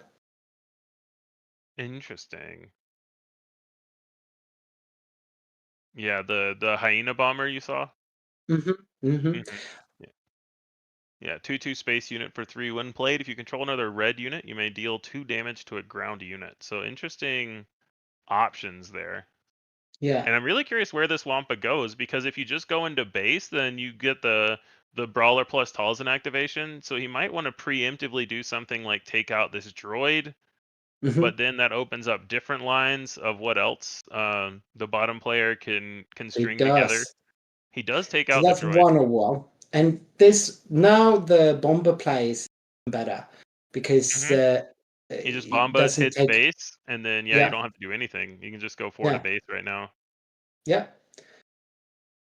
If he's got a decent 2-drop in hand, I think that bomber is coming down. Yeah, Is that what those other 2 cards are? it's hard to tell for sure for me. It's a blue You can card only at see a little bit least. of the art. Yeah, I see a blue card. I think that blue card might be the Night Sister we saw last time that I thought was Osaka. Oh, gotcha. Um, Yeah, the Spectre thing, maybe. It's a it 4-drop could though. be. Oh, we see another hyena bomber coming down on the other side now. Yeah, and that's almost lethal on that one. It'll kill itself when it attacks. When it attacks, or if Talzin attacks, because there's Yeah. also both Oh players yeah. Talzin flip It's turn. flip turn. It's flip turn. Yeah. And now you've got a choice too, because you could also Talzin. You could double Talzin the hyena bomber, Mm-hmm. and then But he did Marin go for attack the. plus discard into the you could attack Talzin into the Wampa and kill it there, and just take 4 back and double Talzin the hyena bomber. That's not what he Um, did though. He used no, Mother Tosin now on the. yeah, So the Wampus got 2 health left, yeah. So the Wampa which is gonna means. die to this hyena bomber, and it looks like he's saving this Marin attack for the Talzin flip. Mm-hmm. So maybe he Looks wants like. to go 5 into, or sorry, 4 into the Talzin, Could be. and then he could flip his Talzin And kill it. and kill the opposing one. So he's killing. This is the hyena bomb move that we were Mhm. talking about. Removing the Wampa. And then, but that puts him a little bit off tempo for killing Tolsin, doesn't it? Yeah, it does. And this is also he only has 2 cards in hand, so it would be it's a big cost here if he has Yeah. to discard with Marin again. Yeah, certainly.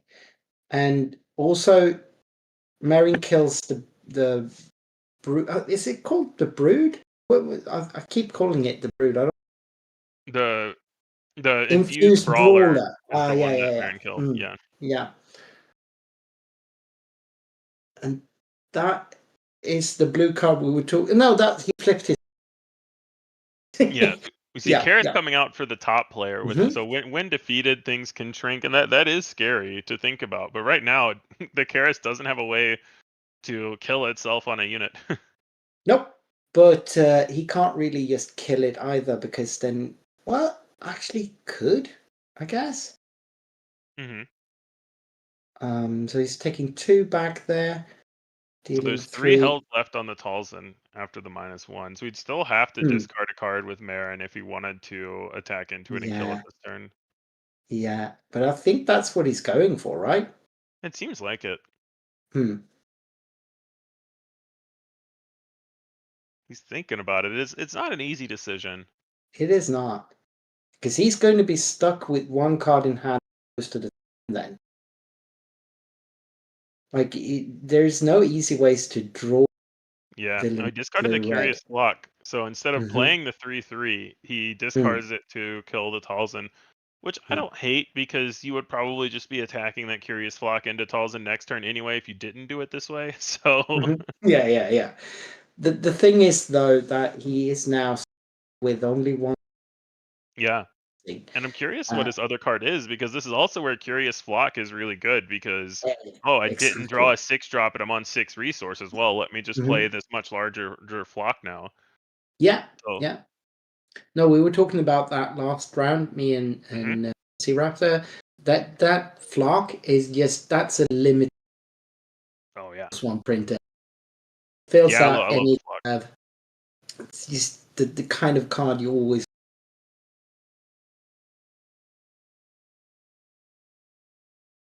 So this board state is really, really interesting. There's so It much is. going on here. Yeah. Both of them have the force, which is not necessarily anything player at this moment, but with Karis, it is very important. Yeah, they also both have hyena bombers and Talzin leaders out, or Talzin abilities active for minus. So you could see something like the bottom player could attack with their Talzin and minus on the other hyena bomber to And then threaten a trade. trade there. Yeah. And we see Marin go down to the Talzin's assassin. Yeah. That's a good play. Mhm. I like that a lot. And then you get to keep your carries open. Of course, now Talzin can just kill the carry before you get the force back. Yes, But there are a lot of interesting options. Talzin could kill the Karis before you get the force back. Talzin could still minus the hyena bomber. Talzin could kill the Talzin's assassin. So a yeah, lot of choices here for our bottom player to try to make right now. but killing the Karis seems very interesting to me because you Yeah. keep your opponent off the force then. So what I always say whenever I'm in, team practice or trying to figure out lines is I look at the obvious play and then I think about all the other ones to see if I'm missing something. For me, the obvious play there was Talzin kill Karis. Yeah, But there are and he other went with interesting his options. trading. Yeah, he went for the hyena bomber trade. So it seems like maybe he was just worried about that damage getting in too much, but now he gave away the force. That was an interesting decision. It makes me think that he might be doing something else here to kill. Yeah, okay. So this makes more sense now. Um, because with this sequencing, he wanted to keep his Savage clean because Yeah, otherwise Karis attacks into the Savage, immediately kills it, and you take 9 to your yeah, base. But now yeah. he can attack with Talzin, kill the Karis, but get the force back when he does. So even if his Savage dies, he can avoid taking the 9 damage to base. Yeah. So he did save a lot of damage that way, Yeah. actually. Um, Yeah. They are at 10 all, so it is, and the board states are intricate, even though the Savage is so much bigger than what the hmm top players got. With the abilities, it's more close. This board state is more. Yeah. It's really close. And this Savage is hanging on by a thread. I believe that was a drain essence. So if the Yeah, bottom player does kill the Karis, it dies. yeah, so the Savage has 6 health naturally. So they would have to use the force to give it -3 here, and then they wouldn't have the force for the Talzin activation as well. Yeah. So they just don't use the force at all, which I agree. Huh. So it was really good sequencing there by the bottom player. Yeah, Um, I agree. And it, of course, if he would have been able to just claim, that could have been interesting as well. I mhm. think to know that you get to strike with the Savage, but this way he be able to or force the bottom Yeah. trade with this assassin. So it's kind of a win-win. Yeah, it is interesting for sure because if the Savage player was able to go first, they could attack base with Talzin or kill Mm, the Talzin's assassin either way, but either way shrink it so that it can't just kill the Savage in one swing. So it would yeah, have been interesting for sure. Or you could just get in your 9 to base and say you can kill it now. I've done my damage. yeah, exactly. But there's also one really interesting factor that player has much healthier than the bottom. hmm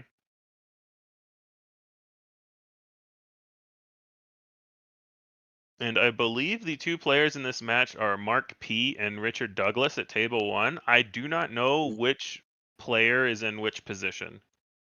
All right. So this was pretty much the best card he could have here. with the Vector here. Oh being yeah, able protect to pod's huge. yeah. Now Talsin does survive this shrink. No, he goes to base. He goes And to shrinks. base and shrinks Yeah. because he doesn't want the opposing Talsin to just be able to finish off his leader. So he's saying, if you want to make this trade, you're going to have to do it. Yeah. And he does not. He swings in for 3 instead. No interest in making a trade. Yeah. Oh wow! But then an There's the punish. assassin right back. That was the punish. He should have traded. Yeah. Hindsight's 2020. Isn't but it? yeah, the Talsin's assassins are so good in this deck where you can stack the minuses. Yeah. Well, I mean, even in you gotta have to make them. You gotta make them have it. These are limited pools. You can't just play around everything they. Yeah. So I don't disagree with the play, even though. It's something that I say all the time is just because something ended up bad doesn't mean that it was the wrong decision. Right. You can make the right decision that still gets punished by a person having the card or whatever. That doesn't necessarily mean that it was the wrong play to make. Exactly, but he is the top player is in a hard position here. Oh yeah, because he can't really do that much right now. He can only try and build back. He's activating his Talsin here to save 1 damage, Mm. which I don't hate because you're assuming that your old Daka is going to live, and you know that there's more actions coming, so you should still get initiative, and you immediately get the force back anyway. Yep. Oh, it is But worse it for did old Daka. It did not survive. Yeah. And that is just an acolyte. So the board state is. I think this is kind of over almost because he needs something good to come back from this, and I don't believe. All right, looks like we're scooping it up. It's that 1-1 now. Yeah, so we're going to game 3 now. And then obviously I was gonna say that the bottom player shouldn't have gotten the force from, or the top player shouldn't have gotten the force from playing the acolyte. You have to attack with it or have it die, but it didn't matter. Yeah, no, didn't end up being a problem. And yeah, it's interesting here. It's kind of the opposite of constructed for me. It's kind of exciting to see these actual close mirror matches where both players have the Talsin's assassins. A lot of good cards going. Both players are playing some cards out of aspect. We've seen Protect the Pod and Craving Power. Yeah. And as well as Itinerant Warrior, even if it's played. But yeah, I agree. And also, to some extent, all limited play, especially sealed, has that sort of rhythm of a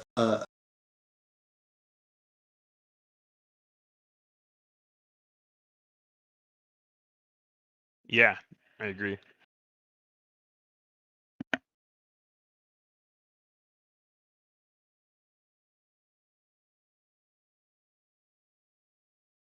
And Victor, it sounds like you cut out for me. I'm not sure if the stream can hear you or not. Yeah, you're back. Okay. All right. I might just have been quiet though.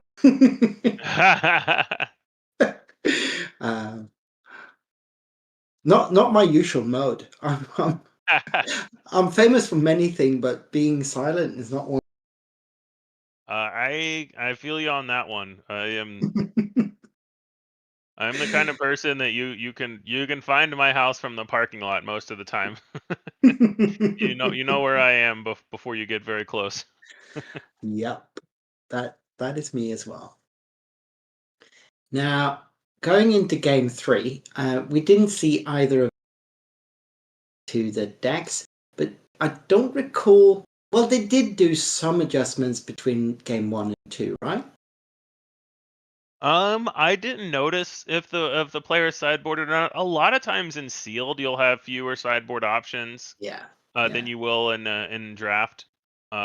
Just due to the more limited card pool, so you might have something like out of aspect, upgrade removal, but there's not a lot of that in this set in general anyway. Nope. So I think our top players has some interesting cards there. He's got a Jedi and Night Sister. So he's got really Got good the opening infused play. brawler again, and yeah, Mhm. going with the Night Sister first. Yeah, I like that. Ooh, Secretive Sage is really yeah. good. That is a good one. But the top player gets to go first anyway, and he gets to. He gets to get the force out of it, but it Mhm. feels bad when your turn 1 unit just trades for a shield. Yep. Well, I mean, you do get a card back. You do. It's not the end of the world, but I would still rather be in the bottom player's side of this trade. Absolutely. Absolutely. Ooh, that's a drain essence, so they might Isn't do it? that to finish off the sage. Mhm. Or Could they do. might save it for next turn. So they could go something like Jedi in hiding, and then the turn after go infuse brawler, drain essence. Yeah, I Oh, like they're that. resourcing the brawler. Interesting. Well, yeah.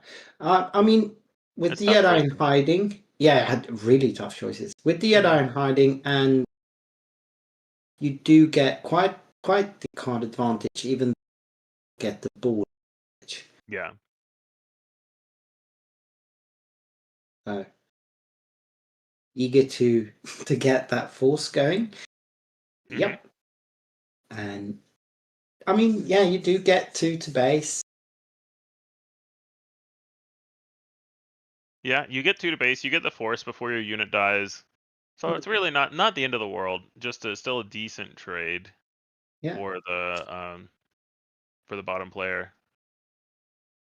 I do like the Jedi hiding a lot more than the Jedi here. So as board states goes, this isn't too bad. Well, it is a 3-3 versus a 3-4.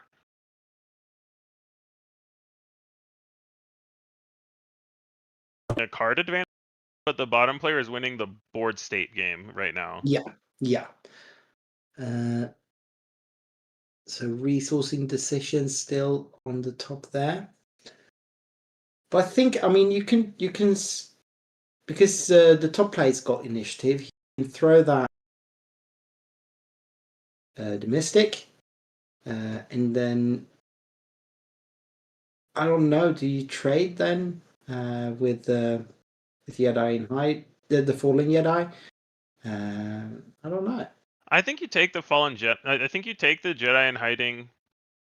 Well, so the top player should have initiative. So I think Mhm. it's an interesting thing, but I think I would probably kill the Secretive Sage because Exactly. that's the good trade that you could make, and then you force your opponent to use their Talzin activation.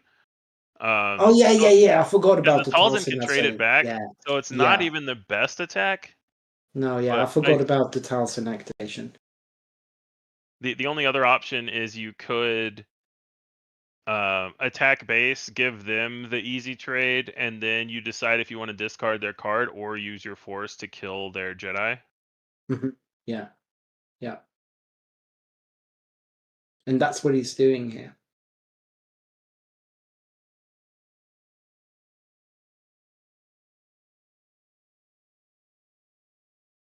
And it makes sense to me. I completely just slipped my mind that you're kicking it off with Talsin activation. Yeah.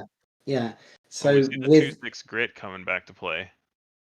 I think that's a really good unit in this form. Hmm. I like that.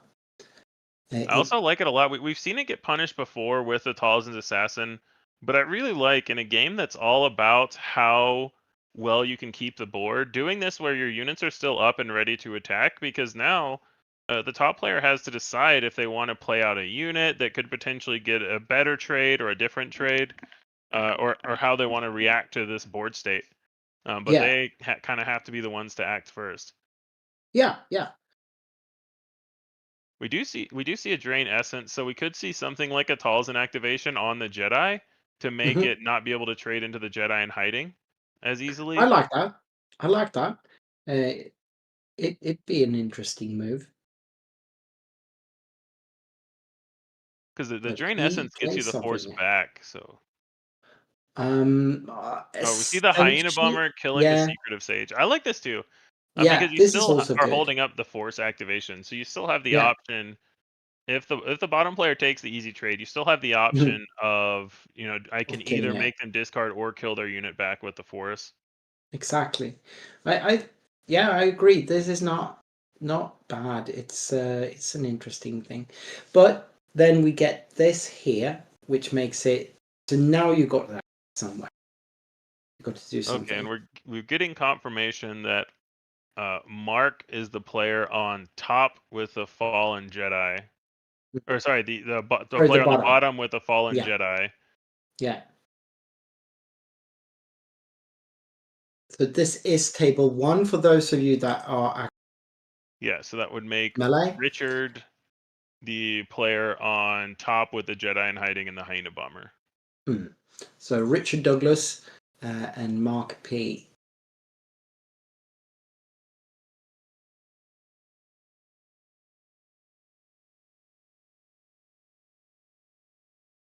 And then yeah, really tough decision points here early in the game. We're only at 4 resources, but these are some tough choices to make. Yeah, and he does go for the trade here, but having shrunk it with Talsim beforehand, it puts him out of reach for being killed. So he gets to discard a card instead. Yeah, and I like that. I like that play a lot. You're going to be able to get the force back after you attack anyway with the fallen Jedi. So it just protects your unit a little bit more. And since Richard had to, or sorry, Mark had to use the force, then it just makes everything. Yeah, a he little bit should have trickier. had it. Yeah, he got it back with the attack from the fallen Jedi, so he should have. Oh yeah. Mark should have the force back. Mm.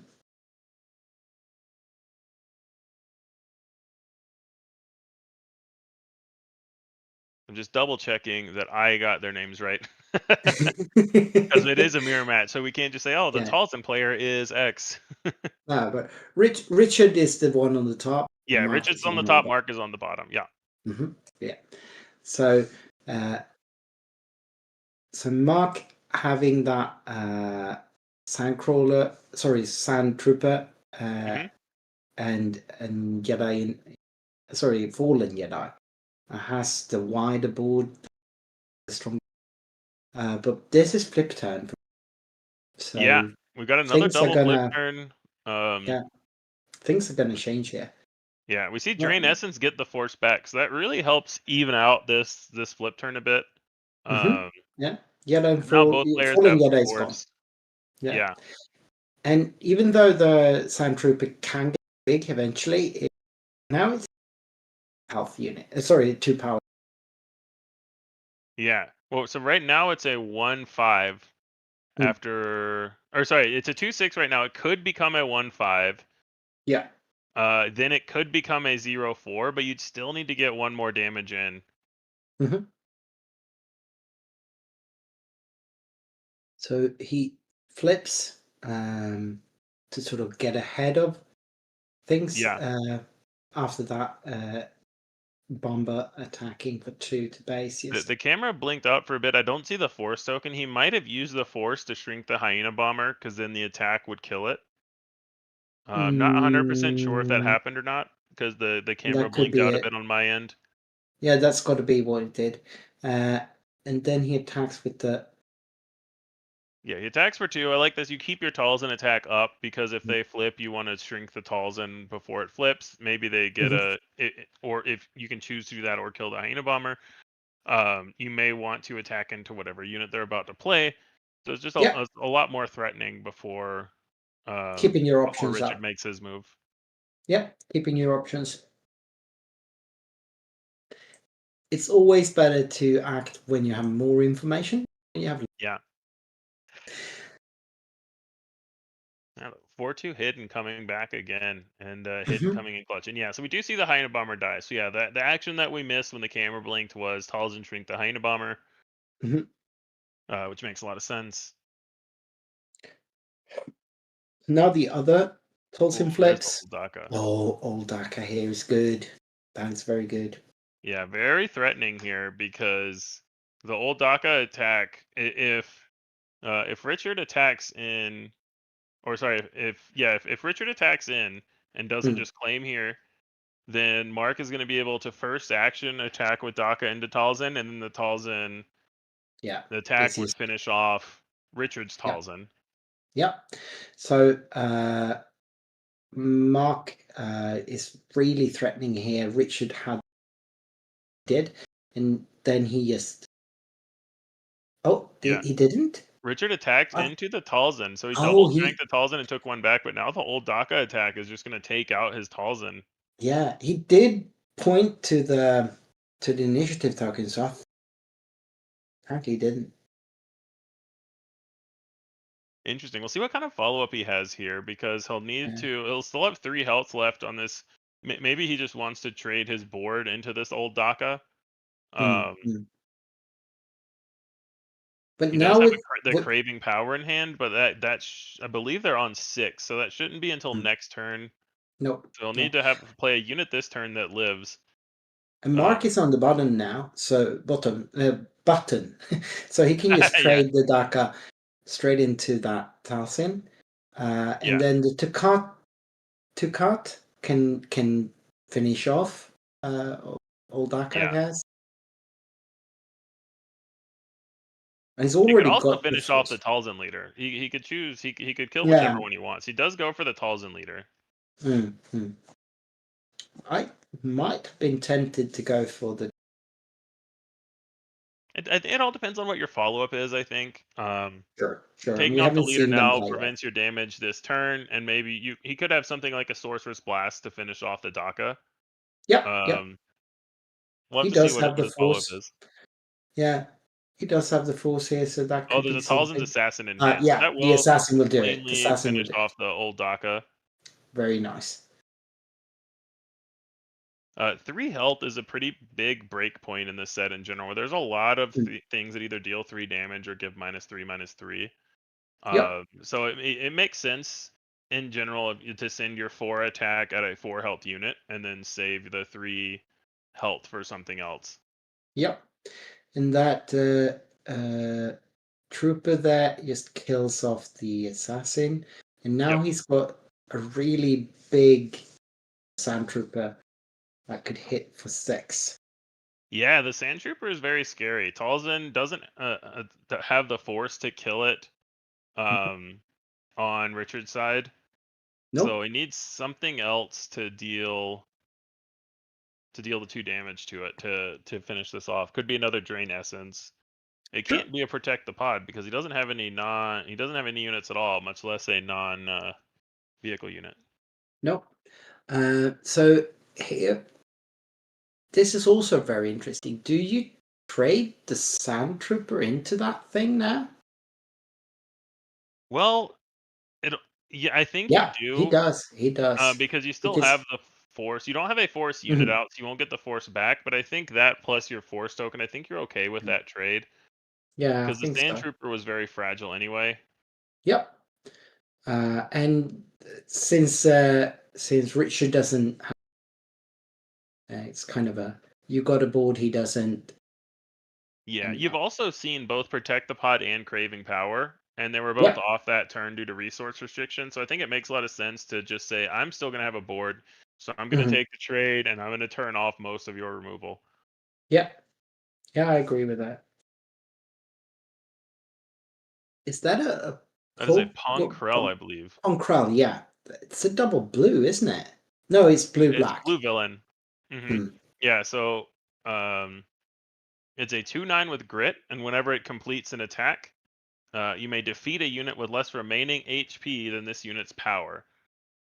So it's kind of a wordy unit that can try to play a poor man's Vader a bit, and attack into a high attack unit, and then finish it off with a few health left. Oh, when we see the Terran Katankadam. Yeah, as it's officially known. But does Ponkrell have the force? Oh yeah, he does. So he's a Force Jedi Republic.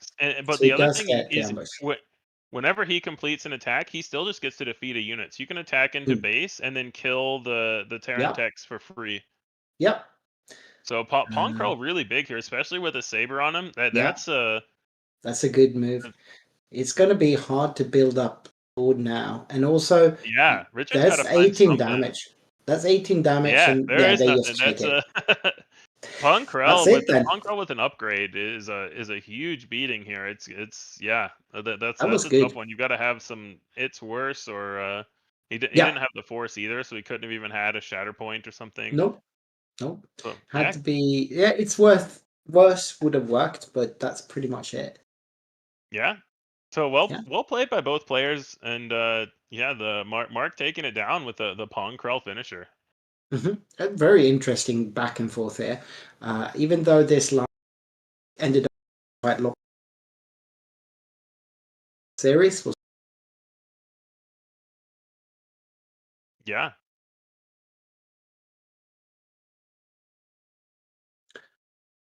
Let's see if we can. Yeah, we'll leave you for a little bit then. We'll be back with round number 4, I believe. No, yeah, round number 4 Yes. in a bit. There's 5 minutes left. So yeah, we'll take a short break.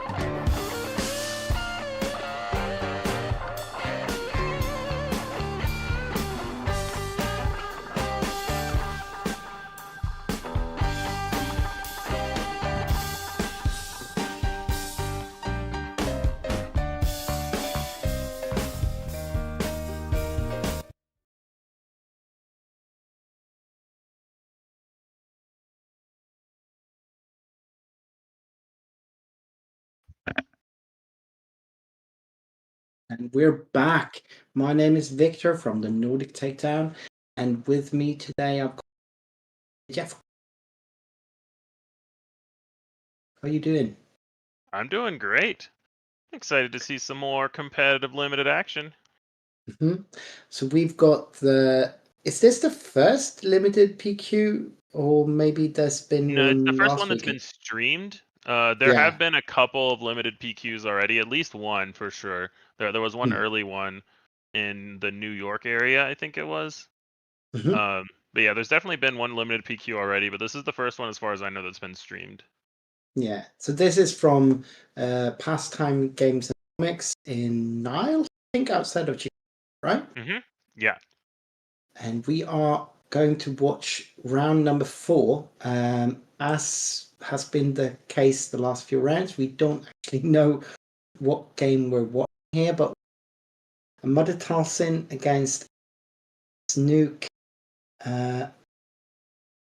player on the top. I think we've got.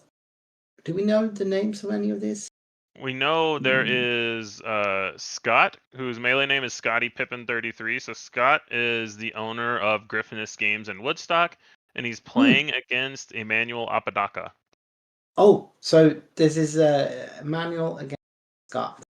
Yes. And I think we've streamed Scott before when I did At other couple PQs, weekends ago. definitely. Yeah. The other PQ the other weekend as well. So I do recognize both of Yeah, then Emmanuel is one of the 2 Apodaca brothers. I believe they're brothers. Both he and Carlos Apodaca, that are both very good players at this game, and I believe both undefeated at this event.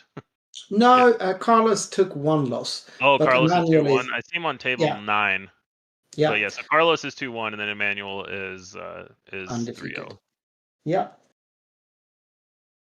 So we do get some info here from Loopy, and he was actually 34th at Worlds, so did really well. Yeah. And Emmanuel is actually a gaming team member now. I believe both the Apodacas are. Oh, cool. Yeah, it makes sense. So he's on Snook Blue, and then Emmanuel's on Talsin Talzin, and then Scott is on Snoke Blue. Oh, all right. So it's the other way. All right, cool. Yes. So we have green-blue villain versus blue-red villain. And again, we have a force-using leader versus a non-force-using leader. It's very interesting who will be able to use their... Because you can only imagine want to have quite a lot of force enablers in the Mother Talsin deck. Otherwise, maybe you wouldn't even build it. Yeah, and we see both players start Karis, which is interesting. Yeah. Very much so. That's the best starter that you want in either of these colors, either that or Secret of Sage. But for Snoke, they would definitely prefer the Karis, because Snoke can only activate onto villain units. Yep. Exactly. So he can activate here, though. So if he wants to fill out the curve for this time, he can definitely do that. And he doesn't have as much choice on what to use his force, right? So he might just get and use it for that. We see him here immediately go into a 3-drop, so he's not he either didn't have the double 2 or is preferring here to play this Magistrate Scout, which we've seen before as a 2/4 restore 2. And then we see, I believe that's a Sith Holocron come out. Yeah, that was the Sith Holocron. And maybe you just want to hurt your Kylo here to get a big swing. I don't hate it. I think at the moment it looks like you can hurt either of them, because you might want to hurt the Karis and leave both your units alive to an attack on board and kill the restore unit. Yeah, definitely. You might also, I was gonna say, you might also not hurt anything and just immediately use the force, and that's what Emmanuel goes for. So he doesn't want to damage either of his units, and he just uses the Talzin force, which I think with 2 force units, it's safe to say you'll be able to get it back. Yeah. It feels like that. It's not too much of a gamble, and he does keep some more health that way. For maybe later doing a big play.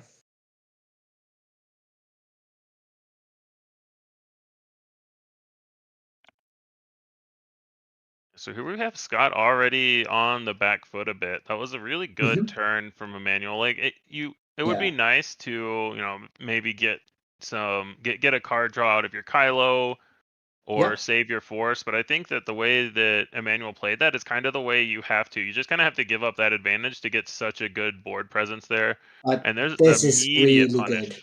Oh yeah. Really good. Yes, I kind of felt it when he tapped Yeah. there that this was maybe coming Mm-hmm. really hard there. So yeah, you can't really do much than get the force back and get some damage into base.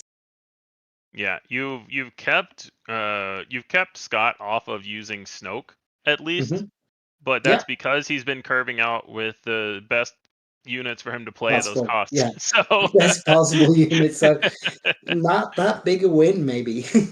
when we see the turret answer, so both. Mhm, I mean, we're in the 3-0 bracket, so we're seeing players that are both good players and have good Have- cards to choose from. We're seeing both Exactly. players kind of trade limited haymakers right now. Yep, definitely. And this is again one of those states. Both of the players have sequencing option. Yeah. He starts by using Snook here. I like this. Oh, I Going to definitely 5. like it too, because the other thing is with the hard part about turret is when the opponent also has multiple force units out, you attack into their turret, they respond by attacking their turret into your base, they immediately get the force back, and so you just Yeah. feel like you haven't gotten anywhere. No, yeah, absolutely. So for 5 now, he would get minus. He'd be able to get 3 through to Yes, Shuri, but no then matter his what. Karis wouldn't be able to deal any damage. So No, the no. magic number is you need to be able to do 7. Oh, Protect the pod. that's perfect. That's huge, yeah. Yep, just That's removing really that. busting this game back open for Scott here. Mhm. Very much so. And I think now all of a sudden, I don't know, Emmanuel's going to have to come up with something. Yeah, he's killing off. Yeah, he already Talzened once on the assassin, so it's back down to a 4/4. So now he can flip his Talzen and then kill it by shrinking Yep. it down again to a 3/3. I would imagine that's what we're gonna see. Yeah. Certainly. What's? Oh yeah, exactly. That's where they go. Yeah. So he's minusing it. Yeah, so you get to attack with Karis. I'd imagine you just do 2 to base here. You could attack into the Could Talzen, kill it. but Yeah. No, you could attack into the Wampa. Kill it. No, he doesn't have the force. he doesn't have well, he has the force when he attacks. Yeah, So yeah, that's a exactly. good point. He could have just attacked into the Wampa to kill the Karis and give his own use the force immediately and give the Talzen -3. Then you would be keeping your your Talzen's assassin alive. It's only for another minus turn. 2 though. It's the Karis is only -2 money. It would still let the assassin live. Yeah. Oh, sorry, no, not with the 2 damage on it. It would still die because it would go down to a 3/3 base with 2 damage on it. So Talzen having 1 attack would still. So the fact that Karis is -2 and not -3 is huge there. Makes it not a really good. Yeah. He could have. No, he couldn't even have killed the Wampa. Yeah. Well, what he can do here though is he can minus the Karis. So he minuses the Karis, takes. So now he's taking 4 back from the assassin, and so now the Karis force, Yep. still. He only took 1 back. What am I? Oh, he just attacked into the Karis. Okay, so he left the Talzen's assassin alive. He attacked into the Karis and gave it -1. Yeah. I don't hate that because his Talson is much health. I'm a little confused because the Karis only had 1 health left on it. So he could have just attacked base, right? And given the Karis -1. He could have. Huh, yeah. That was the I might be missing brother, something, but 7th brother? that was the 8th brother, the 5/7 ambush came in to take out Talzen. So maybe they didn't update the base damage. Maybe he just attacked Karis and missed a few damage. I'm not 100% sure. But That either could way, have 8th been brother the comes in to thing. finish off Talzen. And then he trades with the Wampa. Is there overwhelm there? No, it's not. Is there a what? Overwhelm, but it's. Oh no, because he's had 3 damage on the 8th brother and 7 base health, so it was exactly. Yeah. This is But yeah, more follow up. So, but both Yeah. players trying to keep the hits coming. Yeah, again, a very interesting board state Mhm. where Scott has a fragile but hefty unit there, and Emmanuel's got the opposite, a very, very hefty unit that Yeah. an attack from the other. Yeah, we've seen Thralls of the Coven do some good work here. So 7 health is a lot to get through. Mm-hmm. It doesn't have the force trait, but Nope. it's big enough that it just still puts in a lot of work. It does. There Oh, is craving power nice. again. So man, Nice. Just removing that. yeah. That's 7 damage, and then he can strike for 7 again. Yeah, and the Snoke he could strike Oh, for 8. Yeah, Snoke, look, he's gonna yes. Snoke it as well to give it the up to +2. So now it attacks for 8. 8, yeah. Oh, Now well, we're back to 7 7. this turn, but eventually, yeah. You go to We base got to here, the same right? place at the end. Yeah. I think so, because the 2/4 it's a restore 2, but it's not a force unit, No. and you're Yeah. not dead to. I think the things they're not playing green, so protect the pod would cost 6. Yep. I think those are the main considerations you have when deciding whether to trade or not. No, Snoke can take it out though, so that's why he went to base.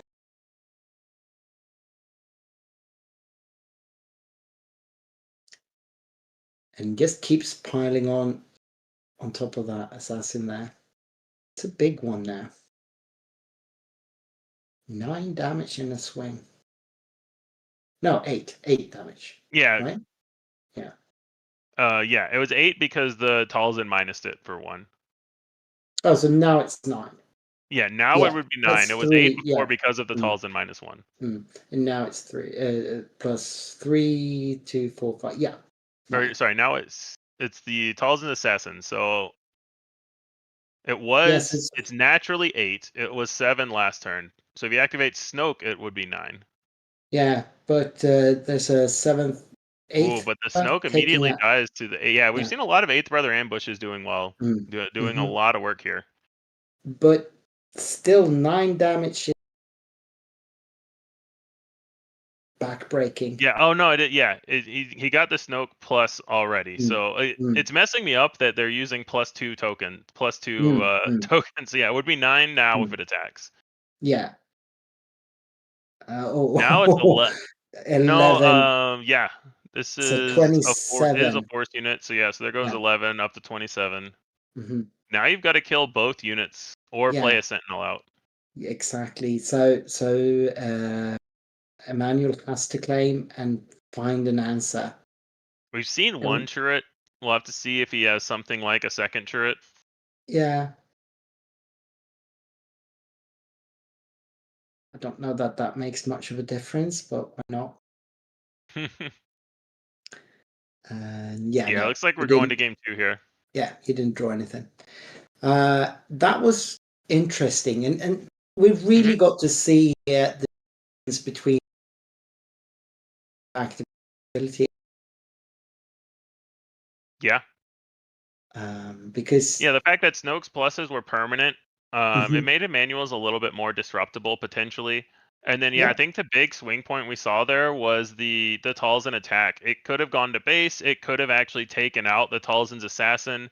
So Emmanuel making the decision to try to protect his own Talzin, and that got punished by an 8th brother that killed it anyway. So it's not that was the wrong decision. It's just the decision that got punished. And I would say that was probably the turning point of game 1 that really let Scott take a stranglehold on the game. Yeah. Also, of course, not a mistake per se, but that second or third turn rather, when he played, just swung the whole board state. Yeah, a lot of swings in that game 1 for sure. And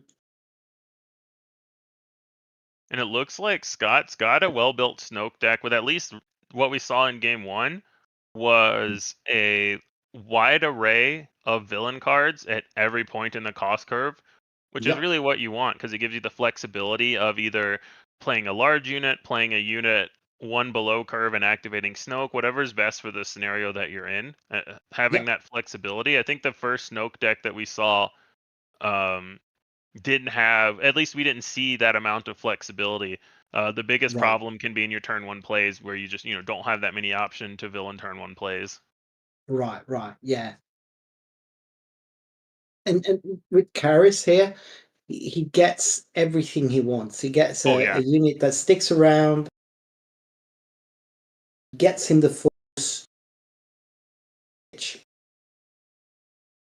yeah. Karis is insane. It's one of the reasons to be in blue villain in limited because it's an easy to get card. You'll see a lot of them. Yeah. And also, Assassin is also quite easy to get and pick up. Yeah. I mean, Karis is an uncommon, so you'll see fewer of them than the Talzin's Assassin, which is a common. But I mean, Mhm. that's the biggest thing to look at whenever I'm looking at limited for a set is what are the commons, and to a lesser extent, what are the uncommons that you'll Mm. see a lot more often in these pools. And Blue Villain just jumps out at you as Karis and Talzin's Assassin, and they both work really well with Talzin Leader, which makes sense because they're Yeah. all Yeah. night themed cards. Yep. And if you can swing an old Daka in there Oh to be yeah. able to activate your carries when you want, it's just dynamite. And we've seen Magistrate Scout a few times as well. Like in Yeah. this format, Blue Villain just has a pretty easy curve with commons and uncommons of 2, 3, 4, 5. Yep. Then you can there are other options you could add in to that as well. Mhm. You see the Night Sister Warrior, not as good of a start as you'd like with a Karis. At least can get you a card back. Yep. Yep.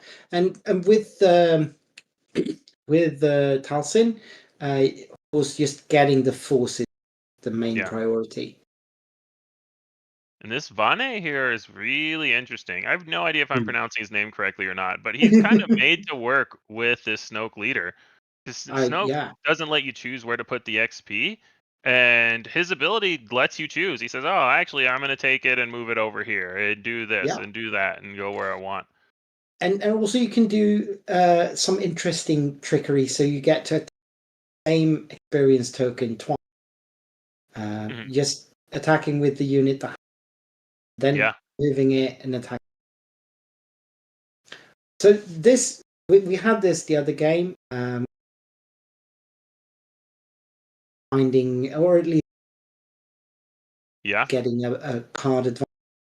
You get to draw a card and then you get one card from your opponent.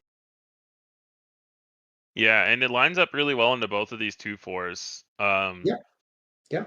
So Scott's got the option. He could start by activating Snoke on either of his units, but then that gives.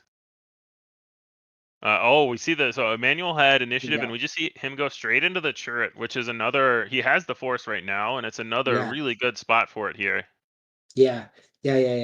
And if he puts he uses Snoke here, he seems to be doing that. Then he can still activate the hidden Jedi to trade with. Oh well, they're both 2-powered, right? Yeah, they're both Oh, 2/4s. so he could choose to go for the magic, which can't Yeah, and I think be that's what traded he's with. deciding: is do I put an Mm, XP on the magistrate and stack mm, the mhm. Vane? Attacking into turret doesn't do much because the Jedi in No, hiding can immediately get the force back, yeah, and so it just and takes 0 damage. yeah, this is a tricky one. If he doesn't Yeah. that can position here, it's not good. Yeah, it's also Uh, tricky because you would want, like, an ideal scenario would be activate Snoke to give 1 more HP to the magistrate and then play mhm. protect the pod, but he's only on 4, so he can't Yeah, do that all this turn. He doesn't no, have enough resources. no, So he might be exactly. setting up a protect the pod for next turn, Yep, and just which pump the magistrate and then try to claim initiative and not attack with anything. he can still play something as well, I guess. Yeah, he could still play a 3-drop unit for sure. Hmm. Because now I can only imagine that the Jedi is trading Yeah. the The guy. And if you do have a protect the pod, then that's what you want. You want to say, hey, here's this juicy target. Don't take my guy with 5 health. Don't worry about that. Yeah. Yep. So maybe he claims it then. But leaving 3 open resources. It feels bad, but you can't let this turret stick around. No. You for have sure. to kill it. But he does it play just something. snowballs. So that Plays the okay. Night Sister Warrior. And he also might not have Protect the Pod. I think even with nothing else in hand, I would still give the XP to the Magistrate there because the Vane still dies to the Jedi in hiding and just trades back. And he could draw into the pod. Exactly. But it's not a huge signal that he has that card or anything. It's just a consideration. Yeah. Oh, he goes for the attack. Oh. Interesting. And that means that the protected pod is off. It's off as an option. Yeah. But it means that now Emmanuel is going to need to attack first to get the force. So it restricts his force usage a little bit because he has both Talzin and Jedi in hiding and Chirrut. All of those want the force. Yep. So that attack to me just means, hey, I'm gonna make you a little bit more restricted in your force usage. Yeah, that's true. He does have too many things, and the sequencing is going to be. Yeah. And now there's a juicy attack for Emmanuel where you just throw this Jedi in hiding into the Magistrate, which does kill it, and you get the trade back. You get the force on the attack, and then you get to choose: do you want to keep your turret healthy, or do you want to make Scott discard a card? Yeah, and even if he does have him discard a card, the Night Sister sure it anyway. Yeah. So yeah, there's so many interesting ones there, and depending on what he's. Yeah, I think this to me that this next play it's going to be a sign of how strong Emmanuel thinks his hand is. If he thinks his hand is insane and he doesn't need this turret, then I would say that would mean that I would want a Jedi in hiding and make my opponent discard. If he thinks, I don't have the most to do this turn, or this turret is really important to my game plan succeeding, then I think we see him attack and keep the force. Yeah. And I mean, either way, he could still just swing the Jedi in hiding into. Well, see, I like this. I like this more if you're not going to discard, because now you still have the Jedi in hiding attack. Oh, he's tried attacking into a unit. Interesting. But okay, he gets the force, so he can nullify the. Yeah, so he could make the Night Sister Warrior attack for 0. And then he can do the discard. And then he could attack with Jedi in hiding and get the force back after. Yeah. Interesting. I'm curious what Scott has in his hand, because my first instinct would be to not immediately attack into the turret, because he's going to get the force back. But it could be that Scott really needs the force right now, and that was his only way to get it for whatever he's about to play on 5. It could be that he needed to bait this Jedi in hiding attack for what he's about to do. So I'm really curious where Scott's going to take this turn. I would have actually been interested if I were Emmanuel. Kept the Jedi up. He already had the force, right? Well, I think he wanted to get the force back immediately, because now. But it doesn't really matter here. Well, it does, because now he can Talzin shrink the Terran text, flip Talzin, and kill it while attacking space. Oh, yes. It's the flip turn, of course. The X die on there is from last game. He has not flipped this game. Yeah, you are right. So now he flips, can go base. Well, no, that's not lots of resources to spend as well. Yeah. Oh, with the saber. Which one is that? It's the saber. Oh, really good. So he kills that. Goes so. I think that is the heirloom saber, the heroic saber, the common one. I think so too. So it gives Talzin +2/+2 and restore 2. Yep. And if you guys are watching on stream, I don't think I'm ever gonna say Tarenta Tech correctly. So. Yeah, no. All of these Sith spawn units, I used to know them. The old LCG, because I love those units. Oh yeah, true. I've just started mixing them up because the And also, there's a chance that lightsaber is the Inquisitor's lightsaber. It's really hard for me to tell with upgrades It because I looks can't a little read bit. the numbers and I can't really see the color with where the text box is. So I have to guess based on Yeah, how many resources got spent, which is also hard to tell. yeah. Okay, It, we it think can't it's be the the Inquisitor's heirloom. saber. It's the Yes. Inquisitor's saber then probably. Yeah. Yeah, it seems. It looks a little bit greenish. Maybe that's what it is. And he did pay quite a lot. Yeah. So he's just going 3 to base. Yeah. Dead So, eye. okay. So yeah, it definitely is +1 attack. If I Mm. maximize and like Mm. zoom in close, I can see it does say. So yeah. So it is the Inquisitor's saber. Mm-hmm. And here we get Snoke trying to pump up this Talzin's Carries. assassin. Oh, it's the assassin. It's not the Yeah. So, carries. and it gave Talzin -3. So right now Talzin's only attacking for 1. Mm-hmm. Well, it's 1 still.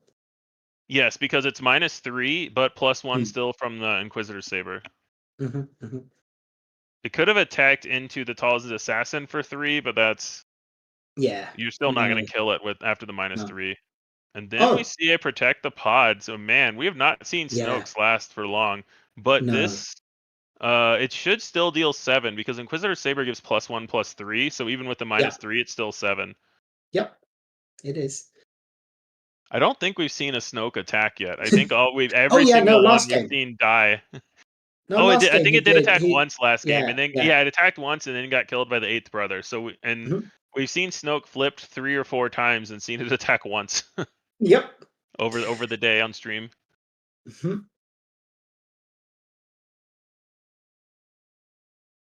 But yeah, protect the pod showing again why it's one of the premier removal spells in this format. Yeah.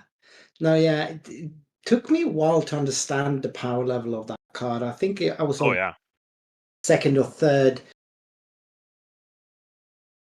Yeah, it doesn't have to be Incredibly played strong with it the is. space whales. It's just strong No. by itself. All your leaders are non-vehicle units, and you have a lot of those anyway with just decent enough health that it's good. That is a Oh god, yellow that's event. a yellow card. I was not prepared for this. Let me try to find out what card that is. It's one of the Force events, I think. Um, It's yellow neutral event. could it be? What could it be? Someone in chat, but oh, it's the Will of full cost yellow event. Did he pay 6 for that? Yeah, they're on 7, and he only has Hmm. 1 resource up. So yeah, it's Yeah, Will the of Will the of the Force. Force. Return a non-leader unit to its owner's hand. You may use the Force. If you do, that player discards a random card from their hand. So kind of the half cunning card. Mm-hmm. And he rolled a die there to see what. Yeah, to see what card got discarded at random. So this is looking real good. 18 damage. Yeah, and we And saw he's the got a Will of the board. Force came in really clutch there. Yeah, Clearing yeah. the board and getting a card out of hand after Mhm. resources got spent on it. Yeah. So So Emmanuel's looking a lot better in this game too here for sure. both of these units are very hurt, but they are still around, and he doesn't need that much.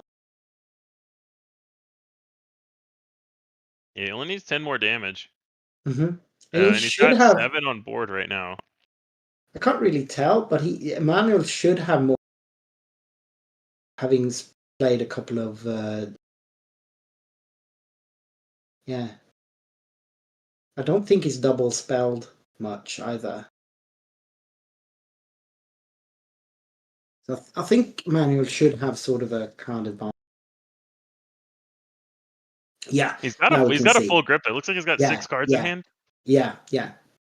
So that's really good. There's a But Talzin's assassin, but no Force. and no I don't Force, think. no Force. Yeah, no, he doesn't have the. So yeah, So it is -3. just -1 and then 4 to base. So Yeah, he's 4 to just base, getting his damage to base. and he's gonna throw the kill it and have He him. might just throw the Jedi in hiding to base and say, I have 2 Oh, lethal yeah. threats that you have to deal with both of them. Could be as well. Yeah. It depends And on what gets played here. Yeah, and Emmanuel hasn't spent any. So that is Oh, we see the the drain yeah. essence. So the Talzin is down. So now it's an interesting decision point because if you don't make this trade, the Talzin's assassin gets to kill it for free. But you do still have your resources. So if you have a 3 power or more unit to play here. Oh no! Oh He has put his wow. up and wins. Yeah, Really readying the nice. unit and winning. That Yeah, is so yeah, nice. yeah. So Scott must have claimed there, a little Yeah. bit quick, and he just could stand it up and. So we're going to game 3 here, and I'd say both of these games have been really interesting. Yeah, With definitely. many like inflection points where the game could have tipped either way. Yeah, and there that was a Taru Onslaught. So it's a 2-cost red event, uncommon, ready a force unit with 4 or less power. Mhm. So getting in there with the last 3 damage with the Taru Onslaught. Yeah, it's I like really it. nice. Yeah, and again, a card that has seen very little play in Constructed. People Mhm. aren't necessarily that familiar with this Yeah, I game. mean, in Constructed, you compare it to a card like Bravado, where it says, Mhm, okay, if I've killed your unit, it only costs 3, and I can ready any unit. We've mhm. seen that in some Anakin Blue lists over the Especially set. there, yeah. Mhm. And so yeah, so in Constructed, you compare that to similar cards, but in this limited environment, there are no similar cards. That's the one effect Yeah, like that that's here. So yeah. And I mean, this obviously won't be as interesting to anyone. I mean, maybe if you're Bark of Rebellion, the Grand Inquisitor, because he's mhm, also trying to have, yeah, but like in the kind of guys Mati in the original version of yeah, Kylo true. deck. Yeah, but then the point is to stand something really big again, Hmm. right? With this one you can't. So it's not Yeah, it's a little necessarily. more comparable to the K turn from last set that could ready a smaller spaceship. Yep, yep. But obviously this one is specific to force units. Mhm. True. Right, it's going to be really interesting. I've Yeah, really enjoyed both of these games, and they've been a there's been a lot lot of of swings interesting. around removal, whether it's craving power or protect the pod. Mhm. Um, Protect the pod coming out for Talzin on 6, but that's also Snoke's flip turn, so it doesn't matter. Paying Yeah, 4 or 6 either way, it's taking up your whole turn then. yeah, So that card is really fine to play out of aspect, especially if you're playing against a 6 deploy leader. The big for downside there sure. is if you're playing like a Talzin mirror and you Hmm. want to play it on the 5 resource on your flip turn, and you just can't if you're in blue red. No, yeah, but like always in limited removal, always worth. It's so Yeah, important. definitely. Ooh, So this this is is a looking combination very, of turn 1 play difference and initiative difference here. yeah, this is looking very good for Scott. He got the 2-drop that he Yeah. while Emmanuel can't be too sad that either with a 2-2. Yeah, he is. Oh wow. So Zamaz here and just going to Uh, base for 4. So giving Talzin the force. Um, maybe acknowledging that this isn't an Obi-Wan deck. It's not the end of the world yeah, if I give no, him the force and I just want to no, get in my damage yeah. because you can still I just Karis kill the Night Sister next turn if you want to. for sure, for sure. And maybe he doesn't want to unnecessarily give away card advantage. Yeah. Uh, True. That's a good point too. It's a non-zero cost to killing the Night Sister Warrior. when he could get 4 in damage in this way, because he can, like you said, he can. He's keeping his options open here. So he attacked with the Maz first, but right now Karis can still cleanly kill the Night Sister Warrior and also Oh, yeah. Remember this, last turn when I was talking about if there's a punish for giving away the force? yep. We'll call that Ah, foreshadowing. Yeah. So this was really great, but at least he gets to clean it up. Yeah, but he used his force to do so, and also he was keeping up potentially the Supreme Leader Snoke activation onto Karis, but he can't activate onto Maz Kanata. I think this was a misplay from Emmanuel first, and not be.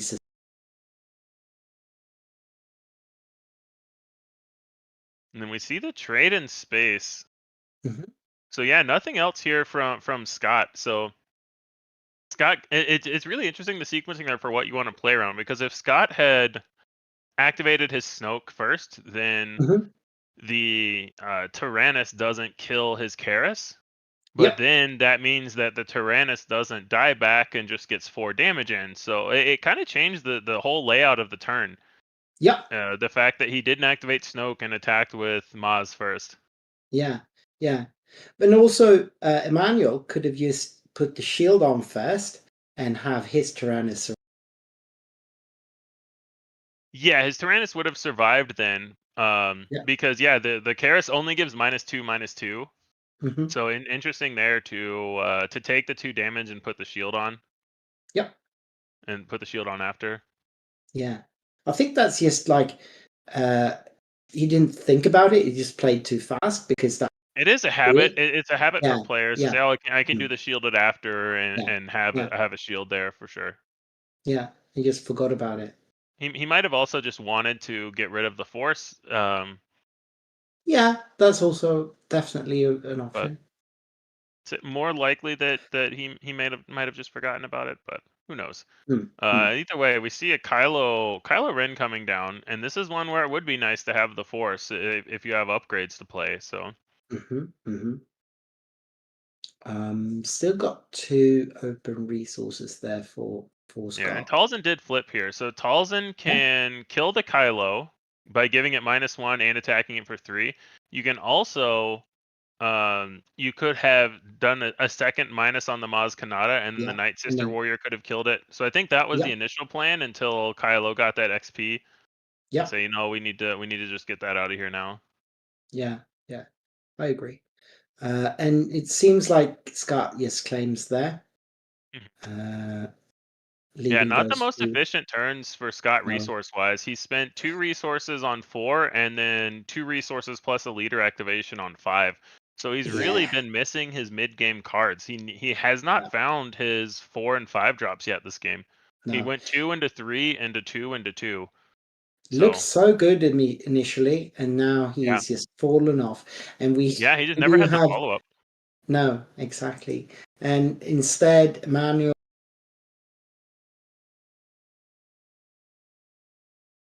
So now we're on the Snoke flip turn.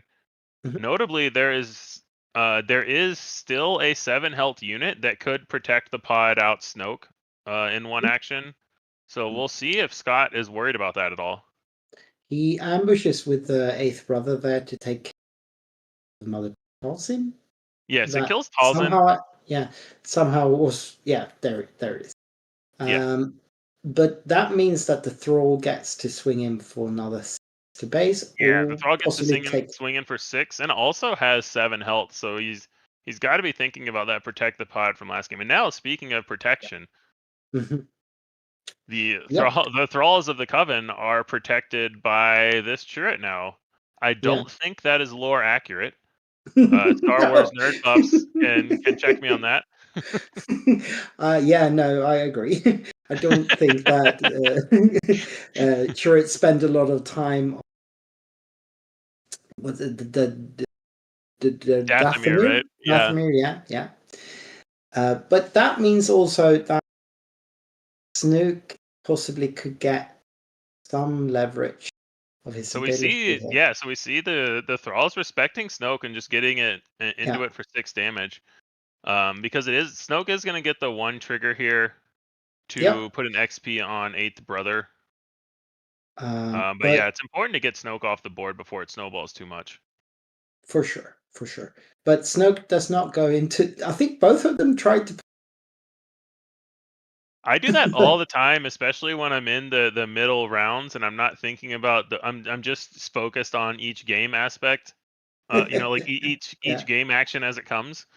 I tend to do it a lot when I play on that online client.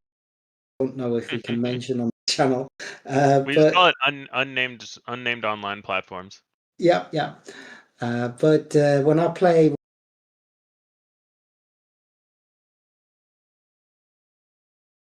So do you trade mass into the thrall now? You can't because Chirrut's still there and he still has the force. Oh yeah. The die. Looks like he's using Chirrut to kill the 8th brother. But then Chirrut dies. And Chirrut now does die. Oh, maybe Scott claimed.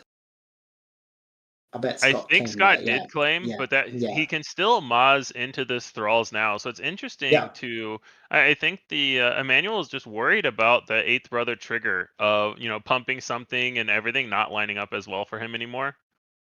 Yeah, could be, and could be that it's got some interesting cards.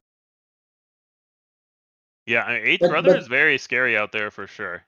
Yeah, and Maz will survive this trade if Scott indeed trades there, but Maz can't be part. And Emmanuel does have the force, so he can use Talzin to kill the Maz back. Yeah. Yeah, it's interesting trading your 3/7 raid 3 for the Maz, versus potentially forcing your opponent to swing their 8th brother into your turret. You're just hoping at that point, because we've seen a craving power before, and that's probably what Emmanuel was worried about. Is craving power basically just loses in the game there. If 8th brother gets craving powered, kills turret, and then starts getting pumped by Snoke. Yeah, exactly. Because Maz still can't get pumped by the Snoke. No, yeah. And at this point, we have a clear board, and of course, Scott gets to spend all his resources, maybe. So that's not how it's going to stay. Yeah, Scott gets his own turret here. Cool. With a lightsaber on it, maybe? Inquisitor saber, I believe. Yeah, that's 3 more HP, which is going to be. Yeah, so turret is a 4/7 now. Still not a villainy unit. No. Emmanuel's been doing a good job of keeping the villain units off the board and limiting Snoke's impact on as a leader.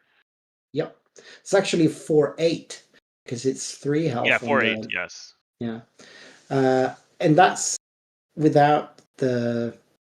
He doesn't have the force yet. Yeah. So. But also, Emmanuel can't kill this in one hit. So the turret attack could give the force and prevent the second unit from killing him. For sure.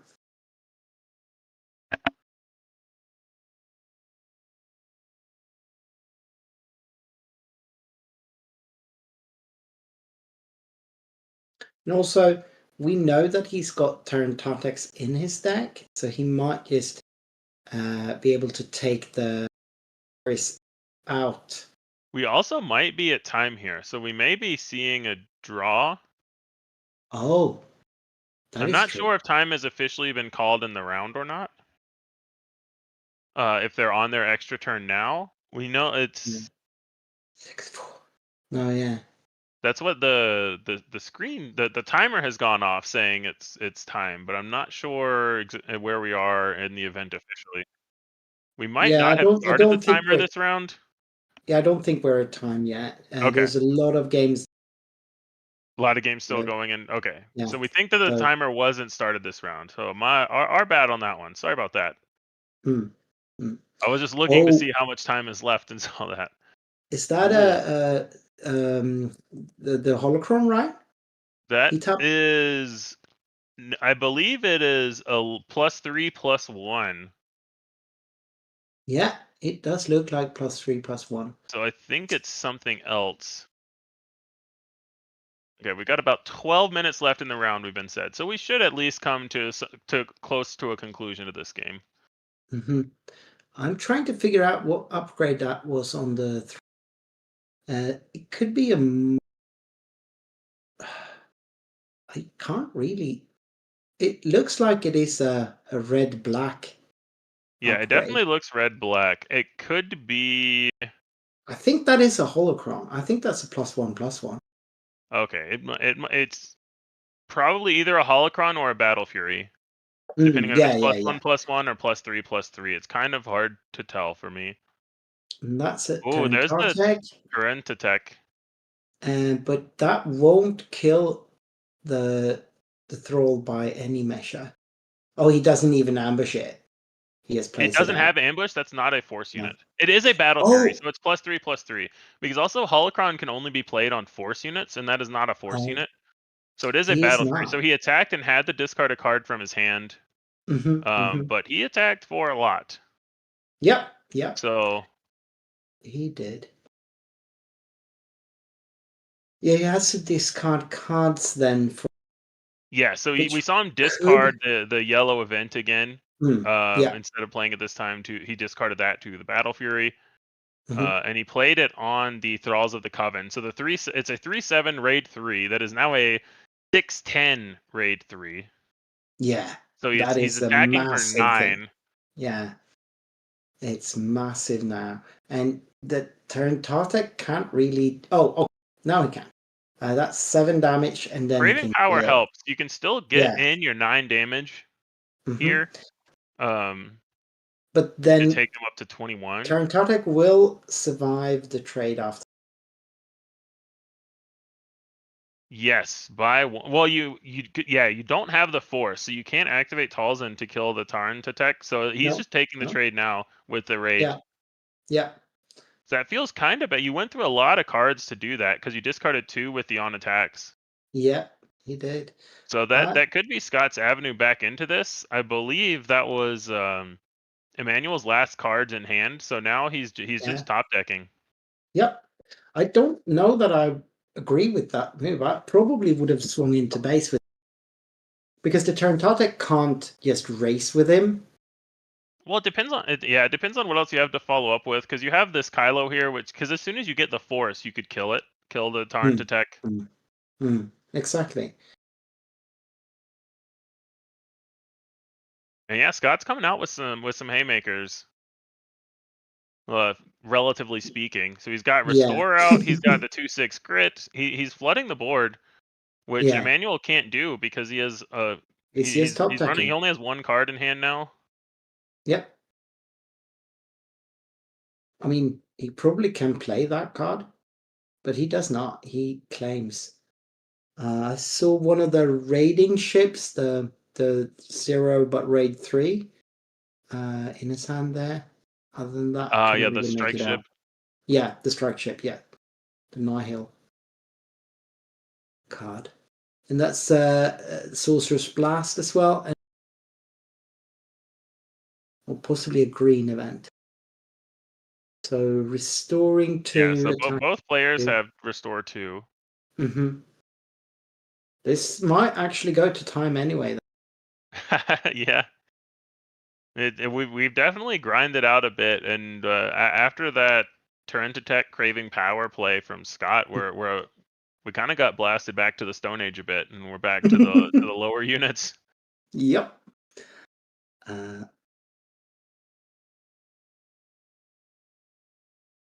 Yeah, and that finishes. Yeah, so that there off. is the blast to finish off that unit.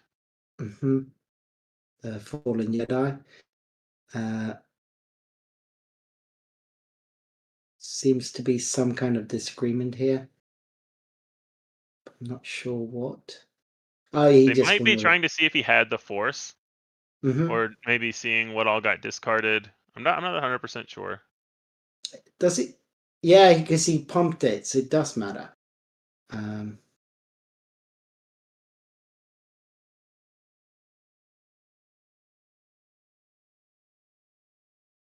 They seem to agree that he did have the force after all.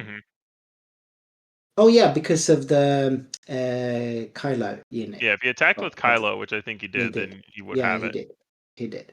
And there is the strike ship. But they are a 12 all here. So yeah, I like this attack a lot because you just want to get more, because you want to get more power, and now you can either play big units or Snoke pump to Yeah. make them live a little bit more. Maybe both. You've got a lot of resources to deal with, so Yeah. He's both paying players 2 are for currently. something. Yeah, I think it's a That's drain it. essence, I think so. Yeah. but he might have bigger units to play and be deciding between drain. Maybe he's choosing between drain essence or Snoke pump plus a unit this turn. I think. Yeah. I like this. Play It's a it clean safe. kill. You take off the Yeah. restore, and he's still going to get the Snoke pump in on his grit unit to take it up to 5 attack. Has he flipped Snook? Yes. He Yes, flipped it's Snoke just a and long got time ago. It's a Yeah, long time exactly. ago. yeah, in a Oh galaxy yeah. far away. And he It got hit it with attacked for a 6 and 6 card. then Yeah. Yeah. I remember now. Was that an 8th? No, that's the mid. To a lot of. Yeah, the thralls. Mm. So here's 5 coming in. So currently it looks like Scott is doing okay in this race. Yeah. Jedi Yeah, and hiding that. can't be attacked, but that's not what he wanted to play. yeah, I Scott can't probably imagine. not wanting to attack the Jedi in hiding anyway. That was true. But I mean, at the same time, Emmanuel's just playing the cards he draws. Both players are pretty much top decking right now, so it's just who draws what right now. Mm-hmm. I think we see 2 cards in hand for both players. Yeah. At least they have enough resources that necessarily need to resource anymore. Yeah. So that That it's an out of rim miss with forced.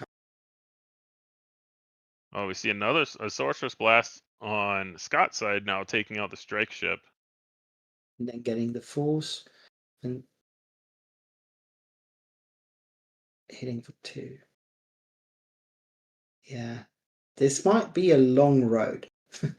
Yeah. It's pumping. So that is now a attacks for 6 now. Yeah, it's a 6. But it also 4, still has 6 health total. Yeah. Does it though? It starts with 5, right? I'm trying to find on here. For some reason, I thought it was a 2/6. I could be wrong. It could be a 2/6 actually. I'm just Trying to find it on here. It's a 2/6. It's a 2/6 naturally with 2 damage and 2 XP. So right now it is a 6/6. It's pretty good. A 6/8 with 6 health remaining because it has grit, so it has 6 attack. So it's a pretty beefy boy right now. Yeah, and there's really nothing on Emmanuel's side. So yeah, it looks like he's scooping it up. He didn't. Oh, I think he flipped his deck over, and his bottom card was an 8th brother. But even that would have only ambushed for 5, so he needed 1 more. The extra XP from Snoke making all the difference there to get it out of 8th brother range. Yep. And so yeah, we see Scott take this 2-1. Mm-hmm. That was a really, really cool. Mm-hmm. Let's see if I can get some standings going here. No, I can only get standings from last round. But Emmanuel, what? Scott? All right, so that concludes our coverage for round 4 as we see Scott take it over Emmanuel Apodaca.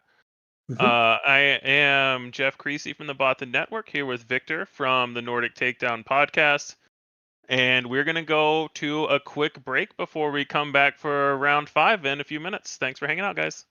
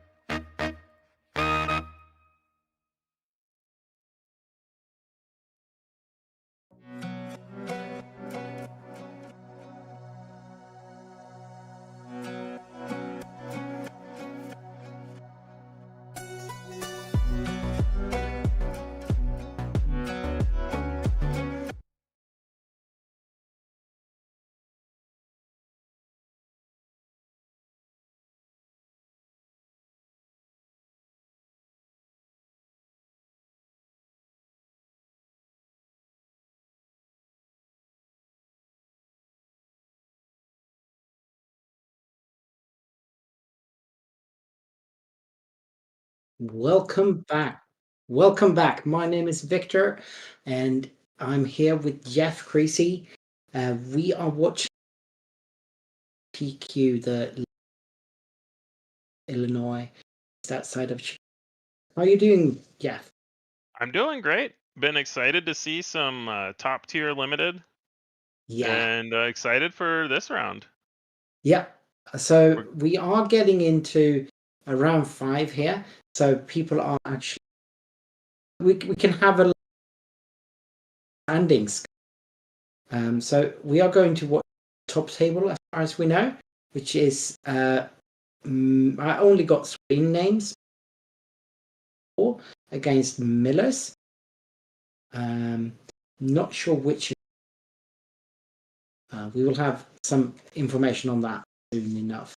Last round we got to. Oh, you get something? Yeah, I was just gonna say I am excited to see this this Grand Inquisitor. I talked about it during the deck building when Jordan was on. That it's a very volatile leader, where if you get the right pool to support him, he can be insane.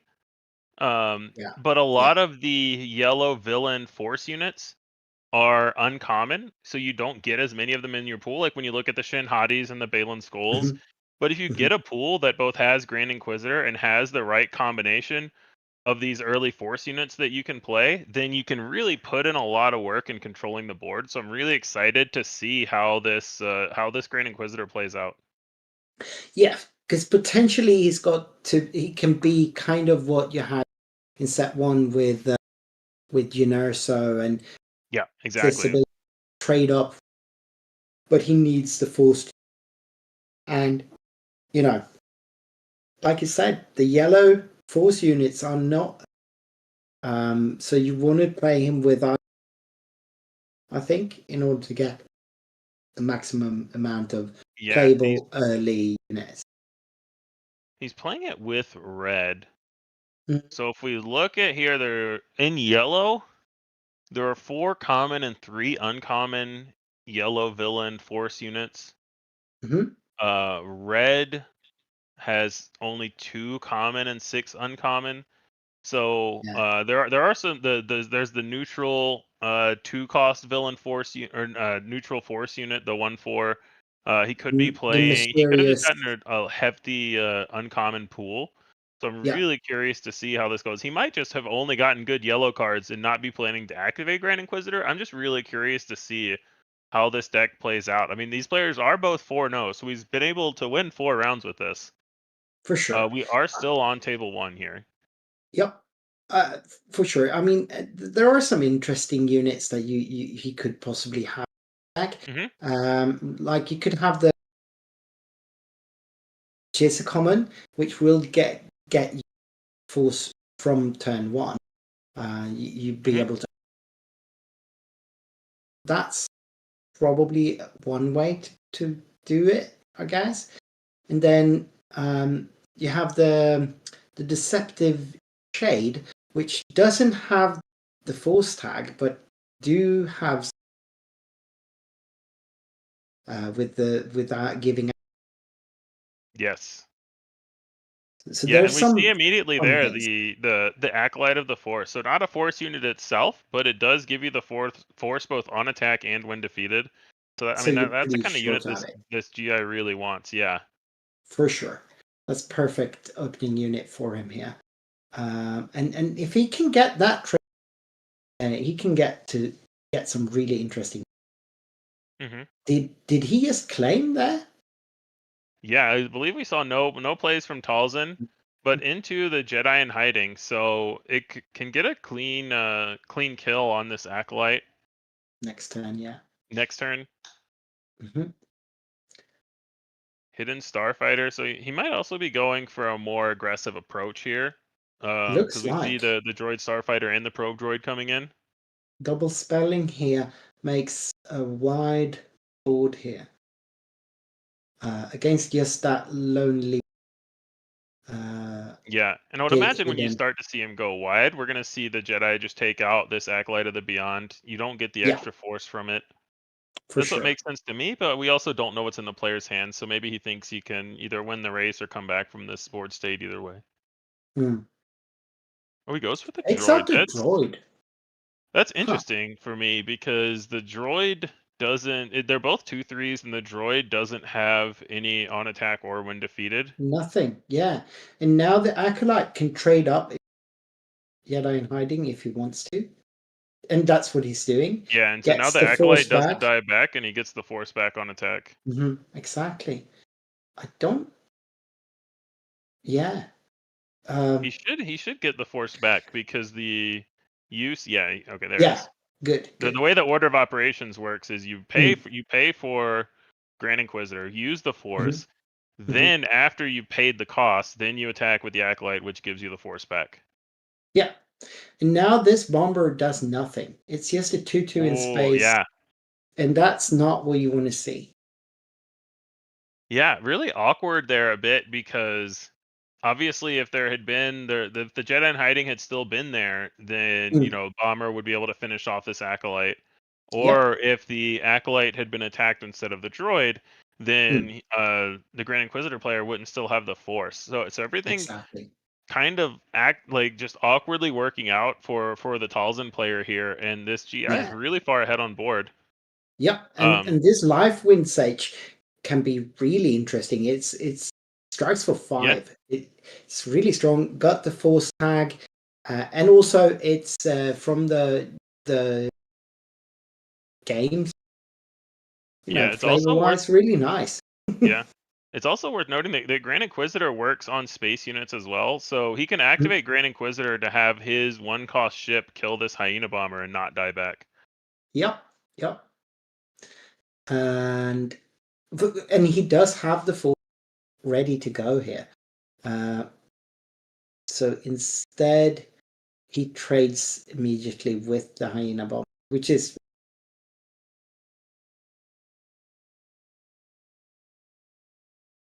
they are discussing something.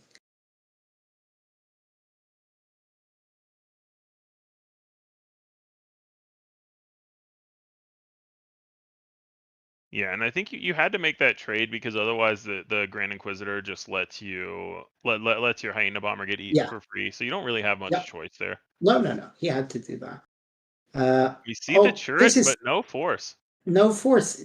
It's still obviously gets to block 1 attack, but the Sage can take it out. And this is the flip turn, so Talzin can get to flip here and get the force back, but I think your turret's going to be dead by then. Yeah. No, yeah, the Sage takes it out cleanly. Yeah. And only takes 3 back, so Talzin can't kill it without into. It's some more interesting sequencing there from the from the Talzin player because you could have tried to delay playing the turret. It Yep. seems they're really valuing just keeping this damage off the base. But if they do something like flip Talzin, attack, get the force, and then play turret later, especially Mhm. after the 5-power unit has attacked, maybe that works out better for them. But they're really valuing keeping their base healthy for now. Yeah, and now this Assange is going to be a problem as well. This board is Oh yeah, getting Sarge is out of always a hand. problem. Yeah. Yeah, this board is getting out of hand. I don't know how the Mototals.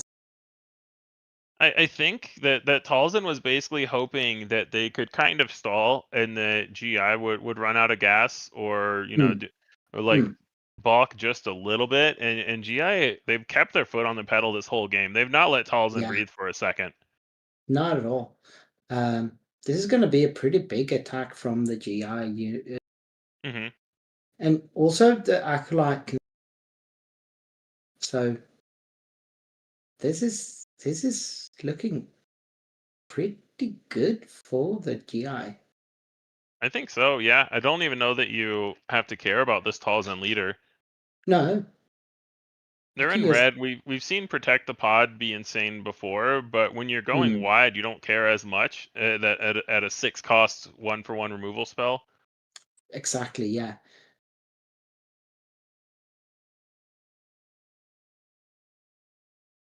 So yeah, GI just getting their damn. Oh, they are hitting Talzin for 2. Interesting.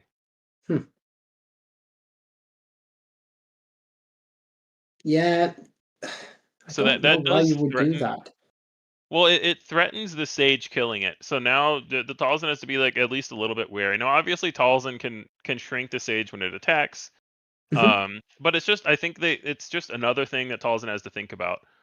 Yeah. Um, The tossing can also just kill the Sage, yeah, but take 2 take damage. 2 back. Mm. Which I But don't I hate think the because thing is, I think the goal here is you're just trying to make Talzin's life more awkward. If Talzin is full health there, then they say, okay, I can do whatever I want because the Sage can't kill me back anyway. yep, So I think they're just trying to make Talzin make the decisions and make the trades. Your GI still has a shield. Your Asajj is full health, so not going to die to this attack either way. no, yeah, yeah. Now I think this is you. Oh, I think you have to trade with the Sage here, though. Yeah, they didn't even minus the Sage, so Sage can cleanly trade with this Talzin here. Absolutely. You could also Asajj still gets to pump any force unit when it attacks, so it can pump your GI leader. Yep, that's what she did So when you could she just have arrived. Sage. Yeah, you could just have Sage kill Talzin, Asajj, and GI both hit base. Looks Yeah, like we're at least doing the first part of that, and we'll see what Talzin's follow up here is. yeah. Because so He's far, got. everything that GI is doing right now is pretty face up, right? Like they're Yep, yep. playing this Sage. They say this Sage, if you tap a unit, it has raid. This Asajj Mm, says when I attack, I'm gonna buff my other guy. yeah, So it's been pretty clear. yeah. There's Like GI's just nothing playing their cards and hitting base. So Talzin's the one that's got to find some tricks here. exactly. There's nothing awkward about the play or sequence from the GI play. It's just pretty straightforward. Yeah, it's Uh, it's just good old fashioned aggro. Like I love playing aggressive decks in limited because a lot of people try to get to, when we saw Symbiote's build, for instance, we saw him with Yoda and Yoda's lightsaber and these big units. Some players, either that's the pool you get or that's the deck you build, where everything is just this like kind of slow turning, get to the super late game and do these things. And sometimes just being aggressive is the best strategy to say, okay, well, you're not gonna get there. Yep, What can yep. you do to make yourself live that long? But interestingly, the mother player is far behind on base. Now he is that. Oh, it's the green flower thing. They're from the comics. The Drengo. Oh, it's the Army of the Dead. I thought. Army of the Dead. I was trying to figure out where you were going with the green flower was thing, going and I with was the- gonna let you get there. I was going for the Drengir, but it's not. Oh no, it's the Army of the Dead. So just It's the a Army of the vanilla Dead, the grey 7/6 one. doesn't Yeah, have the the grey one. force tag. No. But yeah, 6 cost 7/6 hits hard, and It you does. still have a full health Asajj like this. Tolson's got to do something, or this game is ending this turn. Yep. And I don't know what that could even be. We see Darth Maul's lightsaber. Yeah. Onto the thrall, it's not going to trigger any of the texts. It's just Well, the text only triggers on Maul unit. Exactly. Who, you're probably not going to have, as I believe it's just the leader in this set. Yep. So it's just a 4/2. But it is +4/+2 is still playable. It's just not going to get you out of this hole. Exactly. Yeah. It's still a good card in many other. Yeah. Because you can't even kill the GI because it still has a shield. Yep. It looks like he's just hitting the base and going to go to the next game. Yeah. Why not just scoop then? Yeah. Yeah. There is something to be said, especially in competitive events, for showing your opponent your cards.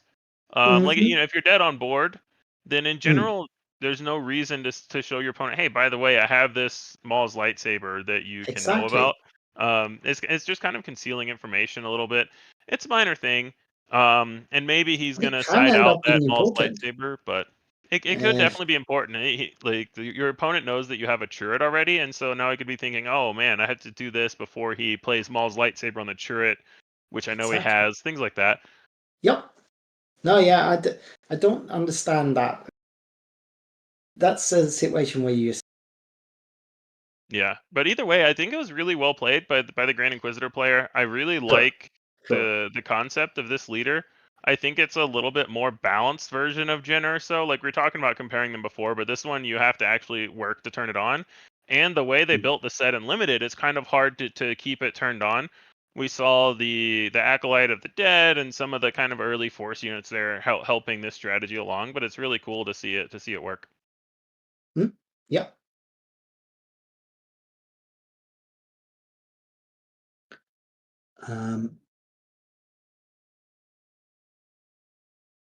I don't know if I still have the issues with my mic out, but apparently it's some problem.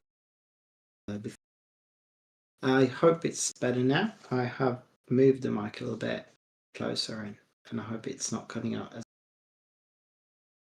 A little bit. It's not. It doesn't seem too bad to me. I can still pretty much hear and understand what you're saying.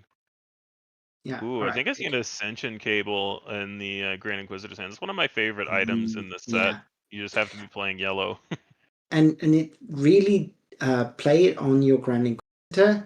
It makes him much more feasible. Just getting him, but also making. I think it's a really good card for him, and perfect opening again for the. Yeah, I wonder if the he pulled a Acolyte lot again. of those. Yeah. Yeah, Might and the have pulled Night some Sister of those. Warrior is not the best. No, definitely not. At least Mother Tongue Could be getting better with an upgrade here. So yeah. Oh, cool. So now we see the Maul's lightsaber coming in again. So now it is a 6/4. Yep. On a 6/4 Night Sister, much better. It's actually interesting though. So if this Acolyte hits base, yeah, then so now you've got the Force. But yeah, the -2 from Grand Inquisitor isn't going to help a ton when you're up to 6 attack. So that's kind of a good he's counter there for it. He's stable there, and he just placed the ship there. I can't remember the name of it, but it's Interceptor maybe, something like that. Cartel Interceptor. It's a 2/3 with raid 2. Yeah. It does pack somewhat of a punch. I mean, if you look at it, they do have the same amount of Yeah. Well, that shirt though is changing things a Turret bit. on time, yeah. Yeah. And that Wampa is not changing that. Wampa's not bad. You at least get to save your Acolyte, because you can just activate so that he only takes 1 back. But True. yeah, you're not getting super close to killing this turret. Nope. You can just make them use the Force so that it takes no damage. I think Mhm. that's still worth doing. Yeah. Yeah. I I like agree. attacking for 4 first, because now if your opponent claims, then you can say, okay, now I'll make you use the Force. Yeah. Uh, he might even pass anyway. He might not want to put the 1 damage on his Acolyte. It is a little bit of a Yeah. cost, but at the same time, I like them going into the round without having the Force. Yeah. Yeah. I do think he should use a Grand Inquisitor to attack there, because he will get that force back immediately anyway. Mhm. It's And the big difference really is if you don't, yeah, it looks like that is what he's going to do. So Mm. if you just claim here, or if you just pass here and don't do this, then your opponent doesn't have to attack first. They can just play out their units and get 2 Force activations plus starting with it. Whereas if you do this exactly. now, their first action has to be attack with a Force unit so that I can get the Force back. And you're basically keeping them -1 Force activation, which for a Talzin deck on Talzin's flip turn is very critical. Because they're going to want Exactly. to activate Talzin and flip Talzin, but they're also going to want to keep the Force online all the time for Turret. Absolutely. So yeah, I like Absolutely. that attack a lot. I think it's totally worth putting 1 damage on your Acolyte to get that Yeah, especially get that since Force your online. opponent already claimed.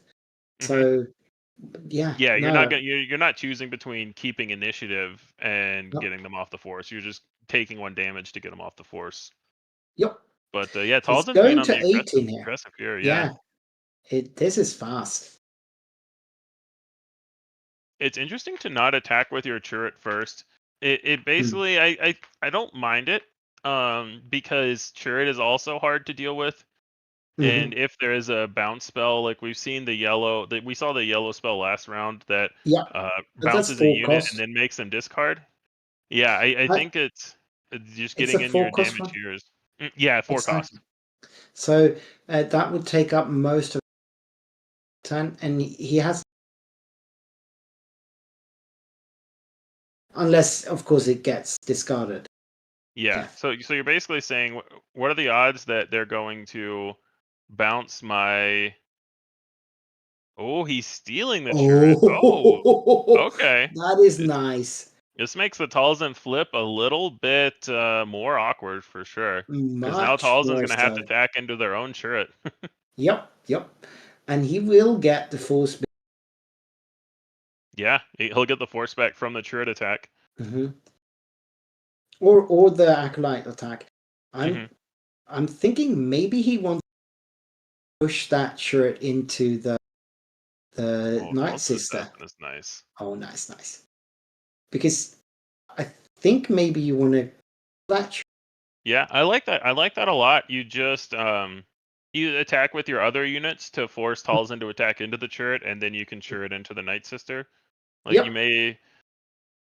You might also just start trading here because this Wampa can take out the Talzin's assassin, Yeah. and then the Talzin doesn't have the force right now because of what we talked about, the 1 damage that he took Yeah. last turn, Yeah. keeping Talzin Yeah. off the force. So Yep. that means that if Turned out Talzin wants to really. kill it, that to kill the Wampa, they have to attack into their own turret, Yeah. and then turret can attack into the Night Sister. Acolyte could finish off the Night Sisters because No. it only Yeah. has 4 health. This sequencing from the IG. He's got some option. Okay. This is not what I thought he was going to do. Maybe It he means just that want.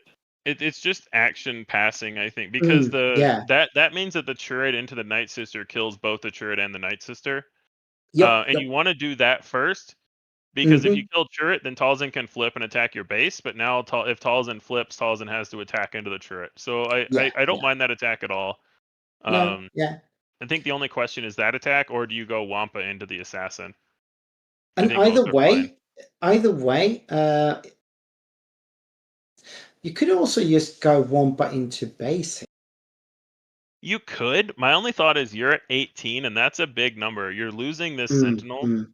Yeah, And yeah, also, Talzin is off the force right now. Obviously, they can get it when they flip, but they don't want to flip and attack their own turret. No. So it goes back to them starting the turn with a force or not, or being able to easily get it at the start of the turn. Yeah. Yeah, that makes And sense. it looks like Talzin did claim. Yeah. So then you just kill the Yeah, you turret. just kill both.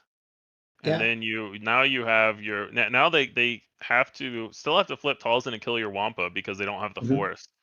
Exactly. And as soon as they flip Talzin, you get your 4 damage into base, or you could get your 4 damage into Talzin, whichever one you want. Yeah. So Both of those yeah, would make sense. chat is saying that Joe is on top. So Joe is the Grand Inquisitor player. All right. Cool. Yeah, and Mikers is the Talzin. Mm-hmm. But yeah, I'm really liking Joe's lines here. I think they're really clean. Yeah. I think he's showing a good understanding of this type of deck and when to be aggressive, when to trade. I like it. Yeah. No, I've only actually put together Grand Inquisitor in draft, Mhm. but I've had some success with it in draft. So it can be really just the way we see it now. Yeah. Jedi in hiding here is not gets probably. Yeah, it's not the thing you most want to do, I think. No, but if he does It's have interesting some too. He still cards, has 4 cards in hand. Yeah, so you would yeah. imagine there were a lot of options. I'm curious what else he wants to play this turn. He still has his leader flip. Mhm. I don't mind doing the double spell because you're also at the point where you're kind of trying to delay your leader flip so you don't just get murdered. And Yeah. Jedi in hiding has hidden, so he can't just kill that. No, So yeah. I do like the play in terms of you're trying to slow roll. You're trying to make Joe use up his attacks and use up his actions before you have to commit to flipping your leader or not. But then Joe can just do the same, of course. He can also just play Yeah, resources here. And doesn't that one have, I think that's an ambush unit. Let's check that one out. it is. Looks like it is 6 cost, neutral yellow. It is It's shield, the 6/6 shielded. 6/6 shielded. Yeah, So it doesn't have ambush. it's just the sorcerers of Tund. So it is a force unit. It is, and it's big, and it's got a shield. So it will almost certainly stay around. So this was Mhm. kind of a way to action delay, but just because Marcus got to play 3+3 rather than one big thing, he Yeah. could delay it out. He does get 4 later on. damage into the Talzin with the Swampa. He's valuing that over 4 to base, which I think I agree with because Talzin just kills it for free. No real benefit there going from 12 to 16, I don't think. And you need No. to be able to kill the Talzin this next turn. Yep. You have 2 shielded units, so you'll be able to trade pretty cleanly. Yeah. You're getting up there in damage, but it seems like you'll be able to probably prevent the last bit from getting in. Yeah, Talzin is gonna need Mikers is gonna need something else. Like just what he has out now isn't gonna do it. no, that's true. But he's going to get quite close at 26 after the attack of the Jedi in hiding. Maybe you take out the Jedi first, Yeah, I think you then? take out the Jedi in hiding first. Mm, You can pop either shield to do it. yeah. I don't think it matters which one. Probably you've seen some +3 health, so you probably just kill it with the Grand Inquisitor, and that way, even Yeah. if he puts an upgrade on Talzin, you still kill it with your Sorcerers of Tund. Yeah, yeah. That makes sense.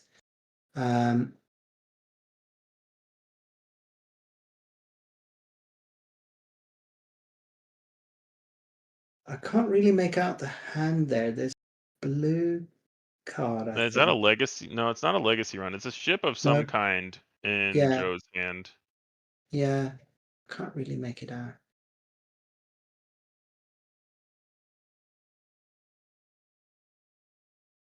Actually, might be a yellow villain. It's hard to tell. Yeah. Huh. So I think it's the banking clan shuttle. So it's a 3-cost 3/3 Ah, hidden spaceship. Yep. Not exactly what he needs here.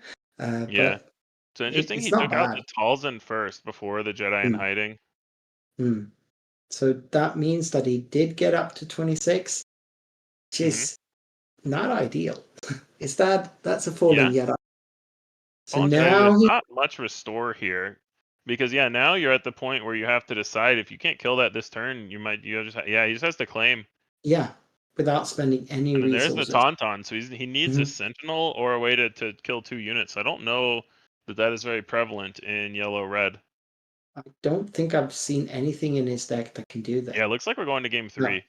Yeah. And I was trying to look up what that unit was, so I might have missed his first action. I'm curious. So he just attacked into the Talzin first action. Yeah, he did. Interesting. Yeah. And I don't know why he would do that. He might have been scared of the -1 Talzin attack. Not 100% sure. But Why either would way, that be let's just go to a scary? game 3. Yeah. Yeah, it does. And he might have had something in his hand where he says, okay, as long as he doesn't have this, then I can snowball from there. Mm, Um, mm. so there could have been some reasons that just got spoiled by two 3-power units coming out. Mhm.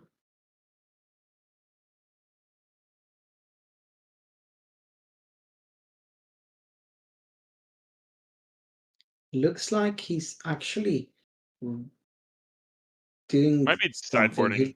Yeah, Yeah. exactly. That's what I thought he might be doing there. Because he did take a while. Or he was just shuffling out of view of what we can see.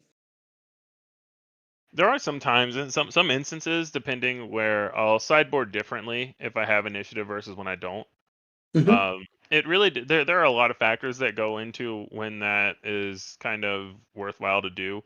Yeah. But it's just something that some people do where I would rather have more reactionary cards when I don't have when I do have initiative so that I can kill their turn 1 play before it attacks, or maybe you need to kill their unit after they play it that turn that they play it. It depends Mhm. on how your cards line up and what kind of deck you've got, but it's something that is a possibility in some For cases. sure. But again, less so in limited where options to do that kind of Mhm. often limited.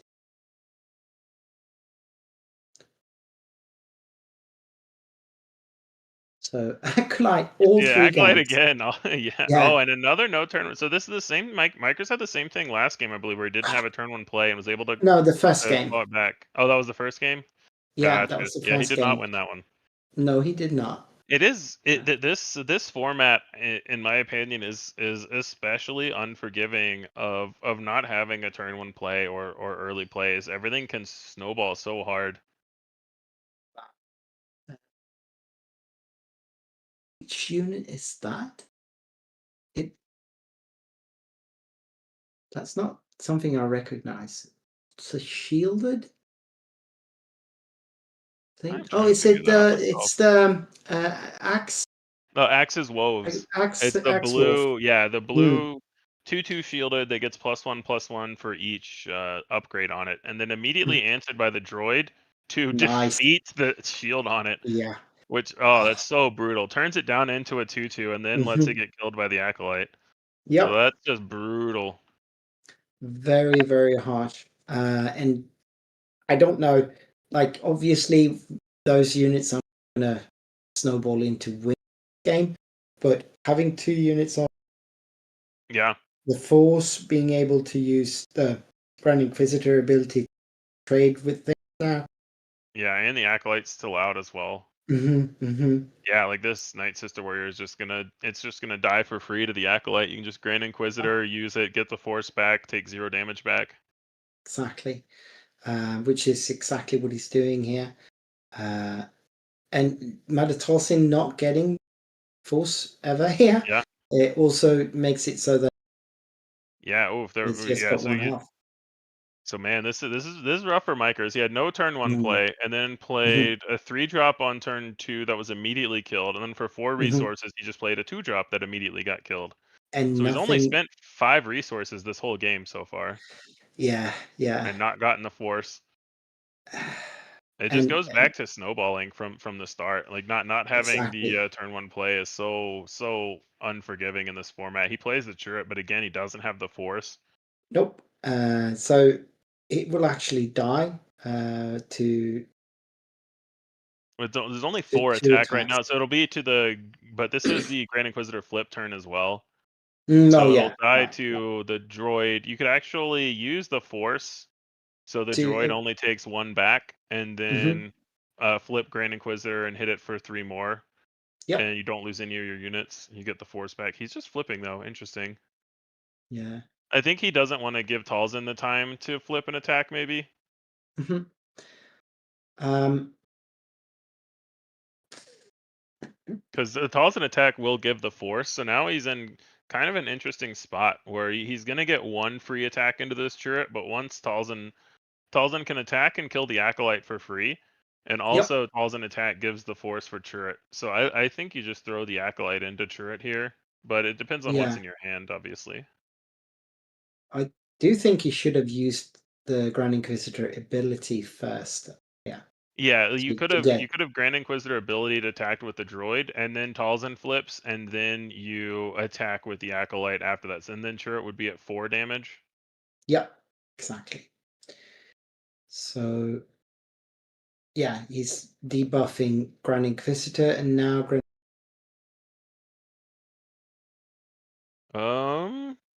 Unit does not have Saboteur, I don't think. Does it? Am I missing that? Or Which one? the droid? No, Because it it does just not. attacks through turret into Talzin. Oh no, that. Oh yeah, it Oh, was Talzin attacked the Calcin droid. Got attacking it. into I the thought, droid. yeah. Oh, and that is the Ascension cable, maybe? No. Yes, the Ascension cable gives Saboteur, so now Mm-hmm. you can bypass turret if Yeah, you want, and completely. Full to he base. might just attack base here. Yeah, I would assume that's what he's doing. is he Why would he? attacking turret? No. All right. So he's Interesting. killing the turret, but he should lose shield then. Yeah. So if he attacked the turret, and yeah, I'm interested. This is all interesting. That should not be a shield left on that unit. I don't think.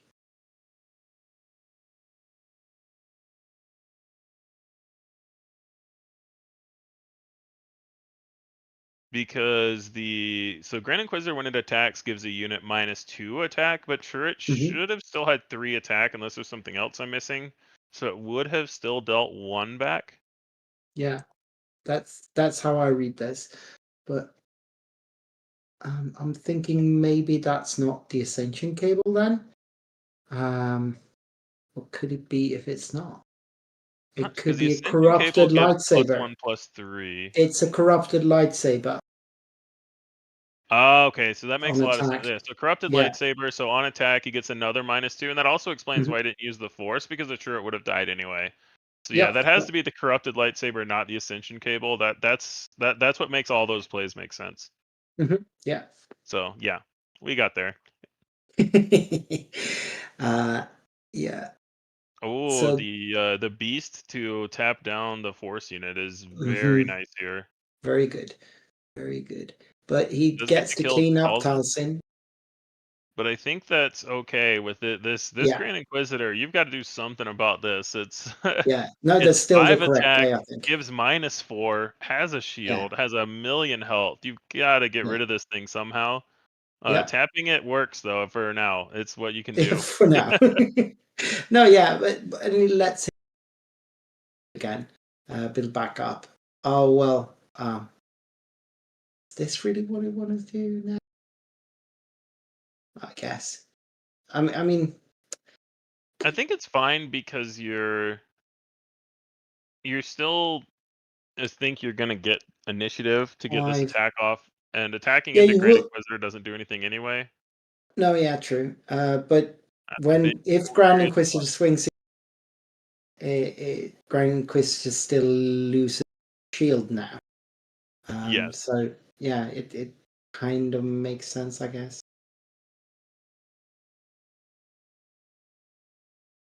But this is 10 to nothing damage and quite a difference in board between the And two. that is a full power Curious Flock. Or no, sorry, I have a +5/+5 Curious Flock, so one away from full power. Mhm. So 6/6 total Yep, on the that's flock. not nothing. That is not nothing.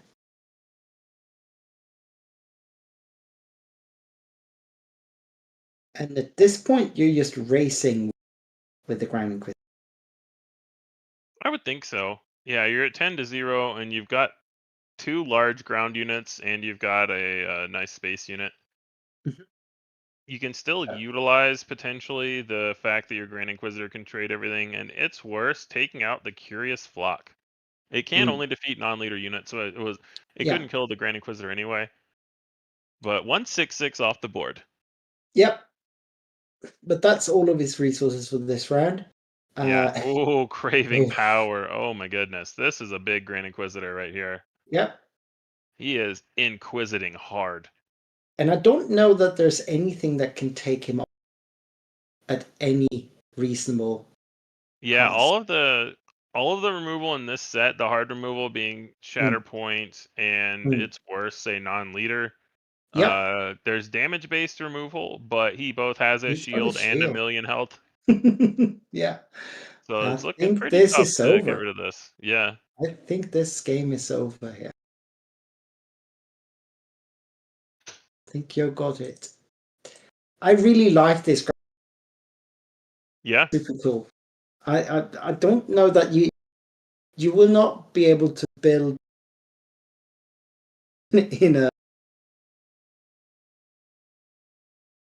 Yeah. It is super cool.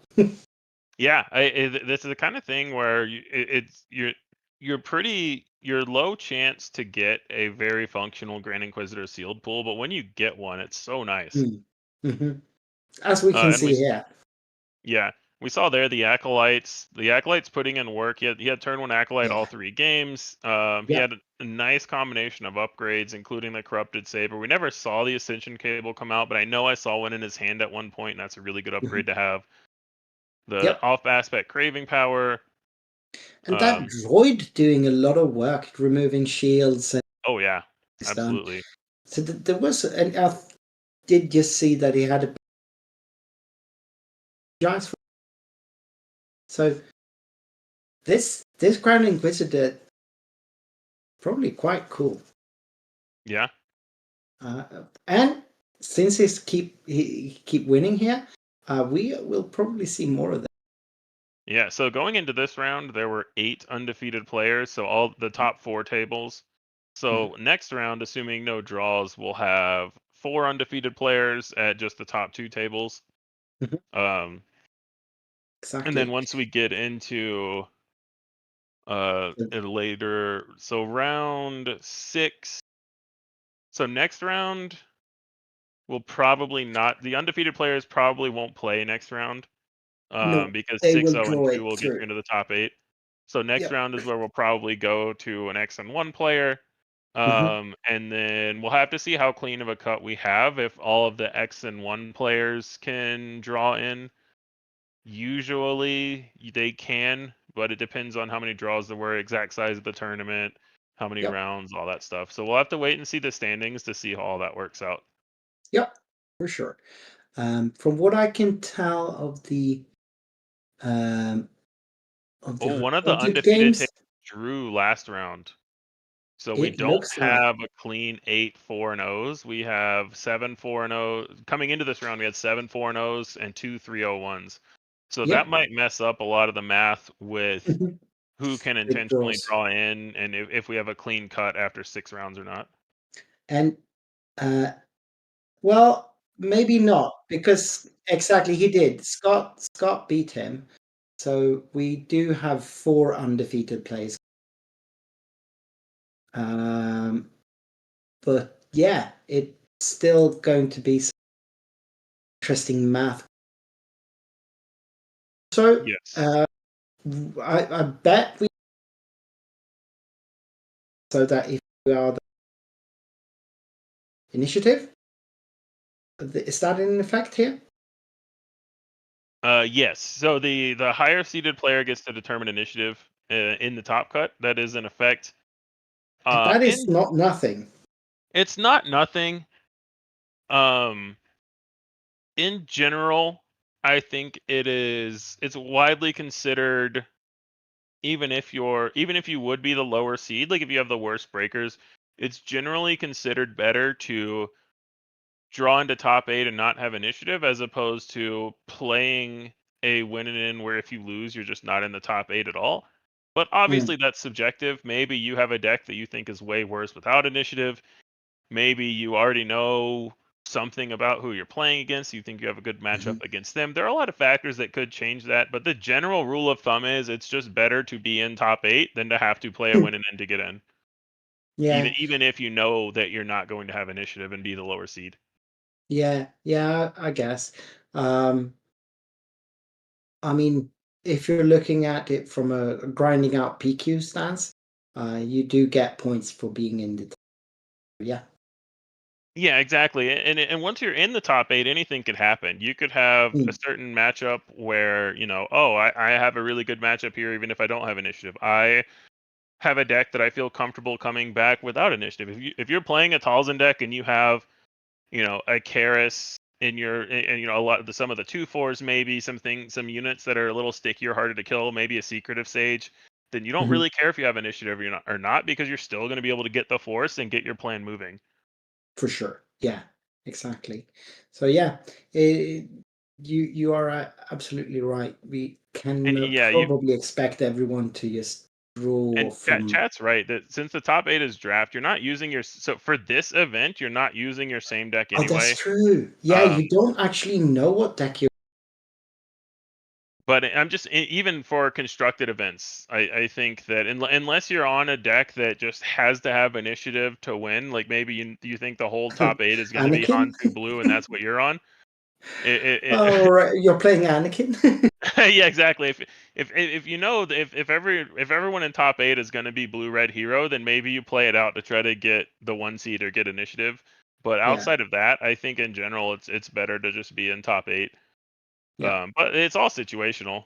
And Mm, in here, obviously, the players aren't going to know what they have or what they're playing against because it's exactly. going to be a new draft. Yeah. So we do not have that many. Well, yeah, we do have just Yoda Killer just a win here, so he is still undefeated. So Bothan still going strong, even though. And then, is it looking like Micah won? So he's 4-1. Symbiote won. Oh, we had Friendly Fire. Symbiote took that one. Oh, Symbiote versus Carlos Apodaca, Mhm. yeah. Yeah, Emmanuel did win his, so he should And Loopy lost, it 4-1. looks like, so Loopy's down to Yeah, X2. yeah, he is. Symbiote's still alive at X1.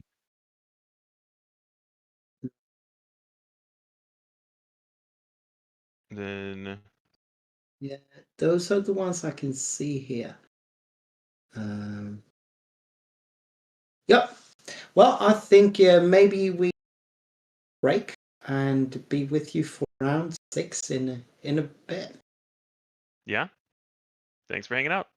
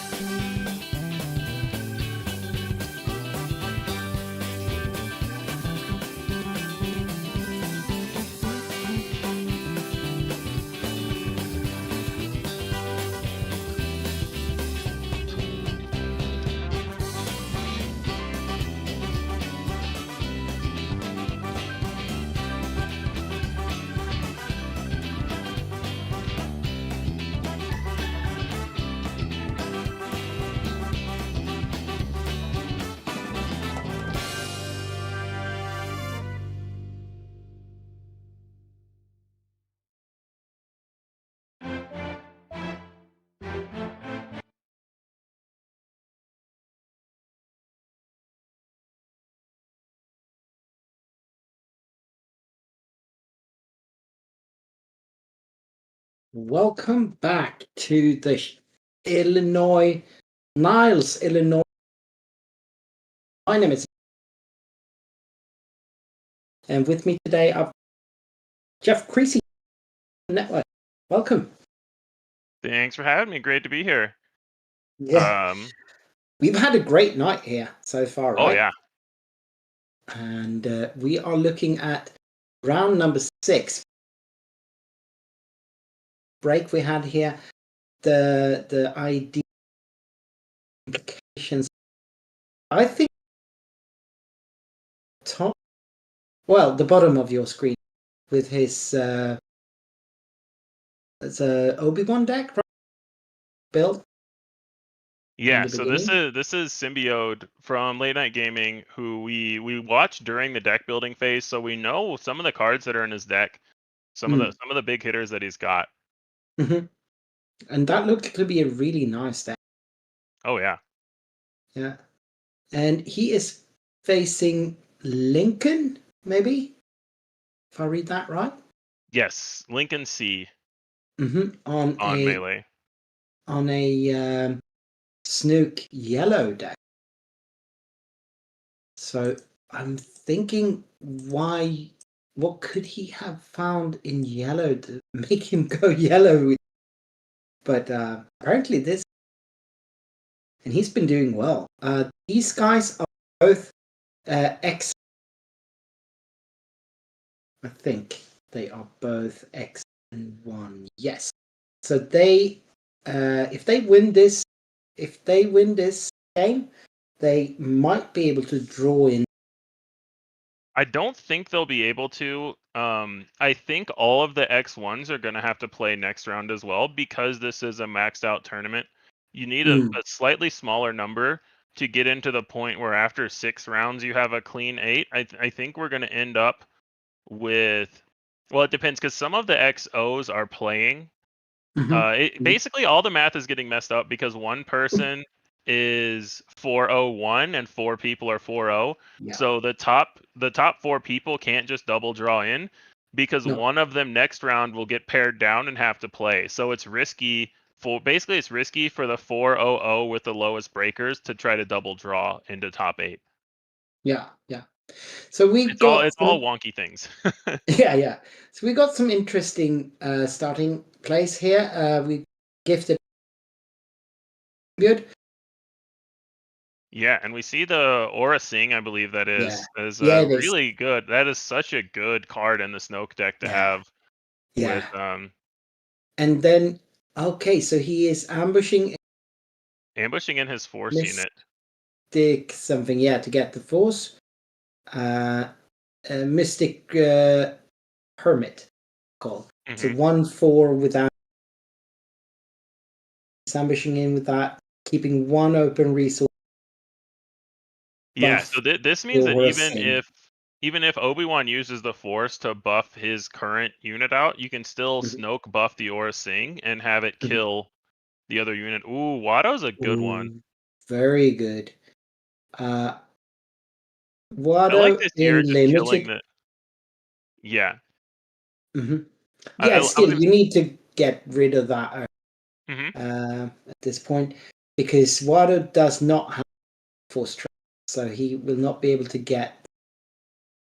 Of course, being able to put an experience on Watto, and he could